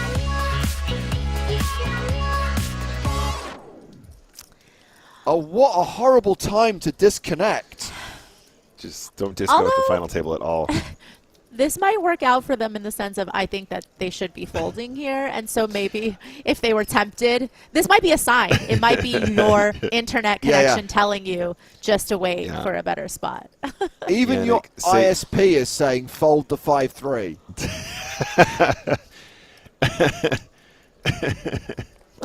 I think, Yannick, you should save the disco for after the stream, okay, buddy? Save it for when you're done playing poker.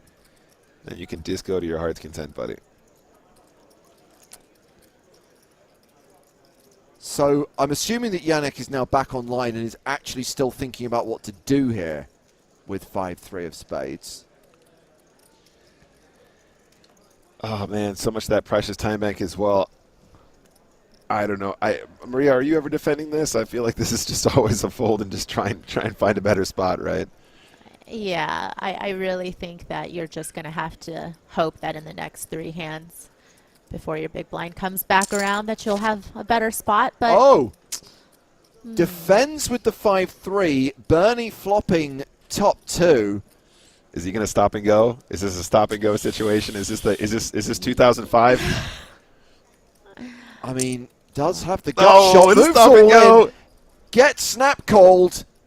Does not improve on the turn or on the river, and Yannick Poker 1 is eliminated. We have our 4th place finisher who receives just over $500,000, $512,302 to be precise.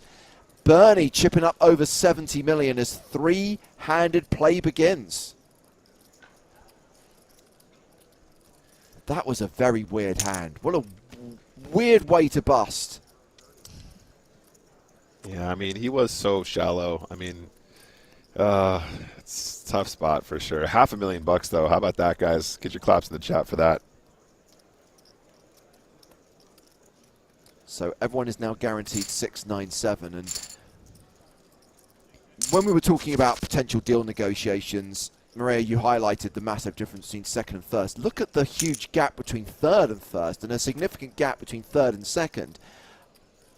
Does make me think that if Prudently can kind of chip up a little bit and draw closer to Bernie and Luis, maybe the proposal will be made. Yeah, and it definitely depends on, you know, what everybody left at this final thinks about their opponent's game. You know, if you feel like you have a significant edge over your opponents, especially with this type of structure that is so good, then you might want to continue to kind of wait it out and not be the first to suggest making a deal. You might entertain one, but you probably won't suggest it. Sure. Oh, also, additional point. Let's not forget that Luis Faria, if I'm not completely mistaken, has qualified for just $100. Isn't that right, James? Luis Faria is in for 1K. So 1K, excuse me. Okay, so yes. still a qualifier. Prudently is in for 109. Luis is in for 1K.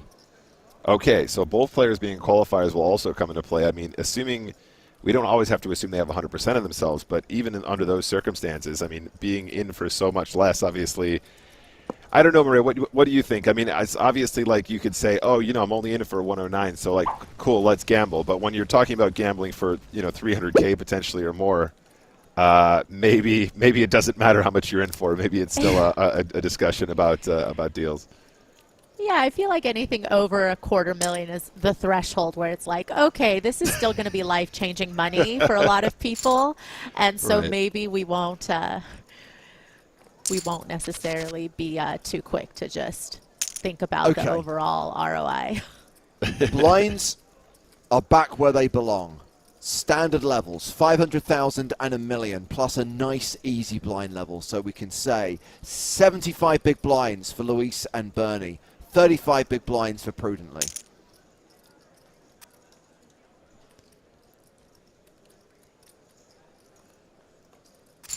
And Luis not slowing down.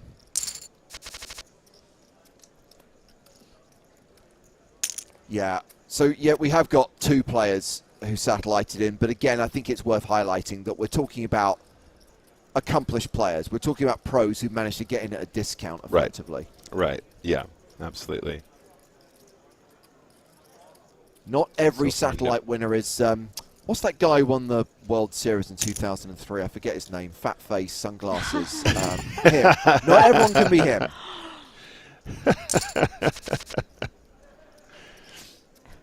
Somebody's definitely clipping that and sending it. Did you see what James said about you today on Oh. He would not expect anything less of me. I love you, Chris Moneymaker. What a hero.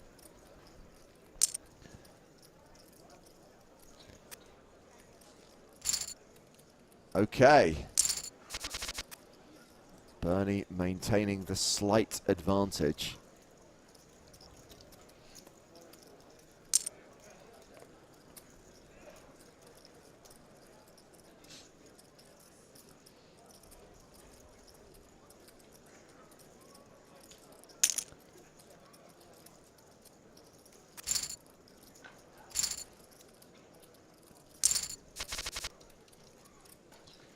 Nice hand here on the button. 8-6 suited. Bernie with the king-queen off, though. Again, different dynamic now that we're three-handed, and prudently is the shortest, but not short by any stretch of the imagination. 37 big blinds late game. Final table is sizable.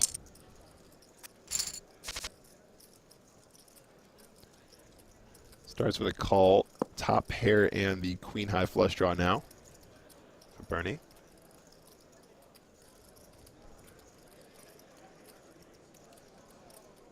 Yeah, this Yeah, is you would just all imagine. Bernie. Yeah, and Lewis is going to stab a lot at these monotone boards, especially in position, so not surprised to see the C bet.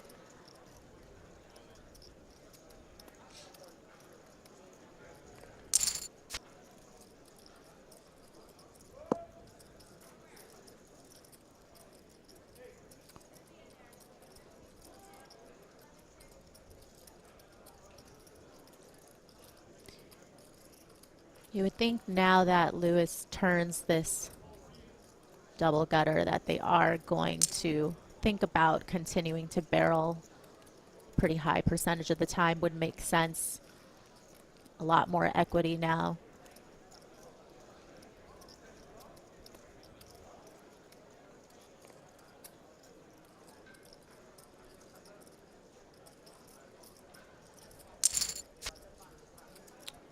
Well, Wow. we have somehow got to the river. And that 3 on the river has given Luis the straight.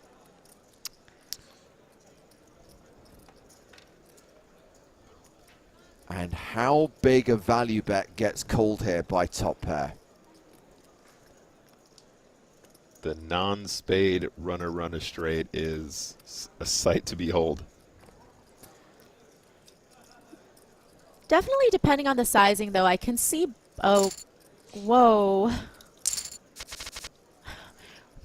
Okay. I mean, I get it, but I also think it's a little overly cautious. It's a little overly cautious to think you could be up against a flopped flush there. Okay, so I see some conversation taking place about the squeaky chairs in Prague. Hashtag embrace the squeak. Back in March, there was conversation about a solution having been found to the squeaking problem. I've heard nothing since, and there was a meeting on Tuesday. I forgot to bring it up, so next week I will ask what is being done. And I'm pretty sure everyone's going to have forgotten about it, and when we get to Prague in December, we will once again be forcing you to hashtag embrace the squeak. But I will report back on this. PokerStars is now officially partnered with Prague's greatest and best mattress company, who has agreed to coat the entire tournament floor with mattresses to eliminate the squeaking problem, because there's no other solution, guys. Let's be real. That's the only way to do it. And also great for naps if anybody gets tired during the tournament. Easy game. As we see King Jack of clubs making a continuation bet on the 834 rainbow board. I do feel mattresses is probably a less practical option than carpet, which is what most people tend to put on there. James, if it was that easy, they would have done it years ago. Don't be ridiculous. Come on.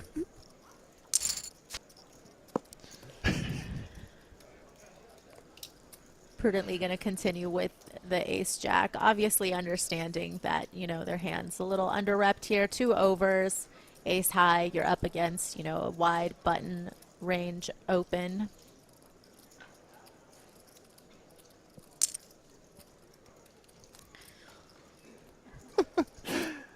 Tobias Leckner's pointing out that those chairs make people as equally grumpy as when they're playing Raz.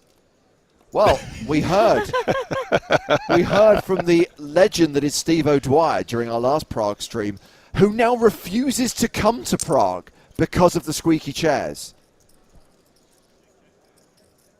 I'm sure a lot of regs are going to be real sad about that. Oh, no Steve O'Dwyer in the events, huh?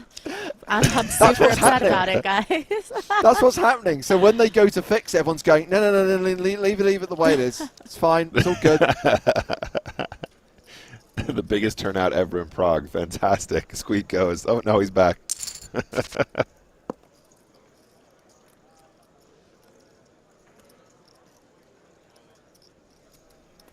Pair of 4s versus a pair of 5s.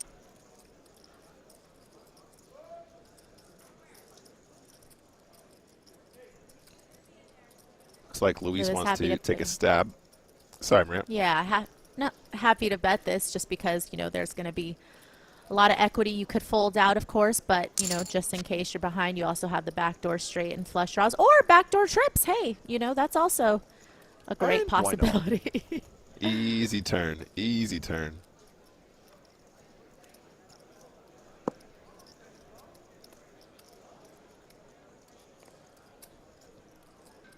It's like a cheeky, like, how much do you need to make it here? If you make it like 6, you can get the rest on the river, right? Oh, hello. There you go. There's the cheeky 6. Just like a cheeky 6, guys.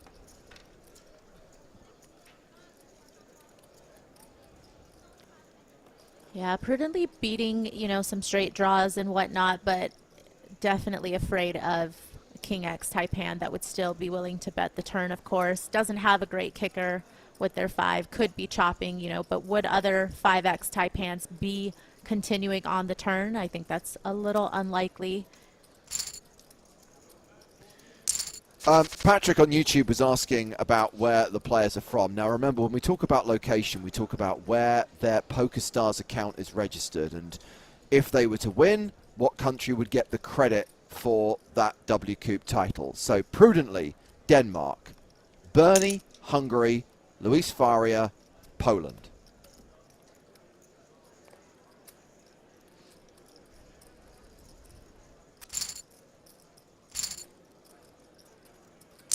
And over the last couple of orbits, I'm sure you've noticed that Luis is putting some distance between himself and Bernie, although Bernie's now got the ladles.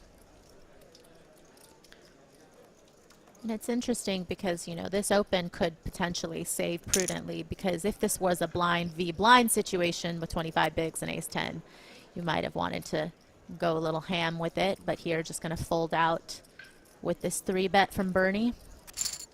Yeah, I was going to say, Maria, if Bernie really over-adjusts here against, you know, in regards to sort of the ICM, he goes, oh, I'm just going to play jack slow here. No need to build a pot. We probably see a squeeze from ace 10 there, and then the sort of back call / back raise is kind of mandatory. So interesting dynamic there, given the more aggressive line from Bernie with the jacks.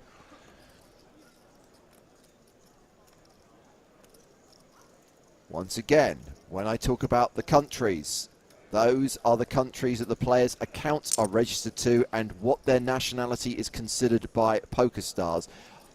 Guess what, guys? People move around the world because it might be they can't play poker in their home country. But as things stand, Luis Faria is representing Poland, and a victory for Luis Faria would count as a victory for Poland in the World Championship of Online Poker. Adrian Mateos, one of the greatest British poker players of all time, for example. Was hoping he'd ship another title to the UK today. Let us down. He's bringing it back, bringing it home for us. Hammersmith hero did not deliver this time. Hammersmith hero, I love that. Blind v blind. Luis is going to put in a limp here. Bernie not really waking up with the big blind kind of combos that you want to be raising too often here so far. So, again, Luis just finding a lot of these nicer situations where he's not getting too much pushback. Bernie does manage to make a top pair here, though, which he probably want to defend like nothing. Wow, check on the 9 high board. Interesting. It doesn't matter what the percentages are on the flop. Luis will find a way. Will find a way to get to 100% by the river. Yeah, and he got the free card as well on the flop, which, you know, I think is pretty interesting. Yeah, and Luis will certainly find a way to get value as well. Considering it went check-check, there's no way Bernie's going to fold to this bet on the turn, and probably not on the river. Wow, just going to raise instead. This is very interesting. I don't know what to say about this one. Yeah, I think, Nick, you know, you were a little surprised by the check back, as was I on the flop, but I think this is why I think he was designed to hope that he's going to get a stab out of Luis on the turn, and he's going to be able to raise for value. Little did he know that Luis got there on the turn. Quick check on the river, though.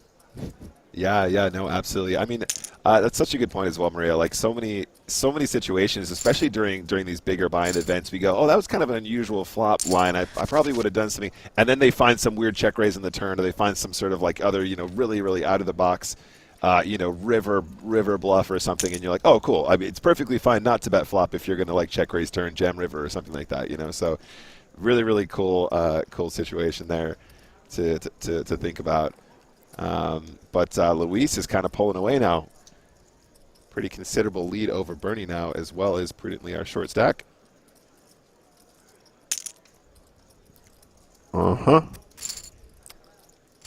So, Senkle 92 has an idea for the next COOP event, which I guess will be Scoop 2023, that we should get Howard Swains to message all the winners, get them to provide their birth certificates, and actually have a country's leaderboard based on their original nationality rather than their current country of residence.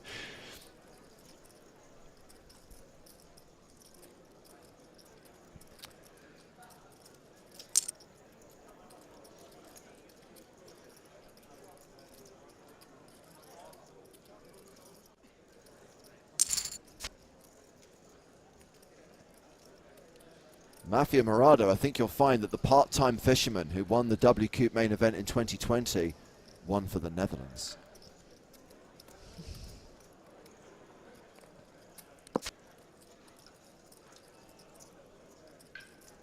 And again, 100% next to the avatar of Luis Faria.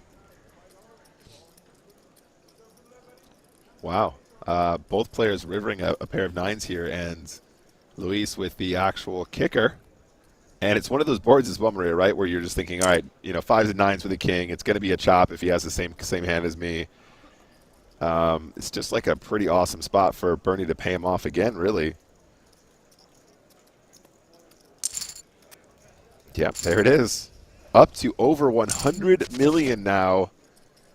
Luis pulling out of the station here.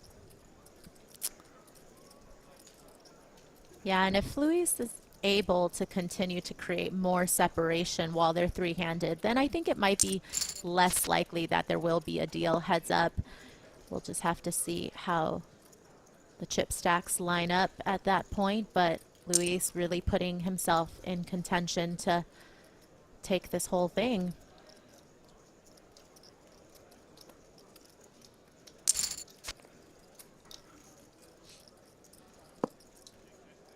Cool, another nice spot for Luis here. I'm quite excited about the fact that Luis is moving above the 100 million mark, because that's a sexy stack.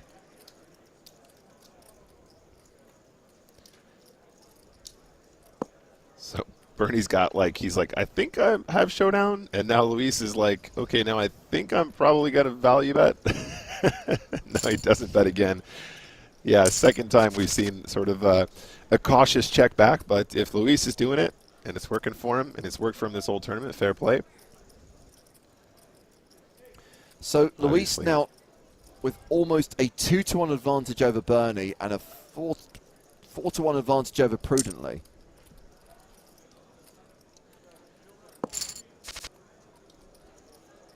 Oh, hello. Street Flash. Yeah.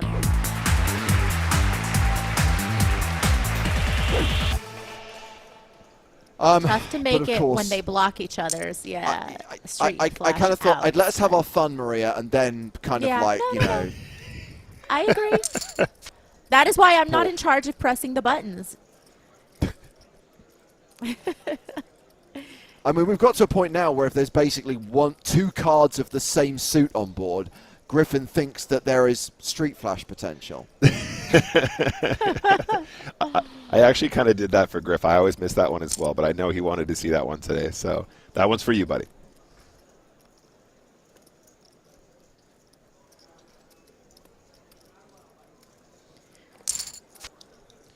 Ooh, getting sticky. And yeah, this is where Jack 7 feels has like position.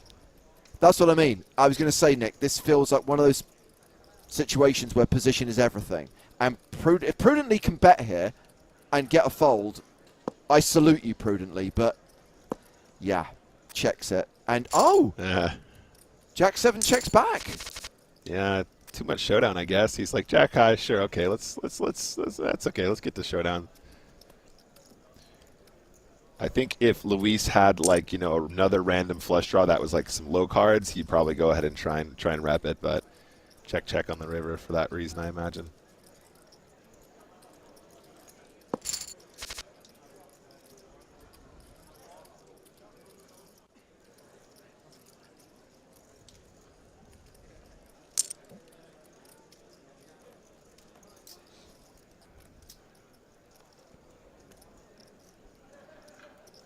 Paddy Royal asks, who is Griffin? Oh, too soon. I mean, he was here literally 40 minutes ago.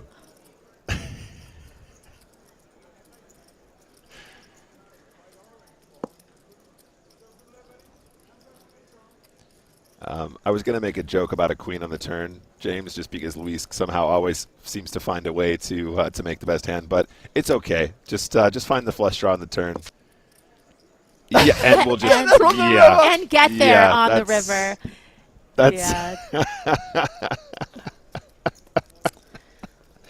James, I really need to stop talking on these streams. I swear, mate. Every time I say stuff like that, I was like, some guy's gonna have ace-5 and he's gonna 4-bet it all in against kings. It happened twice yesterday, and then the running clubs today as well. Absolutely stunning behavior. And Bernie actually has showdown again. So, come on. Where's the value? Second nuts. Yeah, and Bernie checked back the turn, so it kind of feels like Bernie's going to be like, there's no way they could just have it every time. Oh, gosh, 1.5x pot? No. There's just been so little action up until that point, right? Like, I think you're just kind of looking for a despo call with a jack. I think a king will still call a big bet, though, but that's pretty chunky. Prudently 9-10 suited, very pretty hand, slightly deeper than before.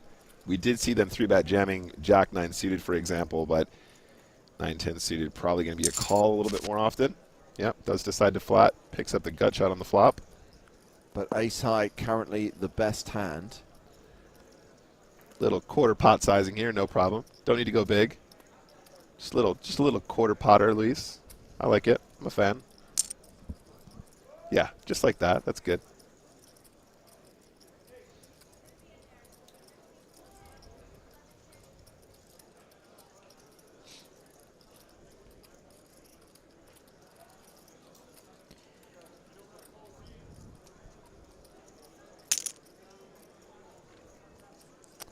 Yeah, and I was wondering if we raise? would see a check raise, out of Prudently. Certainly, you know, has the kind of combo that you want to continue with. But if you feel like Lewis is going to be opening really wide and going to c-bet this type of board texture almost 100% of the time, you will get some check folds. But of course, it's Lewis. Why would he not just turn a pair of aces so that his decision's a little easier now? Yeah, exactly. If so I ever, through some bizarre twist of fate, find myself at the final table of a $10,000 buy-in event where the first prize is only 1.3 million, please let me run this pure. Please. Yeah, he's running good. I was going to say as well, we saw Prudently really leaning into that ace-deuce bluff where he had the gut shot and then he check-raised the turn and then bluff the river. I was wondering if he was going to follow through and continue to rep the 7.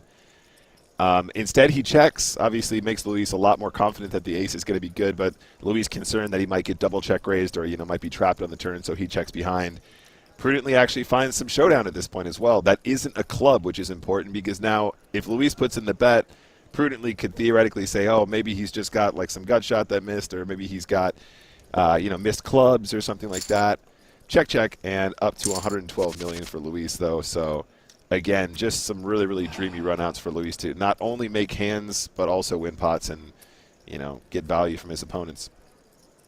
So Prudently playing around 25 bigs right now in the small blind. Queen 7 of diamonds. If I'm Luis, I'm probably going to ISO this limp like really aggressively, like hyper aggressively. I think 6-4 off is fine if you want to just make it like 3 million here or something like that. 3.2 seems good.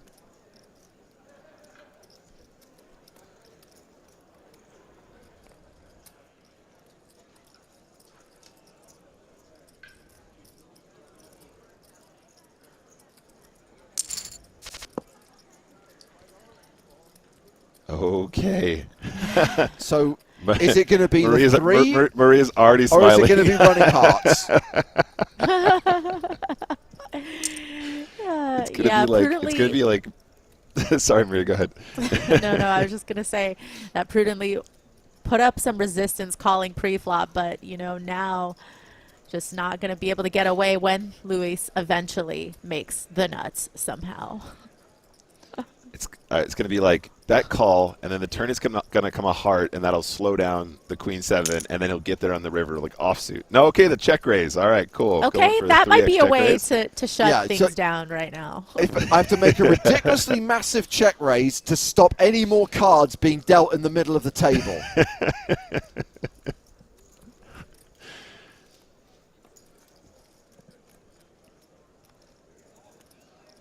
But with the gut shot and the backdoor hearts, Luis calls. Oh, it's the slowdown card. It's the slowdown card as well. It's come on, get the free 3 on the river, the 3 of spades.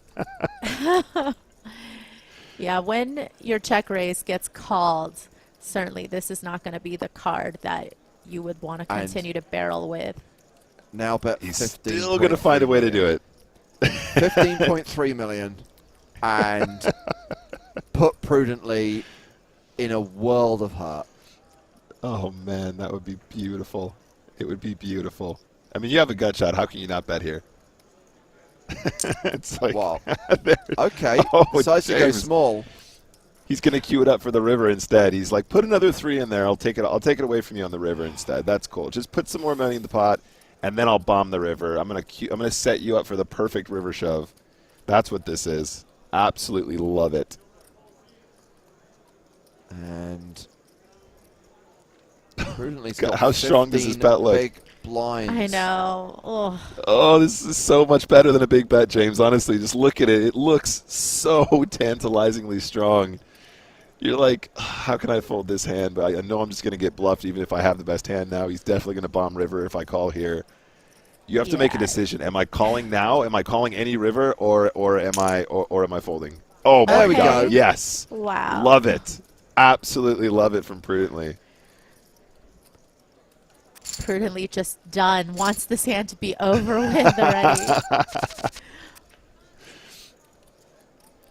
Well played, Prudently. That was very, very, very well played, and I think that was well deserved as well. 37 million now for Prudently. Big, big swing in the right direction. So no short stack anymore. 37 bigs, 52 bigs, and around 100 bigs for chip leader Luis Faria.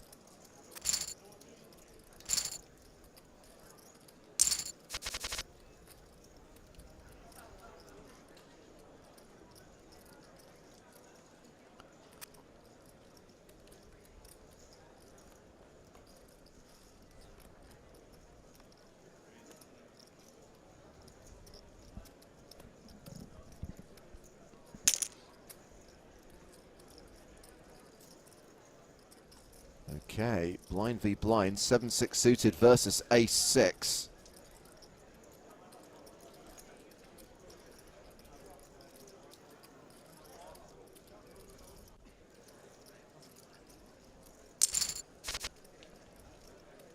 And there is a 6 on the flop. The ace kicker obviously puts prudently ahead right now.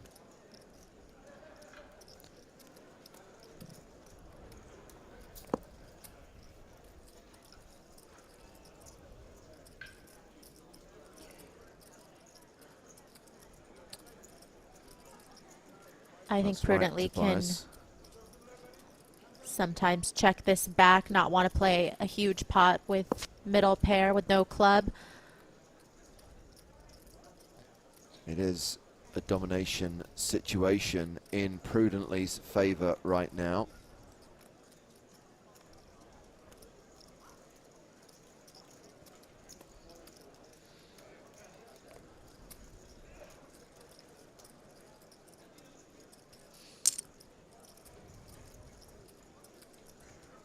Bernie doing the betting.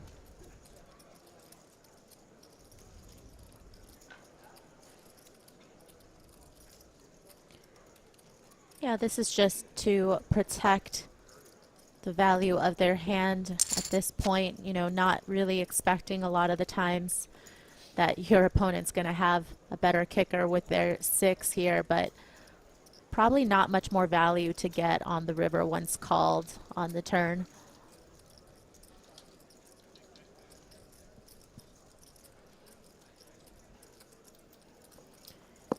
If you do decide to bet, you know, it would just be a very defensive block bet type sizing, but it does go check, check.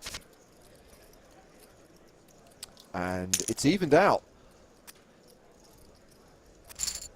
Just out of interest, does that work to Luis Faria's advantage if there's not many chips separating Bernie and Prudently?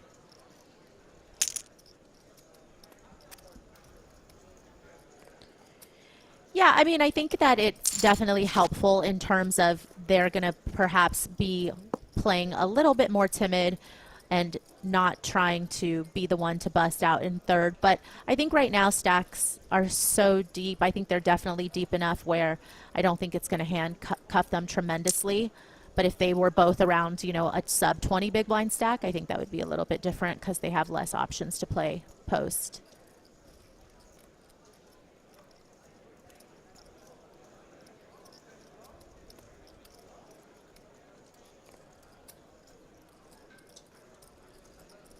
Prudently betting here with what is currently the best hand, King High. Prime Splitter says, what happens if 2 players get eliminated in the same hand by a third one? Then we go home. It's over. I mean, That's the name of the game. 600,000, 1.2 million blinds now.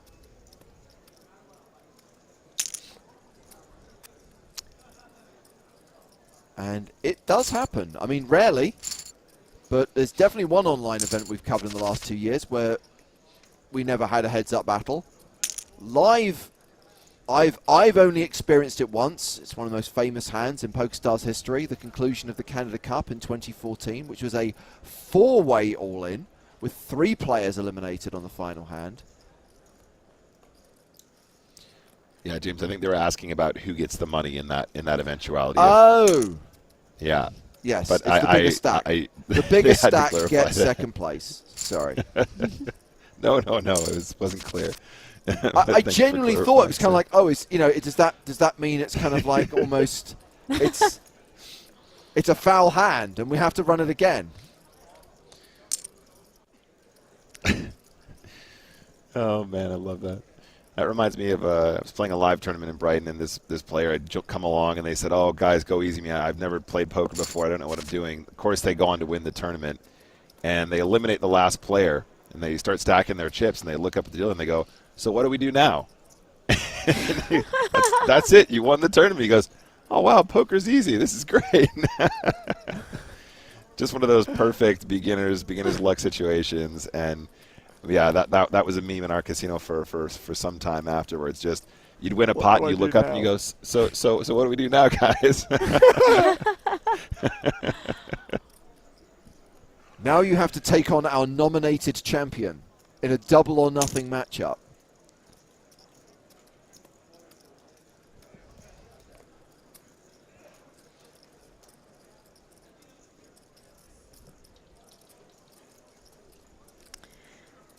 Bernie taking an aggressive line here with that straight draw and flush draw. And we seem to have reached the next break. 5-minute hiatus. Back to the action when it resumes. And Luis Faria continues to hold on to the chip lead. 94.8 million chips. Bernie 21 playing 53 million. Prudently playing 41.9 million. All three players guaranteed nearly 700k, nearly 1.3 million up top. And we're bringing out the quad box again because Joe Stapleton is back with us. Joe, have you remembered to unmute your microphone? Of course, I never muted it in the first place. This time. So just the one elimination during the last 60 minutes. And I think we are going to have to play through at least a couple more blind levels before there is any pressure put on anyone. Of course, you don't know what coolers might emerge, but I think as you predicted when we last spoke, Joe, this is not necessarily going to be over anytime soon.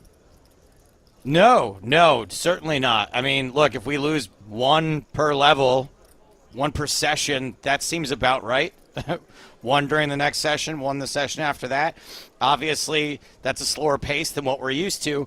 But again, when you're playing for some of the biggest prizes in online poker for the entire year, like, I guess that's kind of how it has to go. Yeah. Maria, your hat collection is getting some compliments right now. Thank you. That's my Cabo hat collection, because Cabo's the only place I go to where those hats are not too big. Do you ever on your way to Cabo be like, oh, I forgot I'm going to have to get another hat. Oh, I got a whole pile of these at home. I can't believe it. I'm going to have to get another $11 hat in Cabo. That's actually how I've accumulated this hat collection, is because I forget to bring the hat I have, and then once I get there and the sun's beating down on me, I'm like, oh, I need a hat, and then I bring it back. Yeah, I had the same thing with sunglasses for a while, where I kept forgetting to bring them and then accumulated like 3 or 4 pairs, because every time I went somewhere sunny, I'd need to buy another pair of sunglasses. Talking of sunny places, the Bahamas, Joe, that is coming up. And I do feel something that is worth stressing, because it suddenly dawned on me today that we talked a lot about the PSPC. We've known since the summer of 2019 that the PokerStars Players Championship was going to happen again, and we've known for the last year that it was going to be in the Bahamas. But we should also highlight there is going to be a PCA as well. The PokerStars Caribbean Adventure at its 3rd location, and already satellites are running for the PCA, and that's a whole festival in itself before we get to the PSPC. Yeah, I guess like the move would be to try to satellite your way, win a platinum pass, right? And then after that, try to win your way into the main event and do a whole little double package deal. And it's uncharted territory as far as like the grounds are concerned. I don't know what I'm allowed to say, but I might be doing some writing coming up over the next couple of weeks too, the next couple of months for the PCA. Saying, Joe, that there could be some additional filming around the resort, some inserts possibly that might appear in the TV shows when they're produced? Yeah, maybe some attempts at comedy that some people might remember from some of the past shows we've done at PCA. James, I'm trying to get them. I think I need a recce. I think I need to go down to Baha Mar, spend a couple of days there, just so I can get some research done as to what sorts of things I can write. Certainly, everyone here agrees. I mean, I'm on board, but it's not my money, though. You'll need to talk to the people who control the purse strings. They may just send you some Polaroids and say, work from this. Yeah. The answer I got was, you can talk to some people who have been there. That's where I'm at so far. They'll give you a verbal description. Also, have you tried the website? So far, those are the two things that have answered me. But I'm not giving up on this. I do believe there is a documentary series about the building of the Baha Mar Resort. So you might want to check that out as well. There's actual video images that you can use as well. Anyway, we have the small matter of concluding WCOOP 2022 before we get anywhere near the Bahamas as we take a journey through the WCOOP Hall of Fame, housing all main event champions and players of the series. So of course, whoever wins tonight's tournament will be inducted along with this year's player of the series, Rui Ferreira. I'm going to leave you in the company of Joe, Maria, and Nick. What's up? 1-to-1 commentator to player ratio. Hello, my babies. Down to the bare threads. The thread's up. Luis Faria, Bernie 21, and check. No, that's not that player's name. Prudently. I just have to laugh Prudently. at this. And what a flop here. Is this counted for Street Flash? Street Yes, Flash. absolutely. And look at that. We've got 3 of the Street Flash dancers on screen and in the animation. Nice flop here for Luis. Prudently should be prudently exiting this hand momentarily. Oh. Yeah, Okie dokie. you know, even with ace high, you would imagine it's going to be tough to see a cheap showdown, especially since Luis has been fairly aggressive, you know, even in spots when they don't just flop a flush. This little defensive bet, though, when the board pairs is going to be interesting.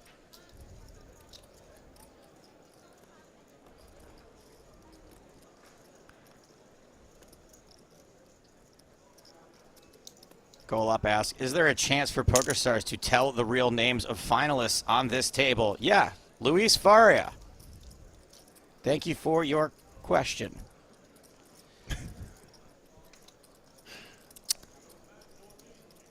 Prudently taking a chance here that if Luis doesn't have a heart or a piece of this board, they would have to get rid of this. Unfortunately, they had all of this board. Yeah, I think Luis there kind of going thinking the lead potentially could be, you know, some trips and stuff like that. So just kind of trying to take that opportunity to capitalize on the fact that his opponent might actually be leading with, turn trips with a 5 or, you know, potentially a bigger flush draw, which might still choose to come along if they think that they have like an overcard in the flush draw or something like that. Luis up over 100 million at the start of this hand. Slightly below it now, having had to post the small blind. Ace Trey versus King Jack. Pair of 3s for Prudently.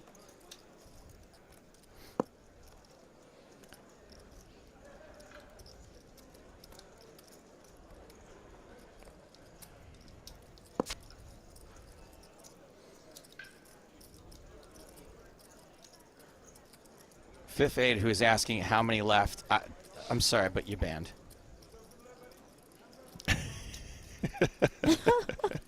I don't. I have. Maybe this isn't the stream for you.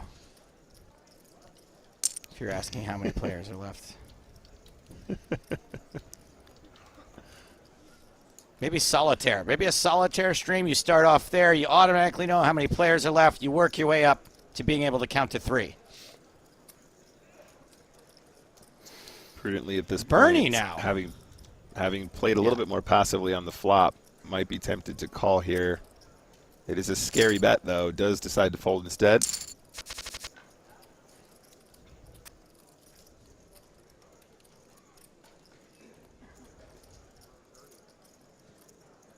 And Bernie did win it. Did get the slightly better hand to fold. Yeah, I think what we've seen out of Bernie is that they've been able to make things happen, you know, in some spots where some players would maybe just check. They're willing to bet, turn hands into a bluff, and not really leave it up to chance, not really let their opponent dictate the pace of play.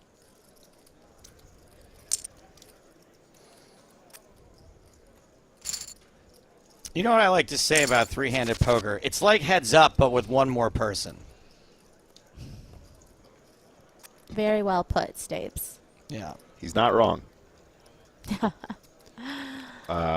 Prudently, with the 10s here, kind of an interesting stack up. I think usually if you're looking at GTO, it's just going to be a raise. I think it's actually better to limp with combos like, you know, 5s and 6s and stuff with the intention of kind of limp shoving or something like that if you face a raise. I think once you start to get to the 9s and 10s kind of level of pairs, you just kind of want to start making something happen right now because you potentially can face some all-ins and stuff like that that you're willing to call, but also you're building a pot and obviously a lot better flop textures for 10s and 9s than there are, for example, like pocket 5s or 6s or something like that, where they have a little bit less playability post-flop from out of position. Monotone flop here, 9-6 deuce, all spades. Neither player holds a spade. Prudently has checked it over to Luis, although I don't expect there to be any folds coming from Prudently anytime soon. And Prudently and Luis pick up straight draws. Did it go check on the flop, guys? Yeah. It did indeed. Okay, I mean, if you're going to miss the check, I think you got to start betting big on the turn, like 6 million, something like that. Okay, just thereabouts. 5.4.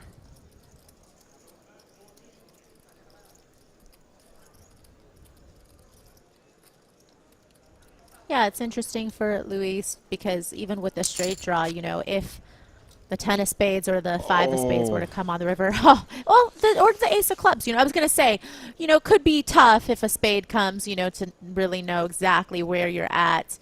But here, you know, probably feeling somewhat comfortable that you would expect Prudently to be betting, you know, hands on the turn that this ace is not necessarily going to help.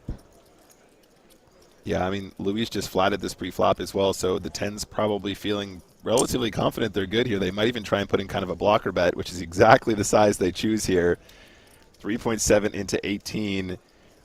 I mean, does Luis just go for all of it here? Does he just put the rest in? I mean, potentially could get called by like ace-king with the king of spades or like ace-queen with the queen of spades. What a time to finally start putting some chips in.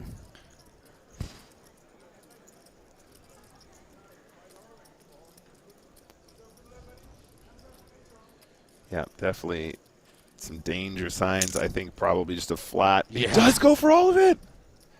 He does go for all of it. Yeah, certainly targeting this bet size from Prudently on the river, feeling confident that top pair is going to be good here, hoping that perhaps it could be a little suspicious and get a call from worse.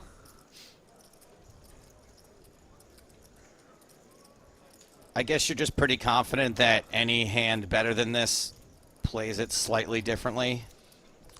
Yeah, that was kind of the point I was trying to make about the ace-king, ace-queen, but yeah. Yeah. Yeah, and certainly would pick a different sizing, I think, on the river.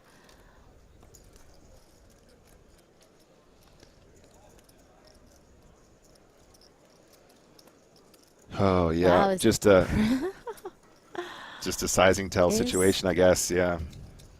Yeah, I mean, is Prudently going to talk themselves into the call here is the question. You know, so far there has been some hands where it hasn't gone to showdown, where Lewis has been very aggressive. So, you know, what are you going to make of that? And Luis does take the pot down. Prudently lives to fight another day. Queen 9 suited on the button. And a relatively short stack at this point. Under 15 bigs. Yeah, Bernie is just going to rip this one. There it is.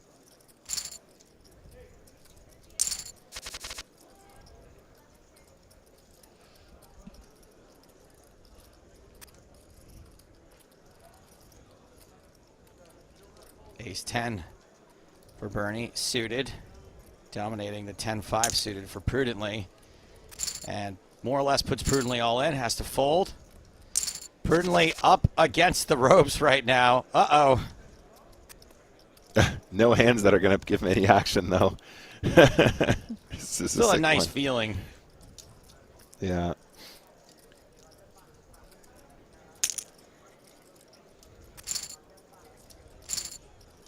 It's just a relief.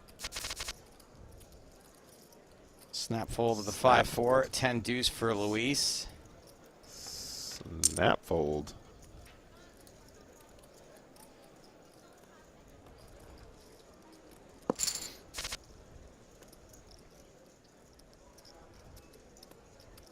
Pair of 10s for Luis. Does outflop the ace tray. 2 spades out there. Straight draw overcard for Bernie.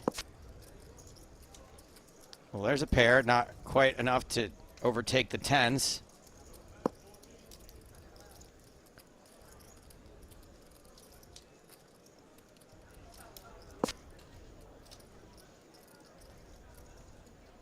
No improvement for Bernie.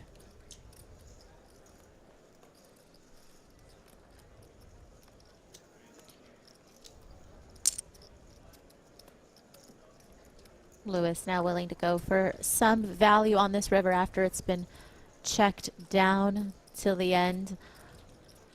I don't know if, yeah, it doesn't look like Bernie's going to get too caught up with just bottom pair there, but it is interesting now that Prudently is as short as they are. It definitely incentivizes Lewis to be a little more aggressive, and Bernie will have to be a little bit more passive against Bernie, you know, in spots where we were seeing Bernie 3-bet earlier when the chip distribution was a little different. I think we're going to just see a lot more, you know, post-flop play where they're not going to be bloating the pot too much pre.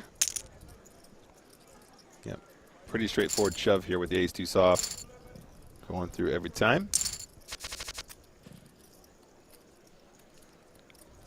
5-6 folds and Prudently queen 10 suited for Luis. And Bernie with queen deuce suited. I mean, if Bernie calls here, can't Luis just like pot every flop and just get Bernie to fold until Prudently is out?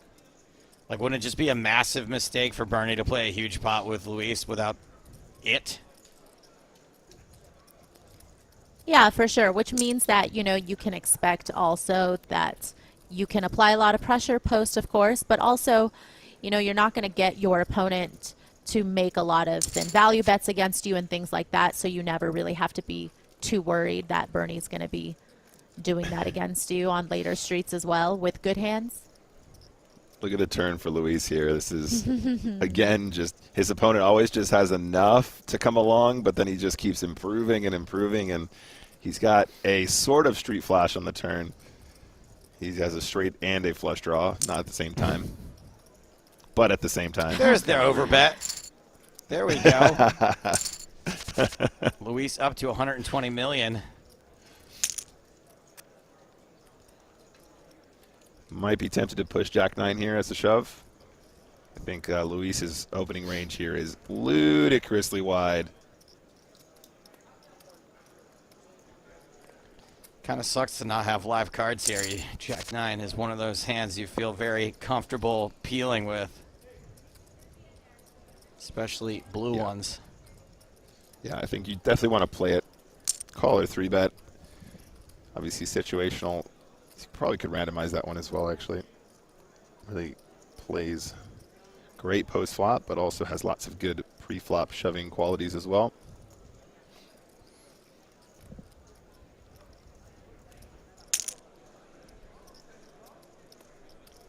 Okay, well, Prudently's got some heart.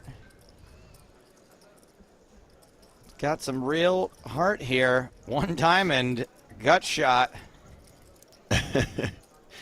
No overcards. Like Ace-9 makes the call and turns top pair. Maria, I was literally about to say, I Prudently. feel like we've been here before. Like, check raising on the Yes. pair board. He has ace high, turns the ace. Definitely a bit of deja vu and just Yeah. never really working out for Prudently, you know, not getting the right type of runouts to just continue with the aggression.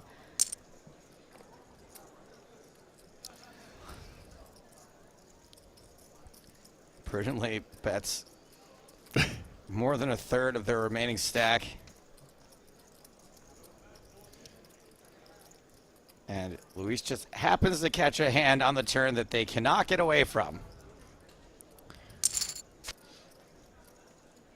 And Prudently does not improve. Has 1/3 pot left behind. Yeah. Hey, why don't you go all in? Maybe Luis will fold.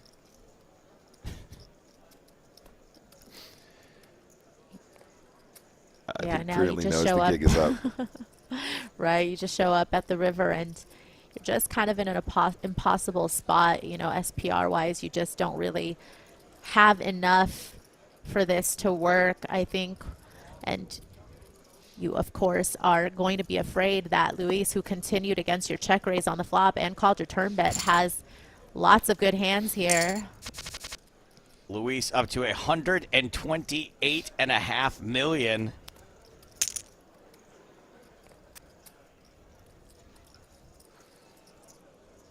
Bernie opening with Queen 7 suited. Got the snowmen's for Luis. Num num.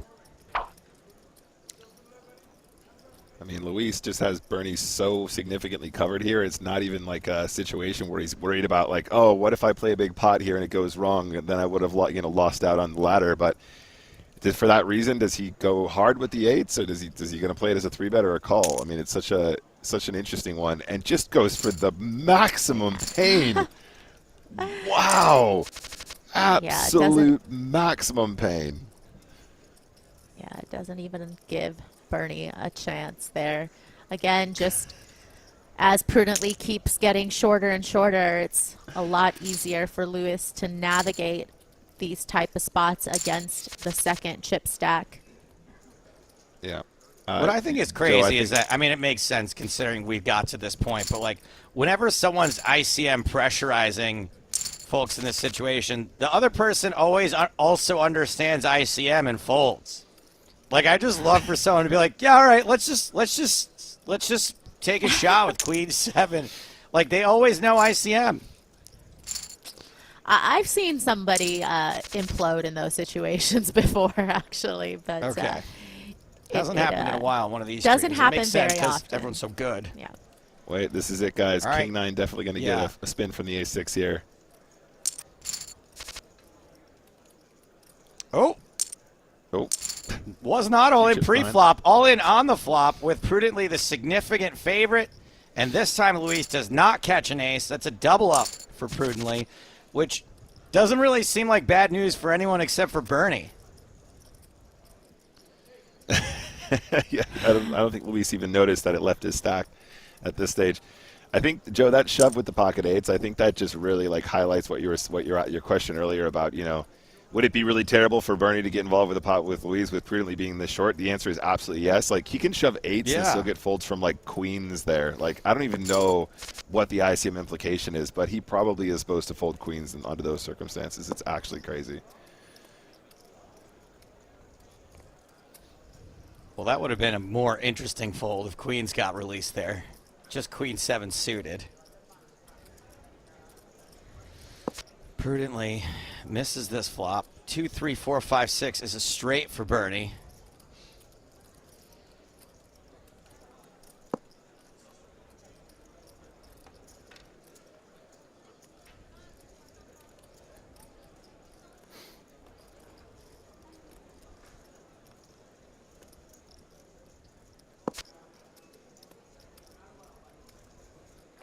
Oh, no. Oh, no. Okay, well, maybe. Straight on the board. Prudently going to have to Maybe call we it don't off have here to. for a chop.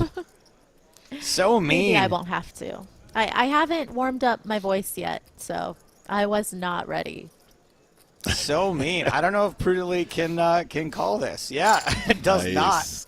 Gets him off the chop. I love it. I mean, that's how it works, right? Like, crap rolls downhill. Luis can be mean to Bernie. Bernie's mean to Prudently.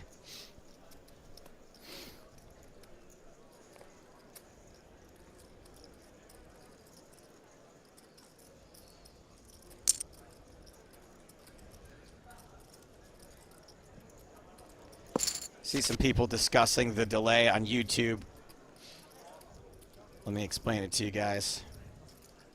It's not that the footage is being held in a computer for 30 minutes.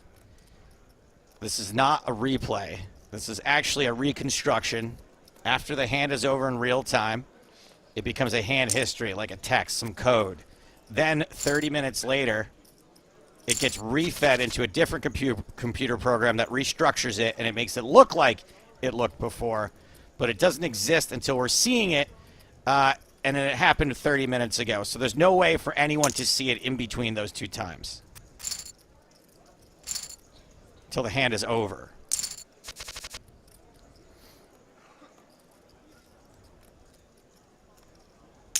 Luis with queen 3, yep, should be raising pretty much everything.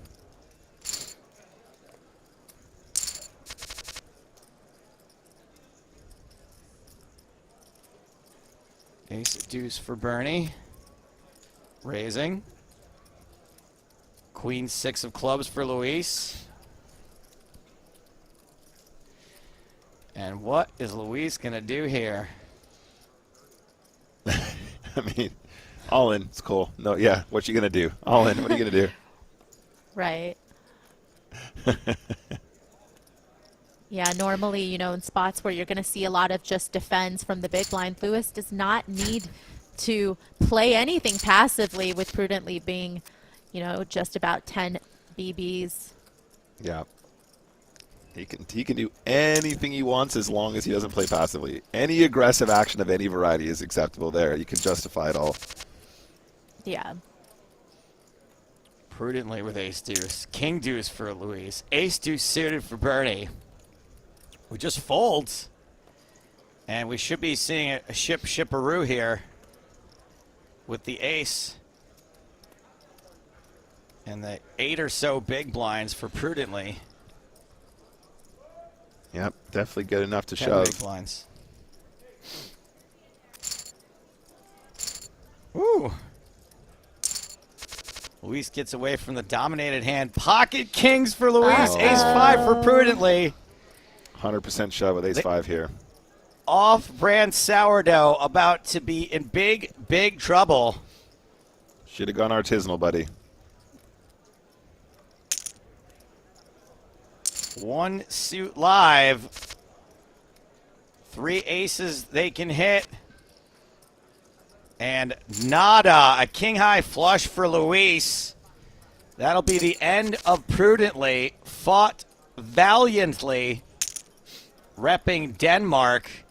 Out in 3rd place for nearly $700,000. GG Prudently. We are now heads up with Luis having a significant chip advantage over Bernie. The good news is Bernie can take the handcuffs off and get it in a little bit more, with a little bit more freedom.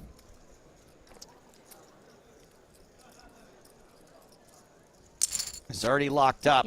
$950,000. And about $343,000 difference between second and first. That's what they're playing for right now. They're playing for $343,000. Not a word of a deal yet.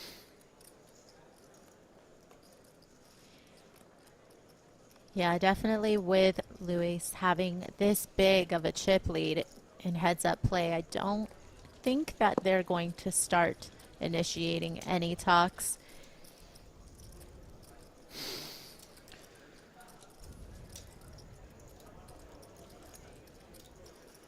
World Championship on the line right now.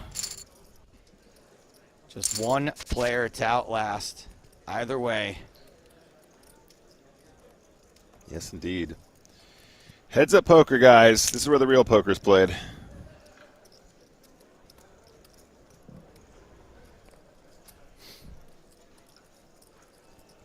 Bernie Raising 6-9. Luis with 5-4. And 2 pair for Bernie. Bottom pair for Luis. And when your head's up, even bottom pair should be oh my goodness. Oh, wow. Wow. 2 pair versus 2 pair. Yeah, Bernie got a little tricky on the flop, but, you know, we could see that Luis would have called a flop bet, and then certainly now with this turn could have gotten a lot more chips in the pot by this point, but we will see how Luis responds to this bet. I'm sure they have a lot of reason to just go ahead and raise. You know, they're going to be getting value from, of course, some top pair type hands, and there's some straight draws possible as well. That's going to come along sometimes, but Bernie has the best of it this time. Yeah, I mean, in this situation, you know, 8-7 is not completely unreasonable here. So obviously Bernie's got to be concerned about the straight once in a while, although he's definitely going to do a stack here. That actually might change things considerably, right? 3, 4, 5, 6, any 7, any deuce is now a straight.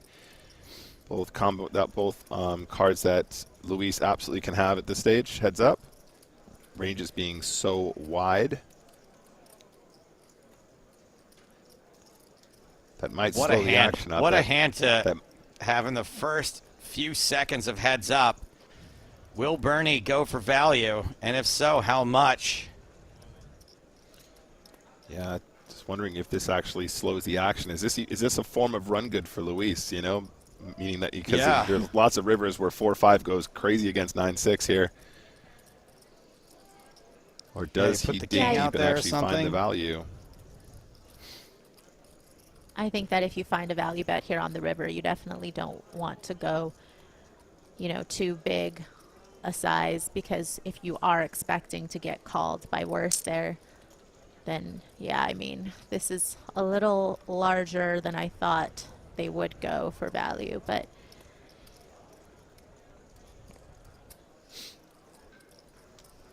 DJ Funnybone says, I smell a chip leader change. Are you watching a different tournament? Not sure that's mathematically possible in this hand.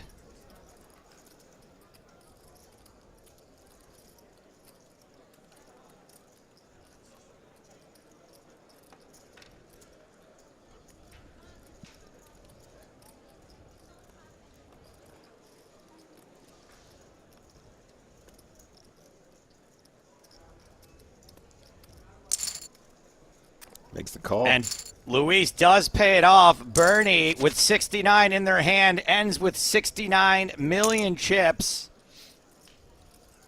Now we've got a potential chip lead change possible.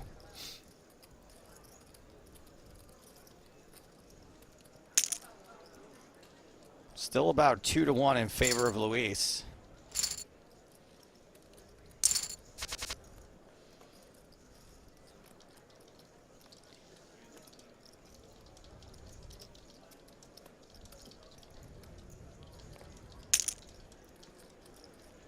yeah, Bernie trying to make something happen. A little momentum between, you know, winning that pot, getting paid off by worse, and then the 3-bet, and then now this open from the button, but not going to be able to get away with just a flop bet here with Luis connecting with a pair of queens.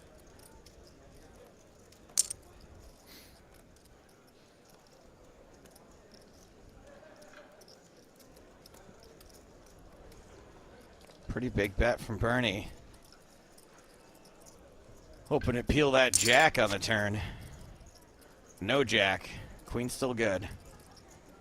Yeah, but once you have your opponent calling that big of a bet size on the flop, you know, you feel pretty confident that they have to have top pair, second pair. You would imagine that a lot of the weaker hands, certainly, you know, any 3x combinations, you know, some flush draws, they're not going to call, what was it, an 85% pot bet on the flop. So it does define your opponent's range a little bit more, and Bernie knows that they want to try to get that free card, and so they check back the turn. Doesn't connect with the river.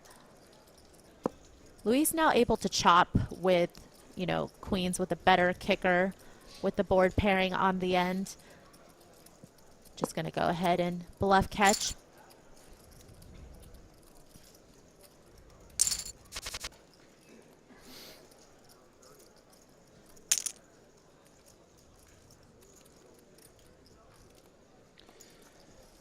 Faria takes that one down, gets some back. Still just about a 2-1 chip lead over Bernie. Oh, big oh boom baby. Sorry for the question, but if you could explain poker for someone who doesn't know what the game is, how would you do it in a few words? Yikes.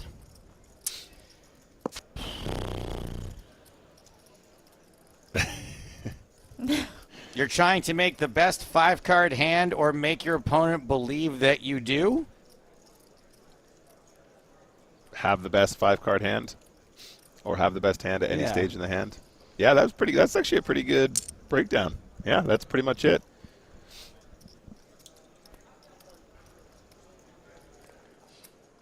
So Luis does pick up a pair on the turn, miraculously giving the best hand, but the 5-4 is going to get the fold.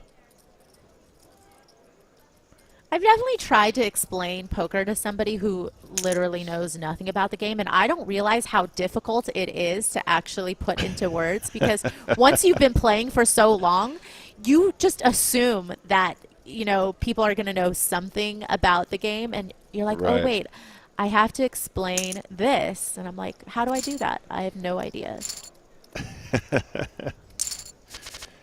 I think My Joe's girlfriend attempt said, was have actually no pretty clue solid. what you are about. Haha. Well, that's, it's because you asked me an impossible question, and now I feel dumb for answering you earnestly.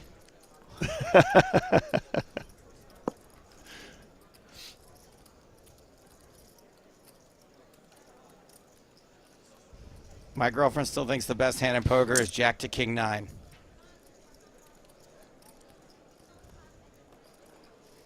King, Queen, Queen. The best 5-card hand is now King, Queen, Queen, 10, Ace.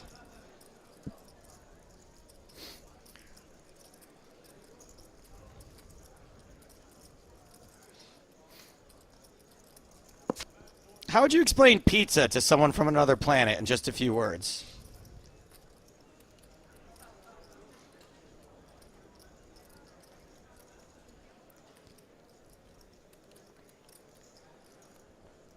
Are you all ready? Are you all ready? Yeah. Bernie trying to make this a non-chop pot, fails miserably. This pot is a chop, and you know what they say? Everyone Everyone loves a chop chop pot. pot.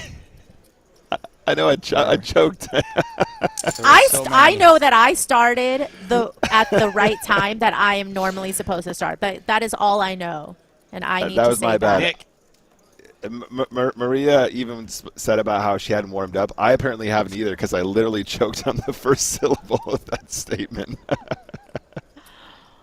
Sorry, guys. what? I mean, how much did you pay Nick to get the heat off of you for once?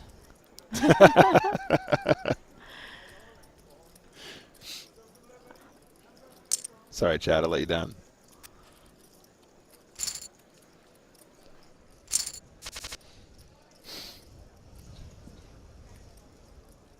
Anyway, not much chip movement between these two the last couple hands. And not a ton of incentive to do it. You ever think about recording a perfect sound recording of it, Sir Mixstar? I mean, no. Thank you for your question. You're banned. I mean, also, if you watch like any of the Barcelona or London EPT coverage, there's a ton of perfect ones. Absolutely seamless, even with harmonizations. It's beautiful. It's majestic. You ever thought of taking a picture of a beautiful sunset instead of going outside and looking at it? All right, Joe, how would you describe pizza to somebody who had just was from a different planet, it's not even in their consciousness? Yeah, I couldn't tell you, and I'm not falling for that one again.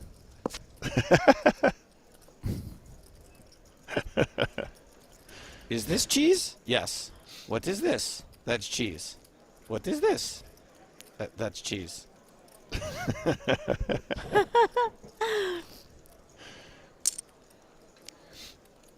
Pair of sevens is good. Being value bet by Luis.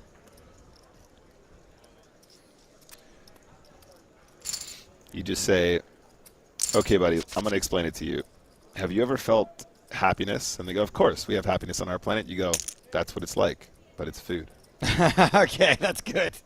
So you got to think outside the box, which I'm not good at. I'm very inside the box. Joe is like stringy circle, stringy food circle.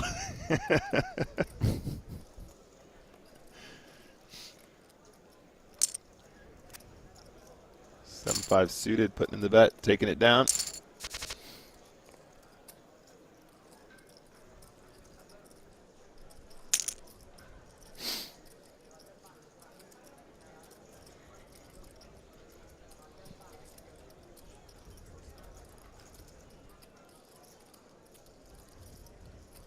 It's the food Three of equivalent to clubs. Maria Ho. Well, aliens would definitely know what Maria Ho is.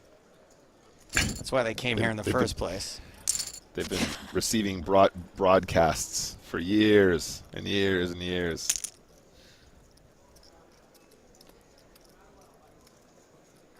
Luis with the queen tray, dominated by the queen jack of Bernie. How about like a 4 of hearts in the turn, guys? C-bet with the queen tray, float from the queen jack, 4 of hearts in the turn, perfect continue for Luis. C-bet turn. That is the dream right here for Luis and his queen tray. Yeah, and Luis going for a little bit of a bigger sizing here. The queen jack is still going to come along, but I think Luis knows that a lot of the time, you know, that type of sizing will fold out some other hands that don't have quite as much equity as the 2 overs and a backdoor straight draw, which doesn't come in.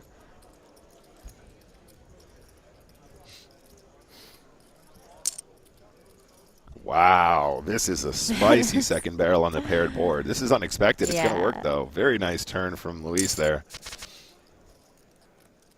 And Luis up to a 3-1 chip lead now, better than. Nigo asks, any deal talk? No, only from the people in chat. There's been plenty of it there. Yeah, even No when we saw actual Bernie deal close.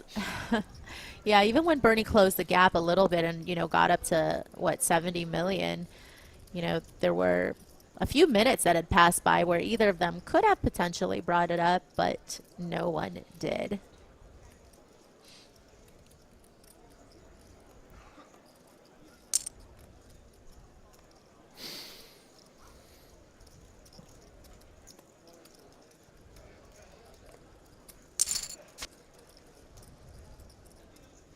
Betting a call from Bernie, who does have the best draw at this point.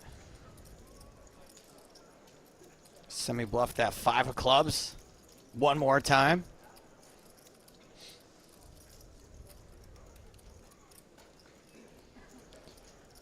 Yeah, with the board pairing, you know, it might be a little tough to, of course, attack some of those jack X's and whatnot because that actually might strengthen the value of their hand. But just seeing how Lewis had just the straight draw with no club makes for an easier fold.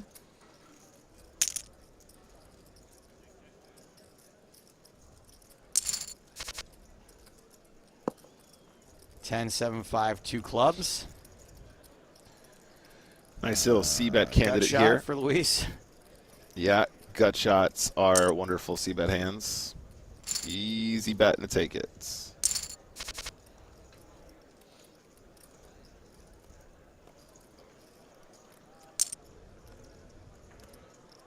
Jack 7 suited limps in. We're going to see a raise here probably from Luis with the king queen.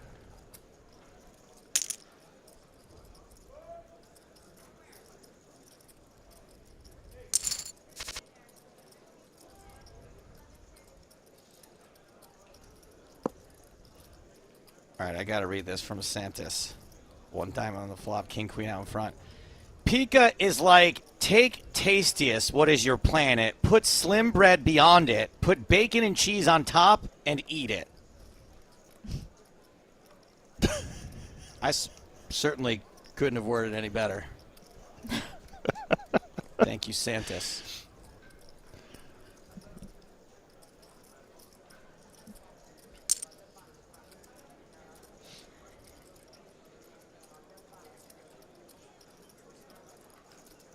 It's Bernie firing here.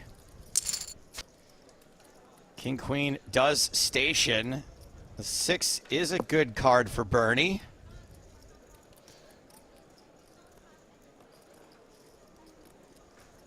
Luis with the precognition here, King Queen. Can he find a second call if Bernie decides to barrel when he picks up this gutter ball, as we so frequently see at these levels?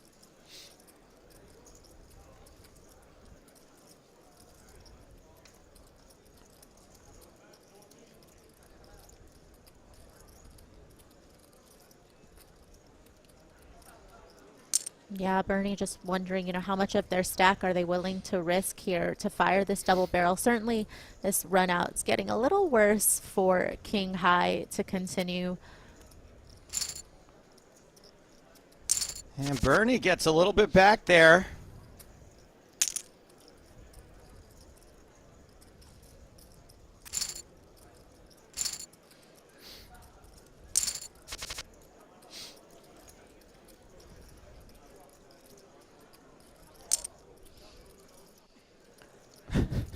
Thank you, Tom. Thanks, Tom. I'm going to copy and paste Tom from Twitch to YouTube. Pretty good. Tom, the voice of reason.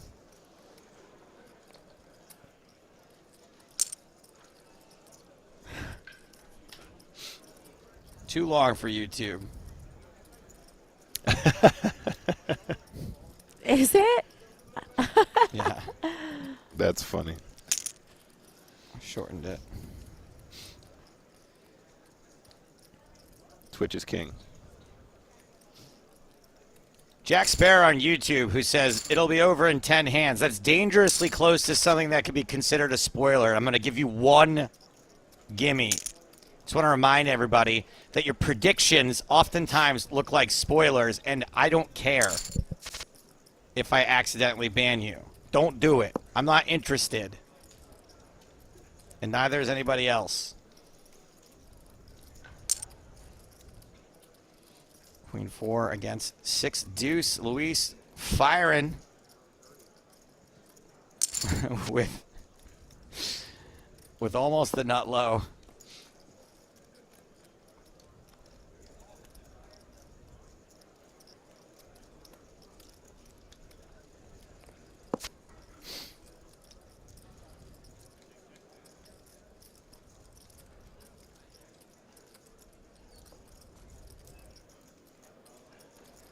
Queen High will win this at Showdown. Madera says, guys, got some news. They make a deal, 50% to me. That is crazy. Have you ever heard of that?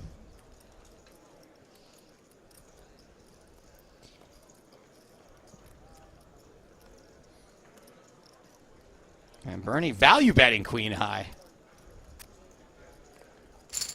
Doesn't get called.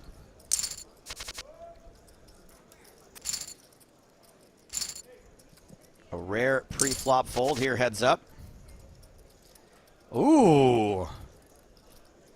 An ace versus a big pocket pair. Yeah, certainly Bernie's going to be looking to get it in, but will they just find a 3-bet non-all-in?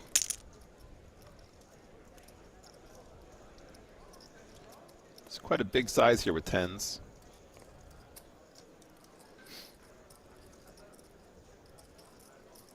So the 2.8 is the 1-bet. The 2-bet. The 3-bet is to 11.2. Will we see so a far, fourth heads up. bet? I mean, Oh! yeah, Ooh. it's clearly we see that this is not going to work. And I don't even know if I like it that much just because, we haven't really seen Bernie go for a lot of 3-bets heads up, and especially Right. off of this stack size, coming from the neighborhood of, around a 30 big blind stack, 35 big blind stack. You're not going to be able to really find a lot of good spots to 4-bet when someone who hasn't been showing a willingness to 3-bet a lot decides to 3-bet you off of that stack size. Yeah, Well, absolutely. somebody's been cranking it. The 4-bet fold leads to a pocket pair wow. versus 2 paint cards and top set for Bernie.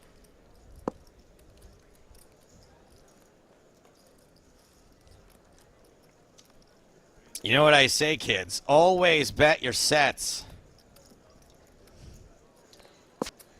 Nice. Oh, he Doesn't checks bet, the but top Luis catches sets. top pair of the turn, as we've seen him do so many times before. Usually it gives him the winner and not a costly second best drawing dead top pair.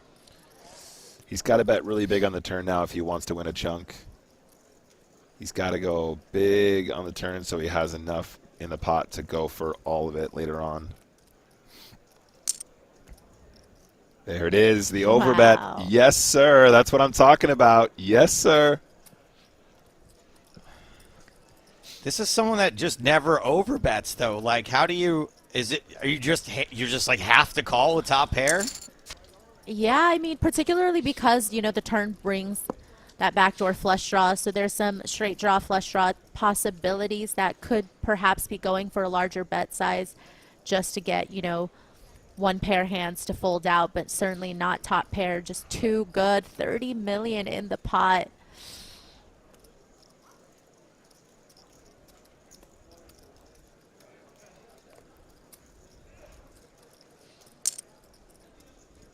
There's the all-in from Bernie.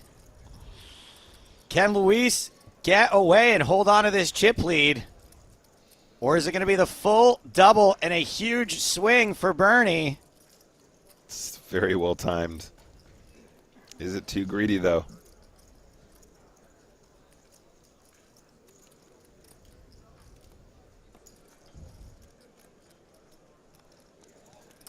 Luis Not with a the lot of chance to time make the bank. hero call / fail. 4 seconds to go. Makes the call. Crash and burn. What a turn of events. Bernie, who started off as a 3 or 4 to 1 dog, has now reversed that position and is leading Luis now by almost 3 to 1. Yeah, let's go Bernie again. Doing fantastic to size their bets the way they did. Walking into the aces of Luis here, but I don't imagine they're going to be doing much else No, other than folding frustrating. versus that 3-bet. Yeah.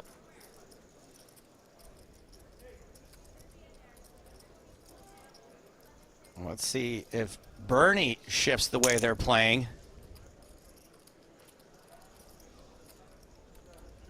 With the chip lead.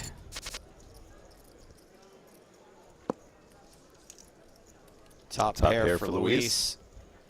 Gut shot and an over for Bernie. How does Bernie want to approach this one? Obviously not going to be folding with that gut shot and the queen high on this texture.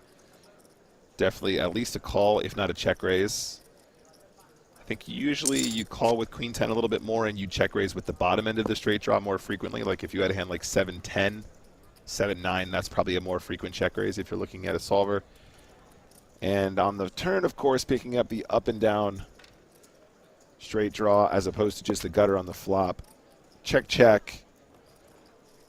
Bernie has a decision now. Do they try and take queen high to showdown or do they try and turn their hand into a bluff? I don't think they're going to get a jack to fold that often if they do bluff. Nice check.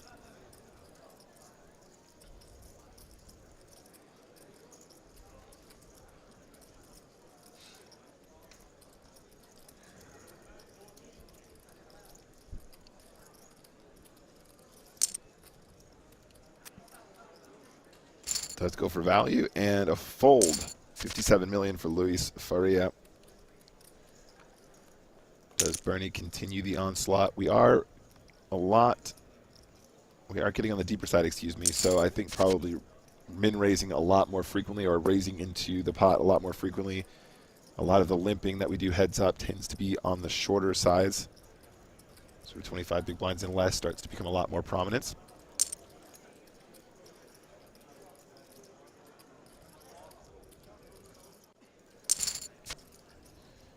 So our friend Luis going absolutely nowhere versus the continuation bet. Does Bernie want to turn the jack of diamonds into a continuation now as well? Obviously an overcard to the 8 and the 3. Does decide to check instead. Luis obviously with showdown, but not the best run out. Obviously plenty of jack X, king X, Maybe even some tricky ace combos that might check the turn there once in a while.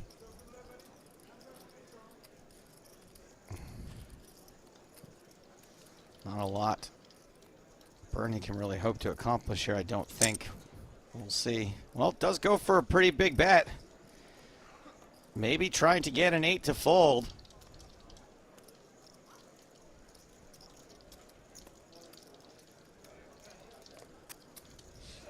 And does. Bernie, the one who's able to put the pressure on now.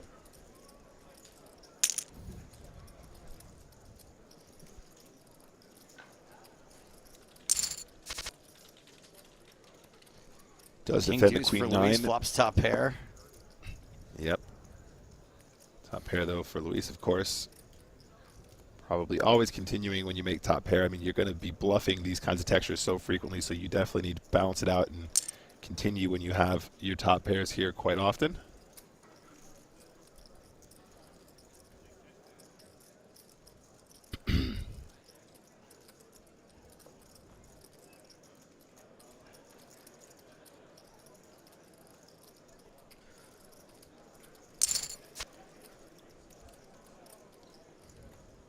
Bet and a call. And we've got a spade on the turn. 9 of spades for Bernie. Fairly decent. Very good flush draw for heads up.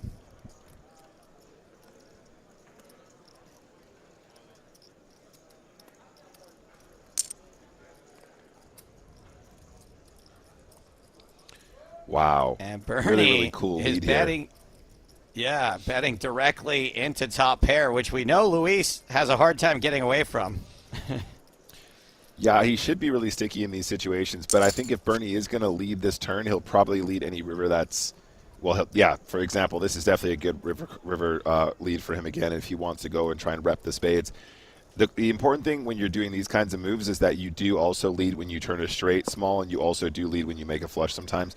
I'm actually quite surprised Bernie doesn't continue river here at this point. Obviously, the check raise on the turn, sorry, the lead on the turn, excuse me, obviously just a complete bluff, and obviously potentially getting to the spade on the river once in a while as well. But I think it continue there from Bernie if he picks a nice chunky size. Potentially could have gotten even top pair to fold. And Luis back up to nearly 60 million. Deuces versus sevens. Yeah, near enough 40 bigs effective for Luis. I just don't know if it's good enough to stick into, so just the call is better. I think if they were a little shallower, obviously, then you can just shove deuces against an open, but just a little too deep to get too crazy with it pre. Yep, exactly right. Seven's got to be a little happier with the action thus far. Check, check.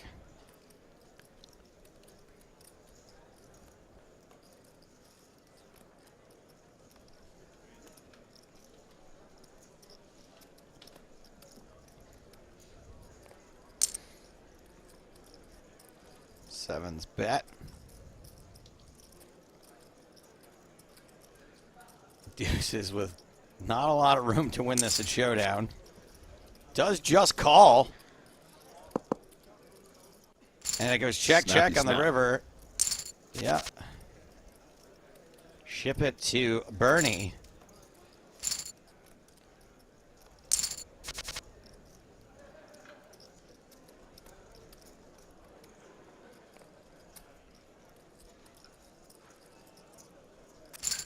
Couple of raggy hands here. Does not induce any action pre-flop.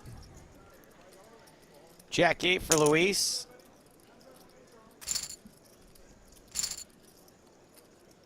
Raise and take it. Or we decided it's going to be called from now on raisey takey. Raisey takey. Raisey takey.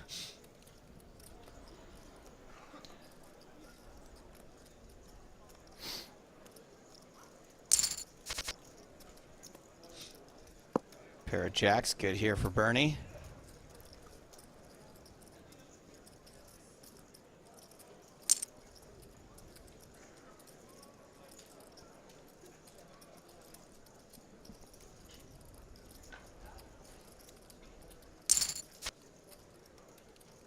King high sticking around for a little bit. 9 of spades in the turn.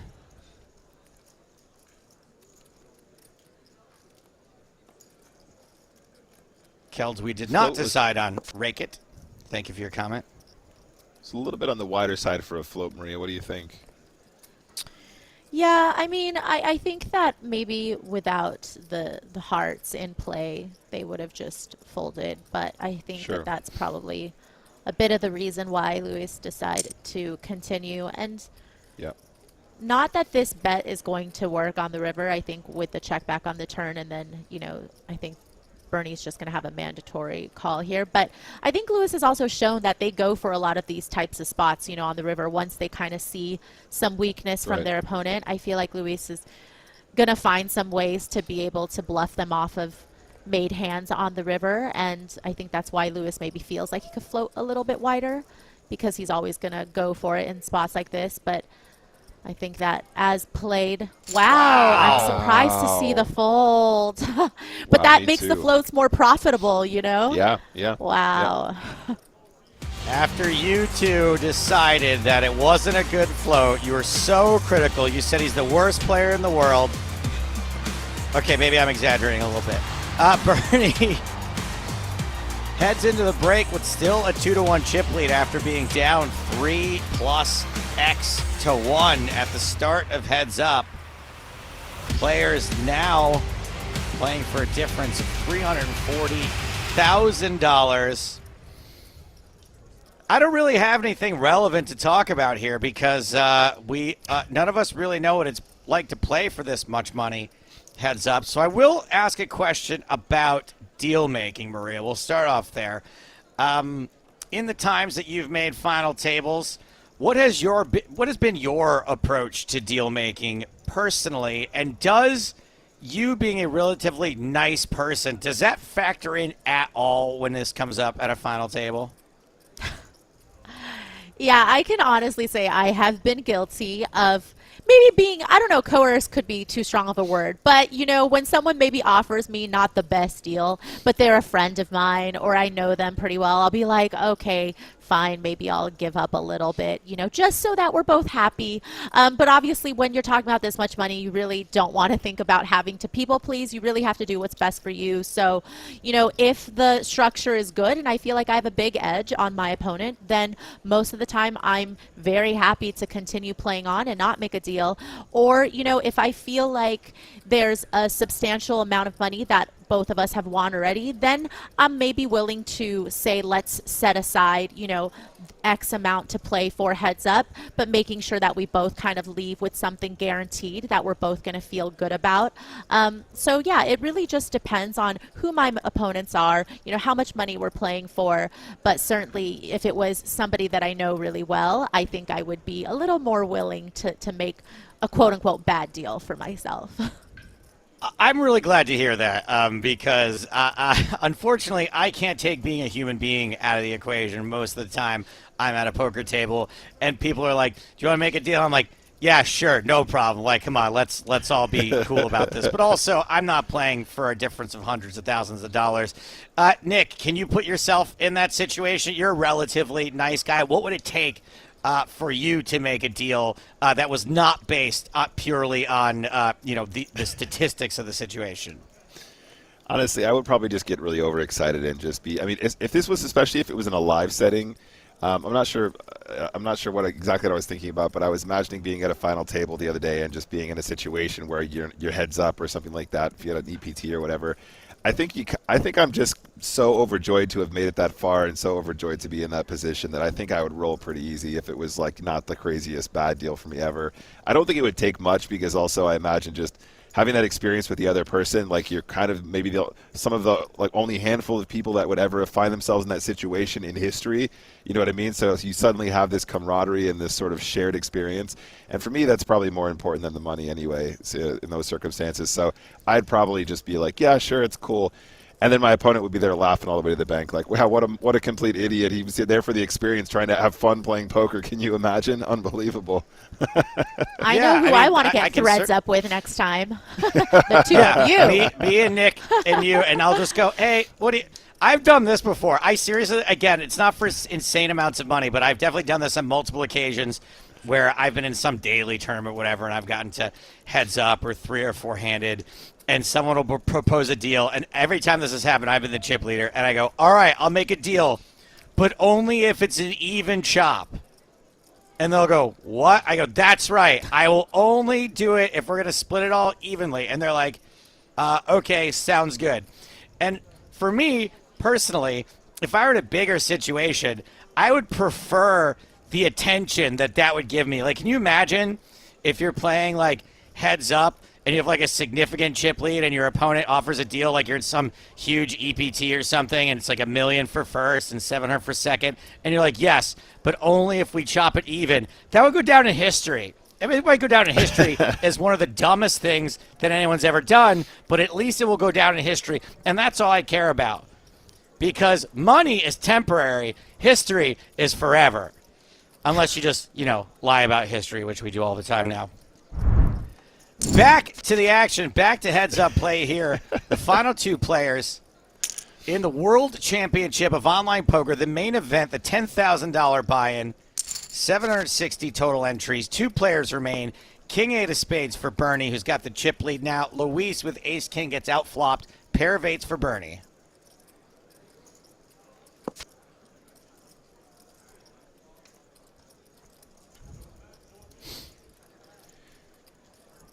Also, I know this is a little bit anyone off. to get value now.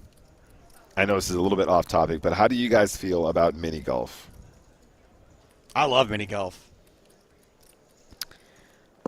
It's not at all off topic. But, well, actually, I was going to ask, how is it not off topic? But okay. No, it is miles off topic. It is off topic, yes. Yeah. But I feel like now that Topgolf is a thing, I feel like Topgolf is a better, it's like a better recreational golf game than mini golf is, It's not necessarily, you don't have to be a great golfer to play Topgolf. I think Topgolf is, well, I don't think you have to be a great golfer to mini golf either, but I can see the appeal of both. I like both equally. But the reason I'm asking this is because I discovered that the Bahama resort that we're going to in the Bahamas does in fact have a pretty sensational 18-hole mini golf course that I am itching to get on. And yeah, I think we should make some. That's great news. I think we should make some content, you guys. I think we should do like a commentator mini golf off. I might win. I have a not great short game. I'm pretty decent at mini golf also. Although I am a choke artist. So it's kind of a... Joe, I'm exactly the same. I have a very good track record of beating my friends playing mini golf, but when it's like really, really close at the end, I'm 100% choke artist. It's unreal. The last time I played mini golf was actually at a poker event up near San Francisco, and everyone in our group was just like doing chunks playing slots like all day long, and I grabbed Tyson Apostle and I was like, Tyson, let's go play mini golf. It'll be just as fun as slots, I promise you. I promise you. And we can't lose thousands of dollars doing it. And so we went and we played mini golf, and it was awesome. It was fun, and we left the casino for 2.5 hours, and in the first 10 minutes we got back, we started doing chunks playing slots again. So really, really all it did was buy us about 2.5 hours, but it was really, really fun. Yeah, no, I'm a huge mini golf person. There's a lot of really cool mini golf spots in London as well that are like proper legit, like really, really nice. In London? I mean, are those all indoor? Because yes, actually, yeah. There's a couple places. There's a series of them called Swingers, and they have like really, really nice like food, and they have like really cool bars that do amazing cocktails and stuff, and they come around and like serve you while you're golfing and stuff. It's a whole experience. It's fantastic. Highly recommend if anybody. Oh wait. is. I did do mini golf in London once with work, with everybody from the PokerStars office, now that I think of it. There you go. Christmas time. It was Swingers, but not the Swingers club I'm used to. Sorry. Queen 7 clubs. they could either lose a lot of Bernie. business or gain a lot of business by not specifying exactly what type of swingers club. I think people people that don't mini golf really enjoy mini golf when they actually give it a shot, and I feel like, yeah, for that reason, they'd be like, oh, hi, I'm here for the mini golf. Oh, right, yeah, mini golf. Yeah, absolutely. Let's give this a Sorry, shot. is this and then swingers? they got Yes. a customer for life. Are you a party of one? We're going to have to pair you with 3 other people. Yeah, that's what I was thinking about.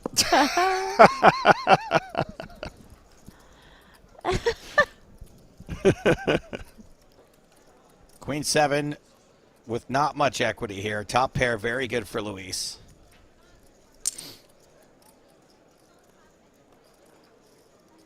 Bottom pair for Bernie.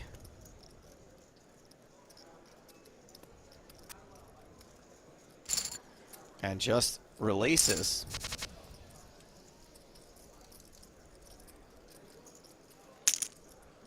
You guys, if this goes to another break, I'm gonna need some topics to talk about. I'm fresh out of ideas.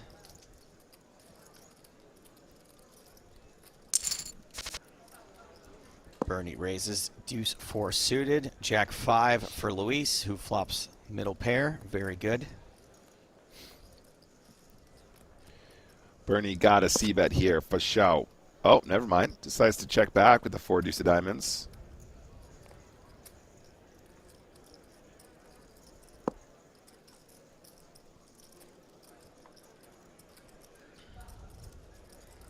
Half beer, half human says best mini golf is in Orlando. There are some really great mini golf courses in Orlando. Trips on the river for Luis.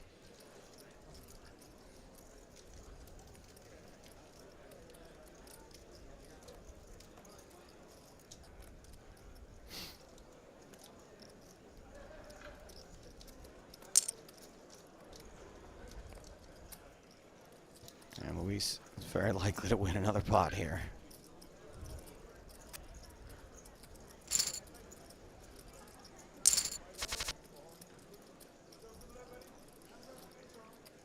Couple of 9s out there. Neither one particularly impressive. Tiago asks, anyone know how's the low version? The low is over. The medium is over. Both of them have been over for hours. There was a deal made in the medium, I believe. Correct. I think they did a chop 3 ways. Is that right, Joe? Chopped 3 ways and left 30K to play for.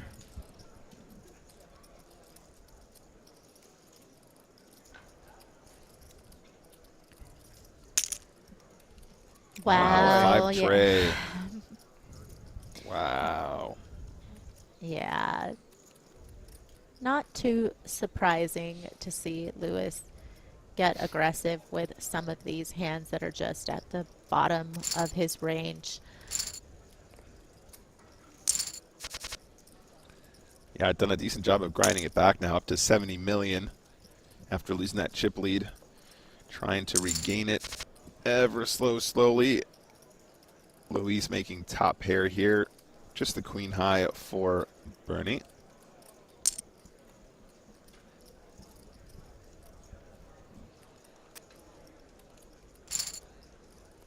Gets the quick fold. Luis been clawing back. Inching ever closer to tying things up.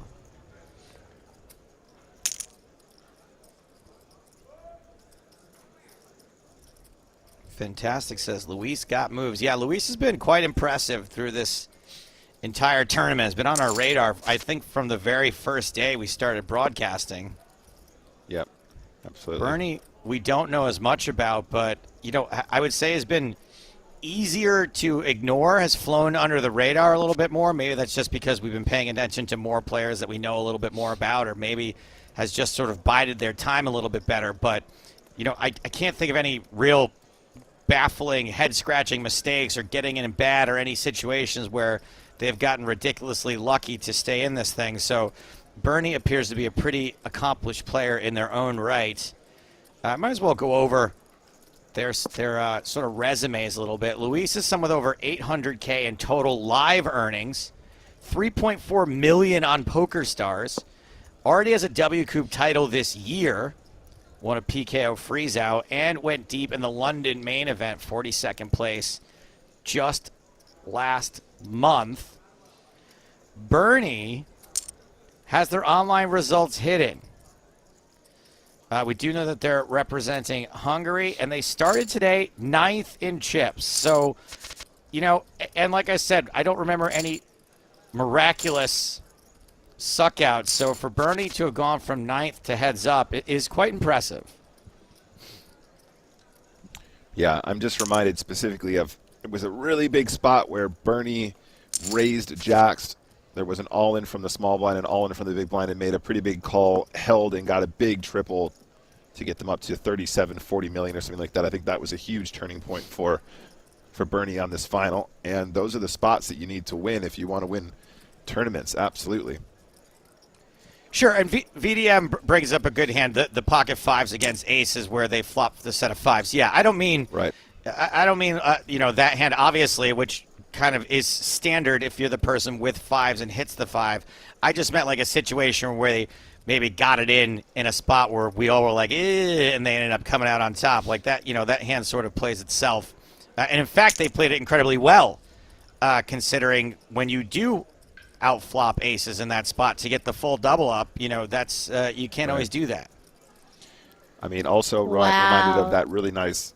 Oh, sorry, Marie. Yeah, this check raise here. This check raise against this size is not very often seen. You're not going to see people check raise that type of combination with the 8-6 when your opponent bets almost pot on the flop. So Luis getting really tricky and now hitting a pair. Pretty insane that the pot is 42 million. Right. I mean, how many times have we seen Luis do this, by the way? Just sort of have a bit of a random click back or a raise in a weird spot and then just turn the best of it immediately. We've seen that a bunch of times. Yeah, and now it's a little tough to navigate, obviously, you know, with SPR just, you know, a little over 1 here, and you find yourself with the second pair, but you did get called when you check raised on a 9-high board, so you're kind of in a weird position of not really sure if you would be value betting if you were to bet here, just hoping to show down. Both players checking it on the river. And we are dangerously close to evens Stevens.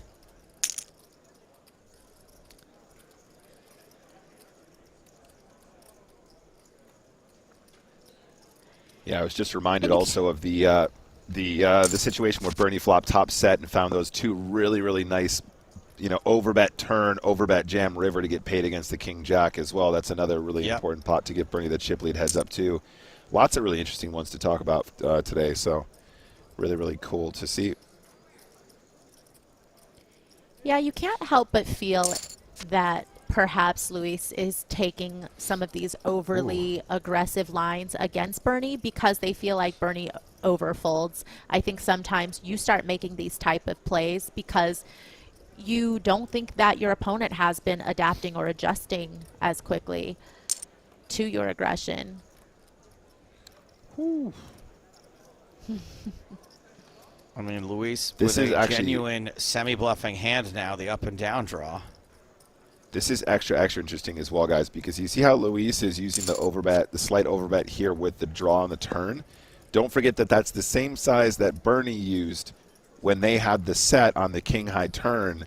Therefore, part of the reason why Luis wanted to make that hero call with the king jack is because they were perceiving the overbet on the turn in that scenario to be a misdraw, right? So it's really, really interesting to see how he's using the size where it sort of coalesces with a size that Bernie was using for value in that circumstance, and probably part of the reason why they leveled themselves into a call. Luis bets nearly full pot after Bernie had the best hand. River is a better hand. We saw Bernie, who folded second pair before to a bet this size on the river? I guess it was Luis last time. No, Bernie folded a pair of jacks, right? Yeah. Yeah, that on the river. Similar situation here.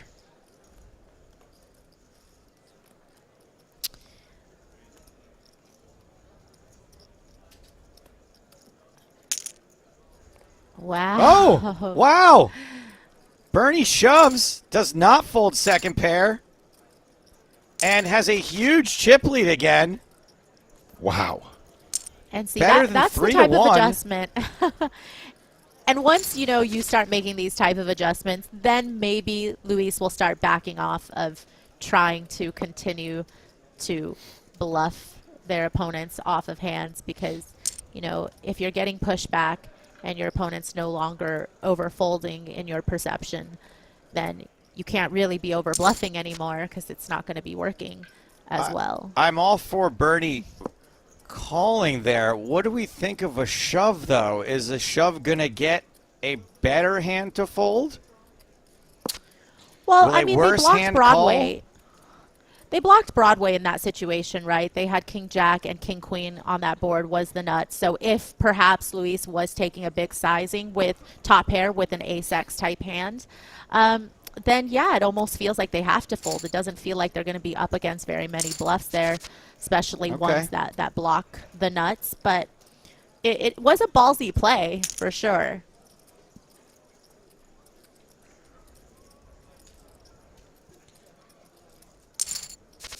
Yeah, a lot of folks seem to agree ace-X wouldn't be able to call that.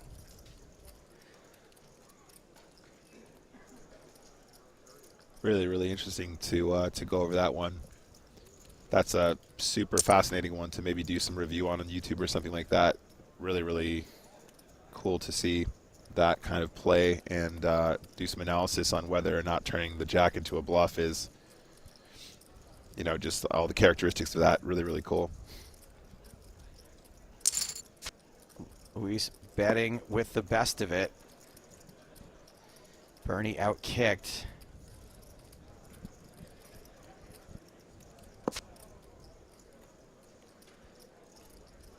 And Luis will win this at showdown if we get there.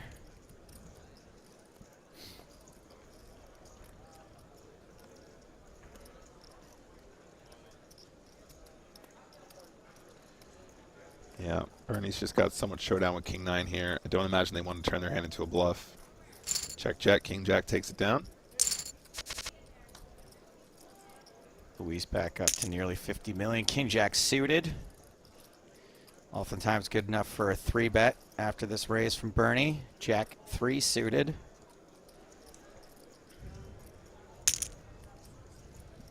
There's the 3-bet to 10.7 million.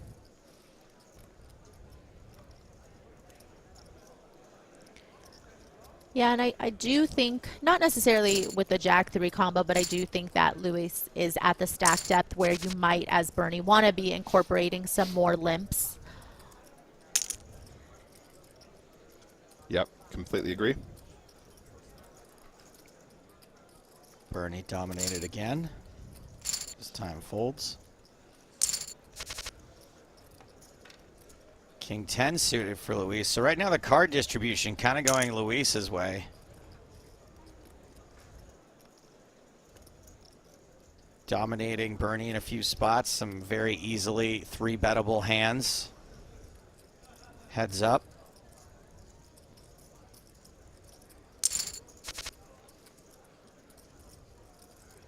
Top pair and a flush draw, please. Feed me. Yeah. Feed me more of this.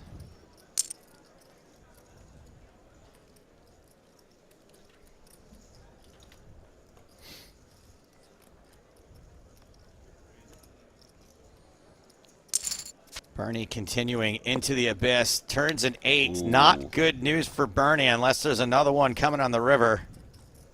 And it can't be the 8 of hearts. The 8 there on the turn might give the opportunity. There you go. Give him the flush. Luis might convince him to give him some more value now that he's made the pair of 8s.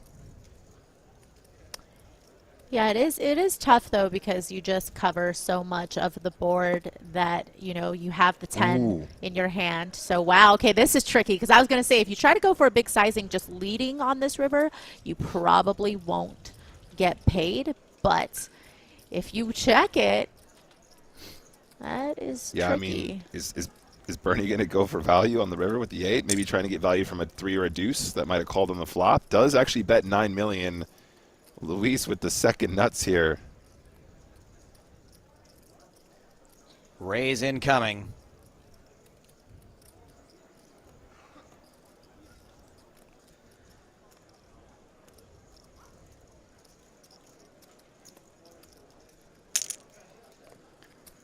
pretty much all of it. $43 million is the raise. Definitely making Bernie regret betting the river now because it is so strong to go for a check raise here, but I think Bernie also feels like Luis is super capable. So would they perhaps take, one of the big hearts, ace X type with the ace of hearts, king X with the king of hearts, and maybe try to turn those hands into bluffs? Ooh, does get the call. Wow. Oh my goodness. Another The massive hero swing. call from Bernie. No good. Luis once again takes the chip lead. Started with the chip lead, has it once again. 2 pair on this flop for Luis. A gut shot for Bernie.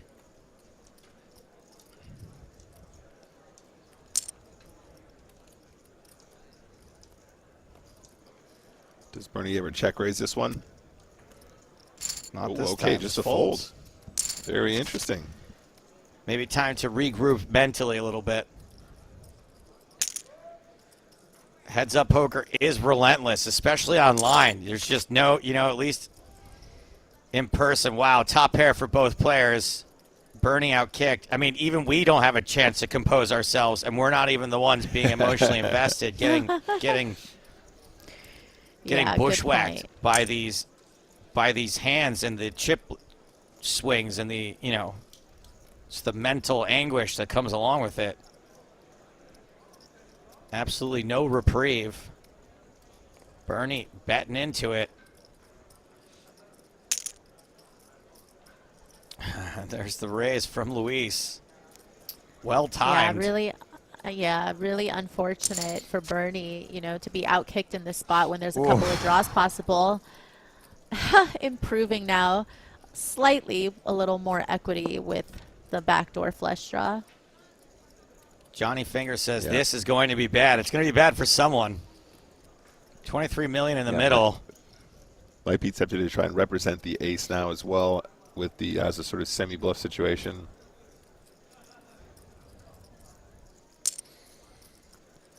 There it Just is. a bet of 7 million. Probably won't end the hand here.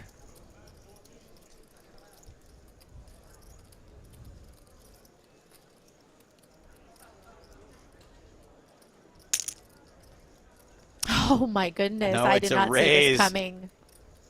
Bernie is going to have to commit more chips to this pot. That is very weird. Very weird. Yeah.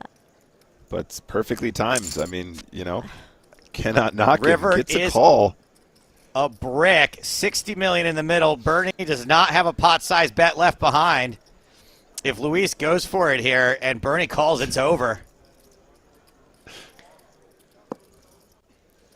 Just checks. Bernie can check back. Wow, got off easy there. And once again, Wow. we're back to Luis having a nearly 3-1 chip lead over Bernie. Just, I don't know how Luis found it, but it's just a perfectly timed check raise turn. It's just, I'm with Maria. I don't think I would have ever guessed he was going to take that line, but it was perfect. Didn't he raise the flop also? Yeah. Yeah. But You the get check raise two on check the turn raises was in a row way in? I more mean- surprising. Yeah, the check raise in the flop, you're like, okay, he's got a pretty good top pair. Check raise in the turn when it comes in ace is like, whoa, left field, but just perfect. I love Twitch chat and YouTube chat. Easy check, terrible check. What a check, awful check.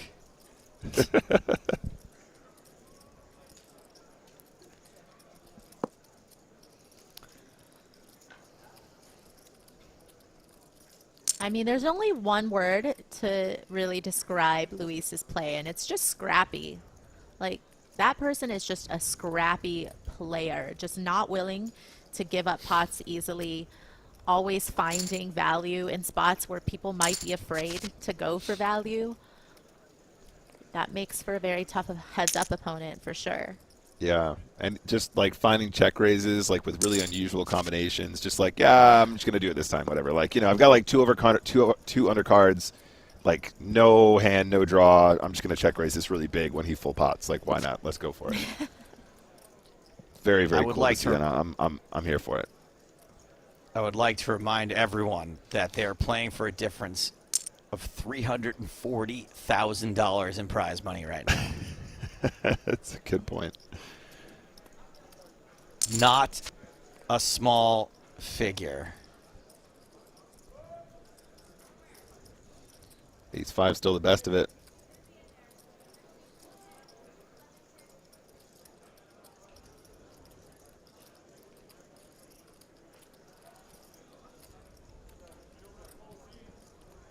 Bernie with not a ton of showdown value.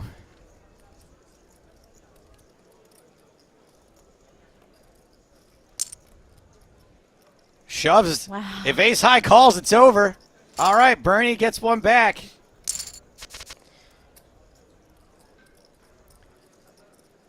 Wow. Swingy, swingy heads up, Joe? Yeah. I mean, we've seen a couple of hands where it could have been over. It would have taken hero calls, at which, you know, you don't think are that likely, but we've seen a few of them.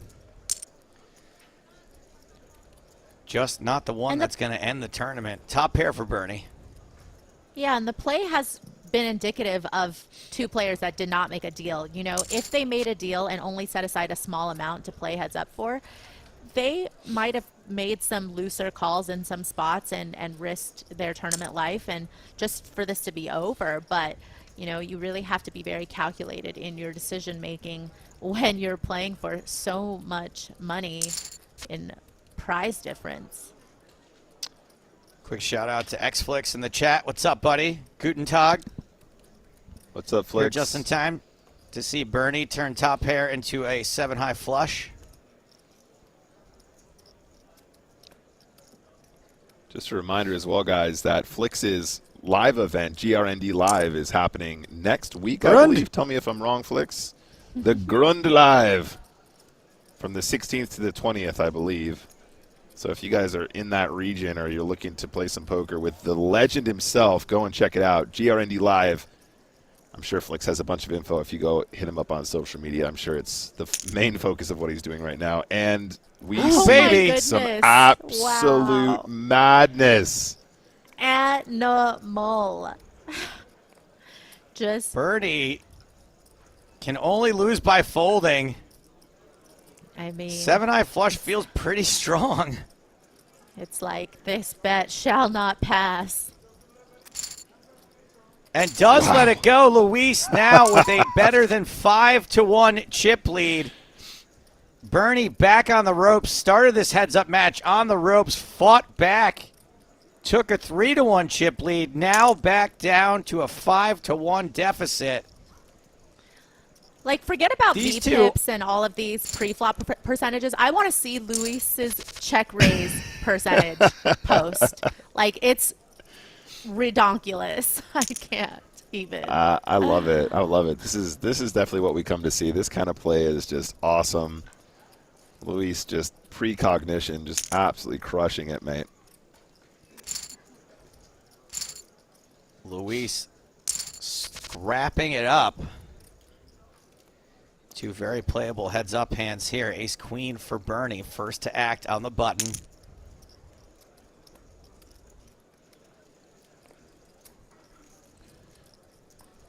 King 8 suited. Just calls. Top pair.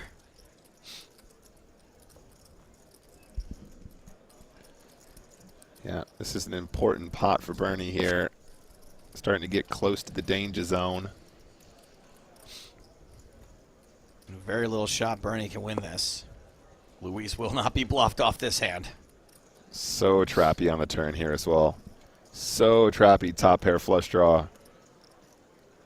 Bernie with the Queen of Hearts blocker as well. Yeah, and I was just going to say Bernie's definitely tempted to go for the delayed C-bet when the board pairs on the turn. It's just finds a way to get them to put more chips in. Guys, this guy's check raise percentage is insane. Like, I just can't. I've never seen anything like it. It's amazing how many check raises he's gotten through. You know, I'm going to say it. I have been Team Luis since yesterday. This guy has been playing so well. Running great, too, of course, but you cannot deny the guy's got absolute game, and he's got heart for days. It's fantastic to see.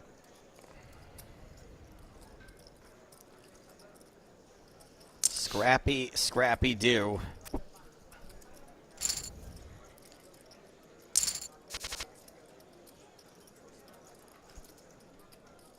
Still hanging around at about a 5-1 chip lead. Blinds going up in 3 minutes to 900,000, 1.8 million. That old chestnut. That old chestnut.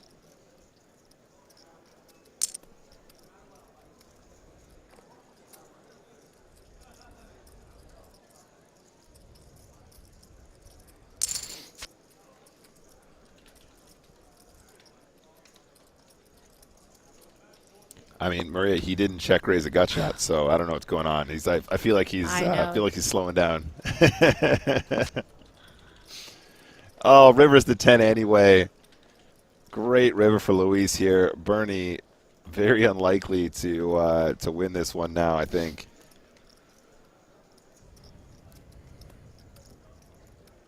Luis just bet. 9, jack. Is that a straight? Nope, just a pair of 10s. Yeah. Okay, fine. 6.7 milli. Bernie looking very shallow at this stage, guys. It's going to get a free look at the flop here. Unless they decide to do something crazy. Does not. Hey, what a flop for 3 deuce of hearts. A heart, a 4, a deuce, a 6. Come on. Brilliant.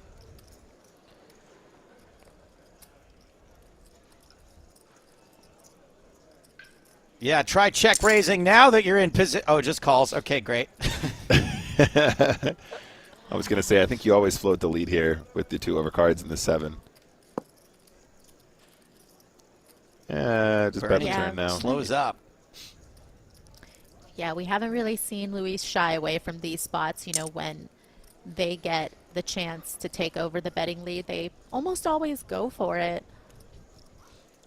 Yeah, I think Come on, a lot Bernie. of these leads that don't improve, it just you get blown off so frequently when you lead with trade deuce here. Unless you can find one of those magic 2 pairs, trips, or flush draws, maybe some gut shots. I don't know. This feels like the nuts. Yeah, there you go. Oh, my days. There Finding we go. a check raise of their own. How do you like it? I love it. Let's go, Bernie. Well played. Very well played. You know, if you can't beat Ace them, join them. That's right. You don't Love check to raise see me. it. I check raise you. Some really, really cool spots this this session, you guys. Really, really cool heads up. It makes me wish I knew anything about heads up.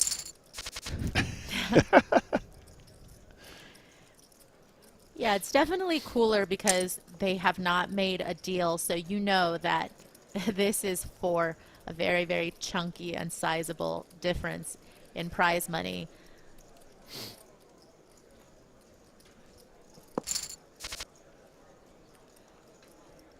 Bernie with the dominated 4-1 heart out there for Luis. Big O Boom Baby asks, do you guys have the same headset? Seems to be the same. No, it's 3 different headsets. That's how I have one, Nick has one, and Maria has one. We're not sharing it. Thank you for your question. We'll get a fold there from Bernie. How's that even possible? Oh boy, all right. We got some overcards. We got some 7s.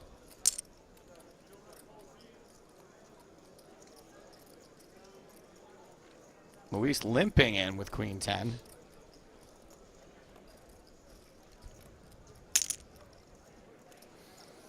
There's the shove Under from 2 15 7s. bigs. Yep, that seems good. Just a few too many to call it off with Queen 10.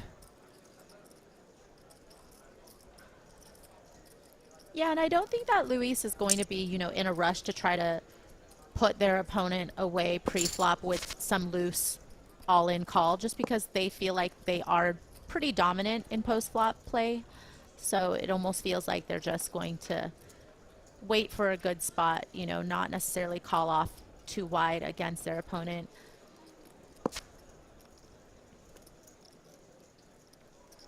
Yeah, I think that's an Diamond draw important now. characteristic, isn't it, Maria? Having all this aggression and having all this fancy play is one thing, but when it comes down to it, you need to find the, so there's a fine line between madness and and just very well tamed aggression. Oh wow, sick run out for 7, for 8, Bernie here. 9, 10, Jack. That's a straight for Bernie. First premium hand we've seen made for a while. Probably not going to get paid. Tough to get chips out of Luis. Well, let's never discount the check raise from Luis with the jack blocker. All right, sure enough. But Bernie's got to make it small then. That's not Yeah, small. well, Can't check raise this. No.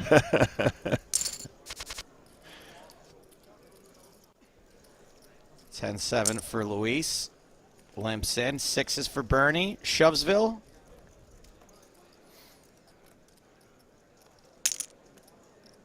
Under 20 bigs.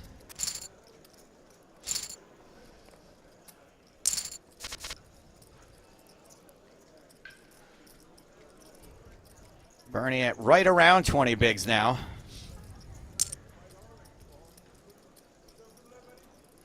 There's the 5-3. Is Luis going to let him get away with this? Yes. Flop's the best hand anyway.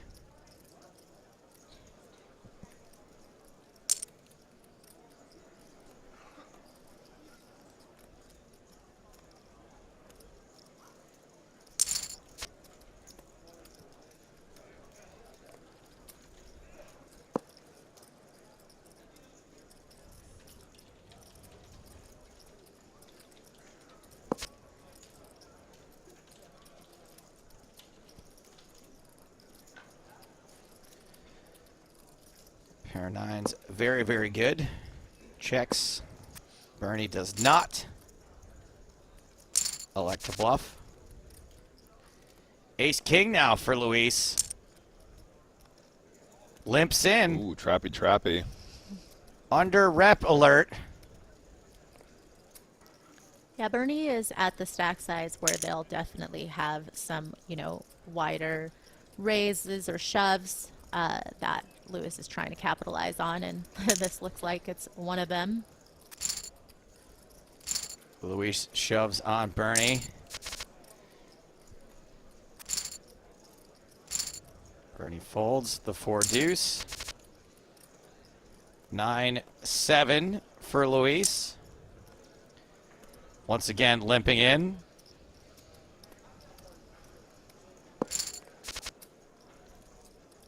And top pair for Luis, bottom pair for Bernie. This could get dicey, these two being so aggressive and giving each other so little credit. $1.9 million from Luis. Bernie makes the call, trips for Luis. So we know Luis is going nowhere. And that's going to make a 5 look a lot more appealing. The lead out from Bernie here. Yeah, especially a 5 with a very good kicker. And Luis Oh, does no. not raise in position. He's going to try and go Bernie. for thin value with the 5 with the king kicker.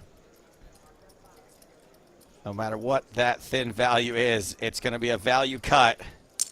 How much will it be? It's all of it. All of it. Luis makes the call. It's over. The World Championship of Online Poker 2022 main event is finally over. It took us 2 tries to get the main event done, but that's how the final table shook out. It was a bit of a barn burner. Started with 9 players today. Bernie, who finished in second place for $950,000, started off 9th in chips today. So quite a day of laddering up. But Luis Faria, who ended our first day of coverage as chip leader, ended our second day of coverage as chip leader, ends our third day of coverage with all of the chips. Congratulations, Luis Faria. Maria, you said it, scrappy. Yeah, I mean, it's really hard to play 4 days straight of exceptional poker. But from the 3 days that we got to see and commentate on, Luis was really able to maneuver so well and navigate this final table really well. And so definitely deserved to have this result. Yeah, I feel like Luis certainly deserved it. Nick, it kind of felt like Bernie put up a very good fight, though. Yeah, no, absolutely. I mean, obviously coming in today in ninth place and managing to find themselves in that situation. So exciting to see a player spin it up like that. But, I mean, I've been Team Luis since, the last 3 days, especially yesterday. I just thought he was playing extremely well. Really, really happy to see that result. And, yeah, I just want to sign up for that course. Wherever I can get the Luis course from, I want to be there, and I want some of that. All right, congratulations to Bernie, $950,000, and of course, $1.3 million and entry into the WCOOP Hall of Fame for Luis Faria. We're just about out of time, but I do want to remind you guys, another episode of Poker in the Ear is being recorded tomorrow. Will probably be released on Friday, and Monday we are back with a Sunday Million. So don't worry, plenty of more poker content coming at you. But for now, for James Hardigan, Griffin Benger, Maria Ho, Nicholas Walsh, and myself, this is me, Joe Stapleton, saying, smell you later.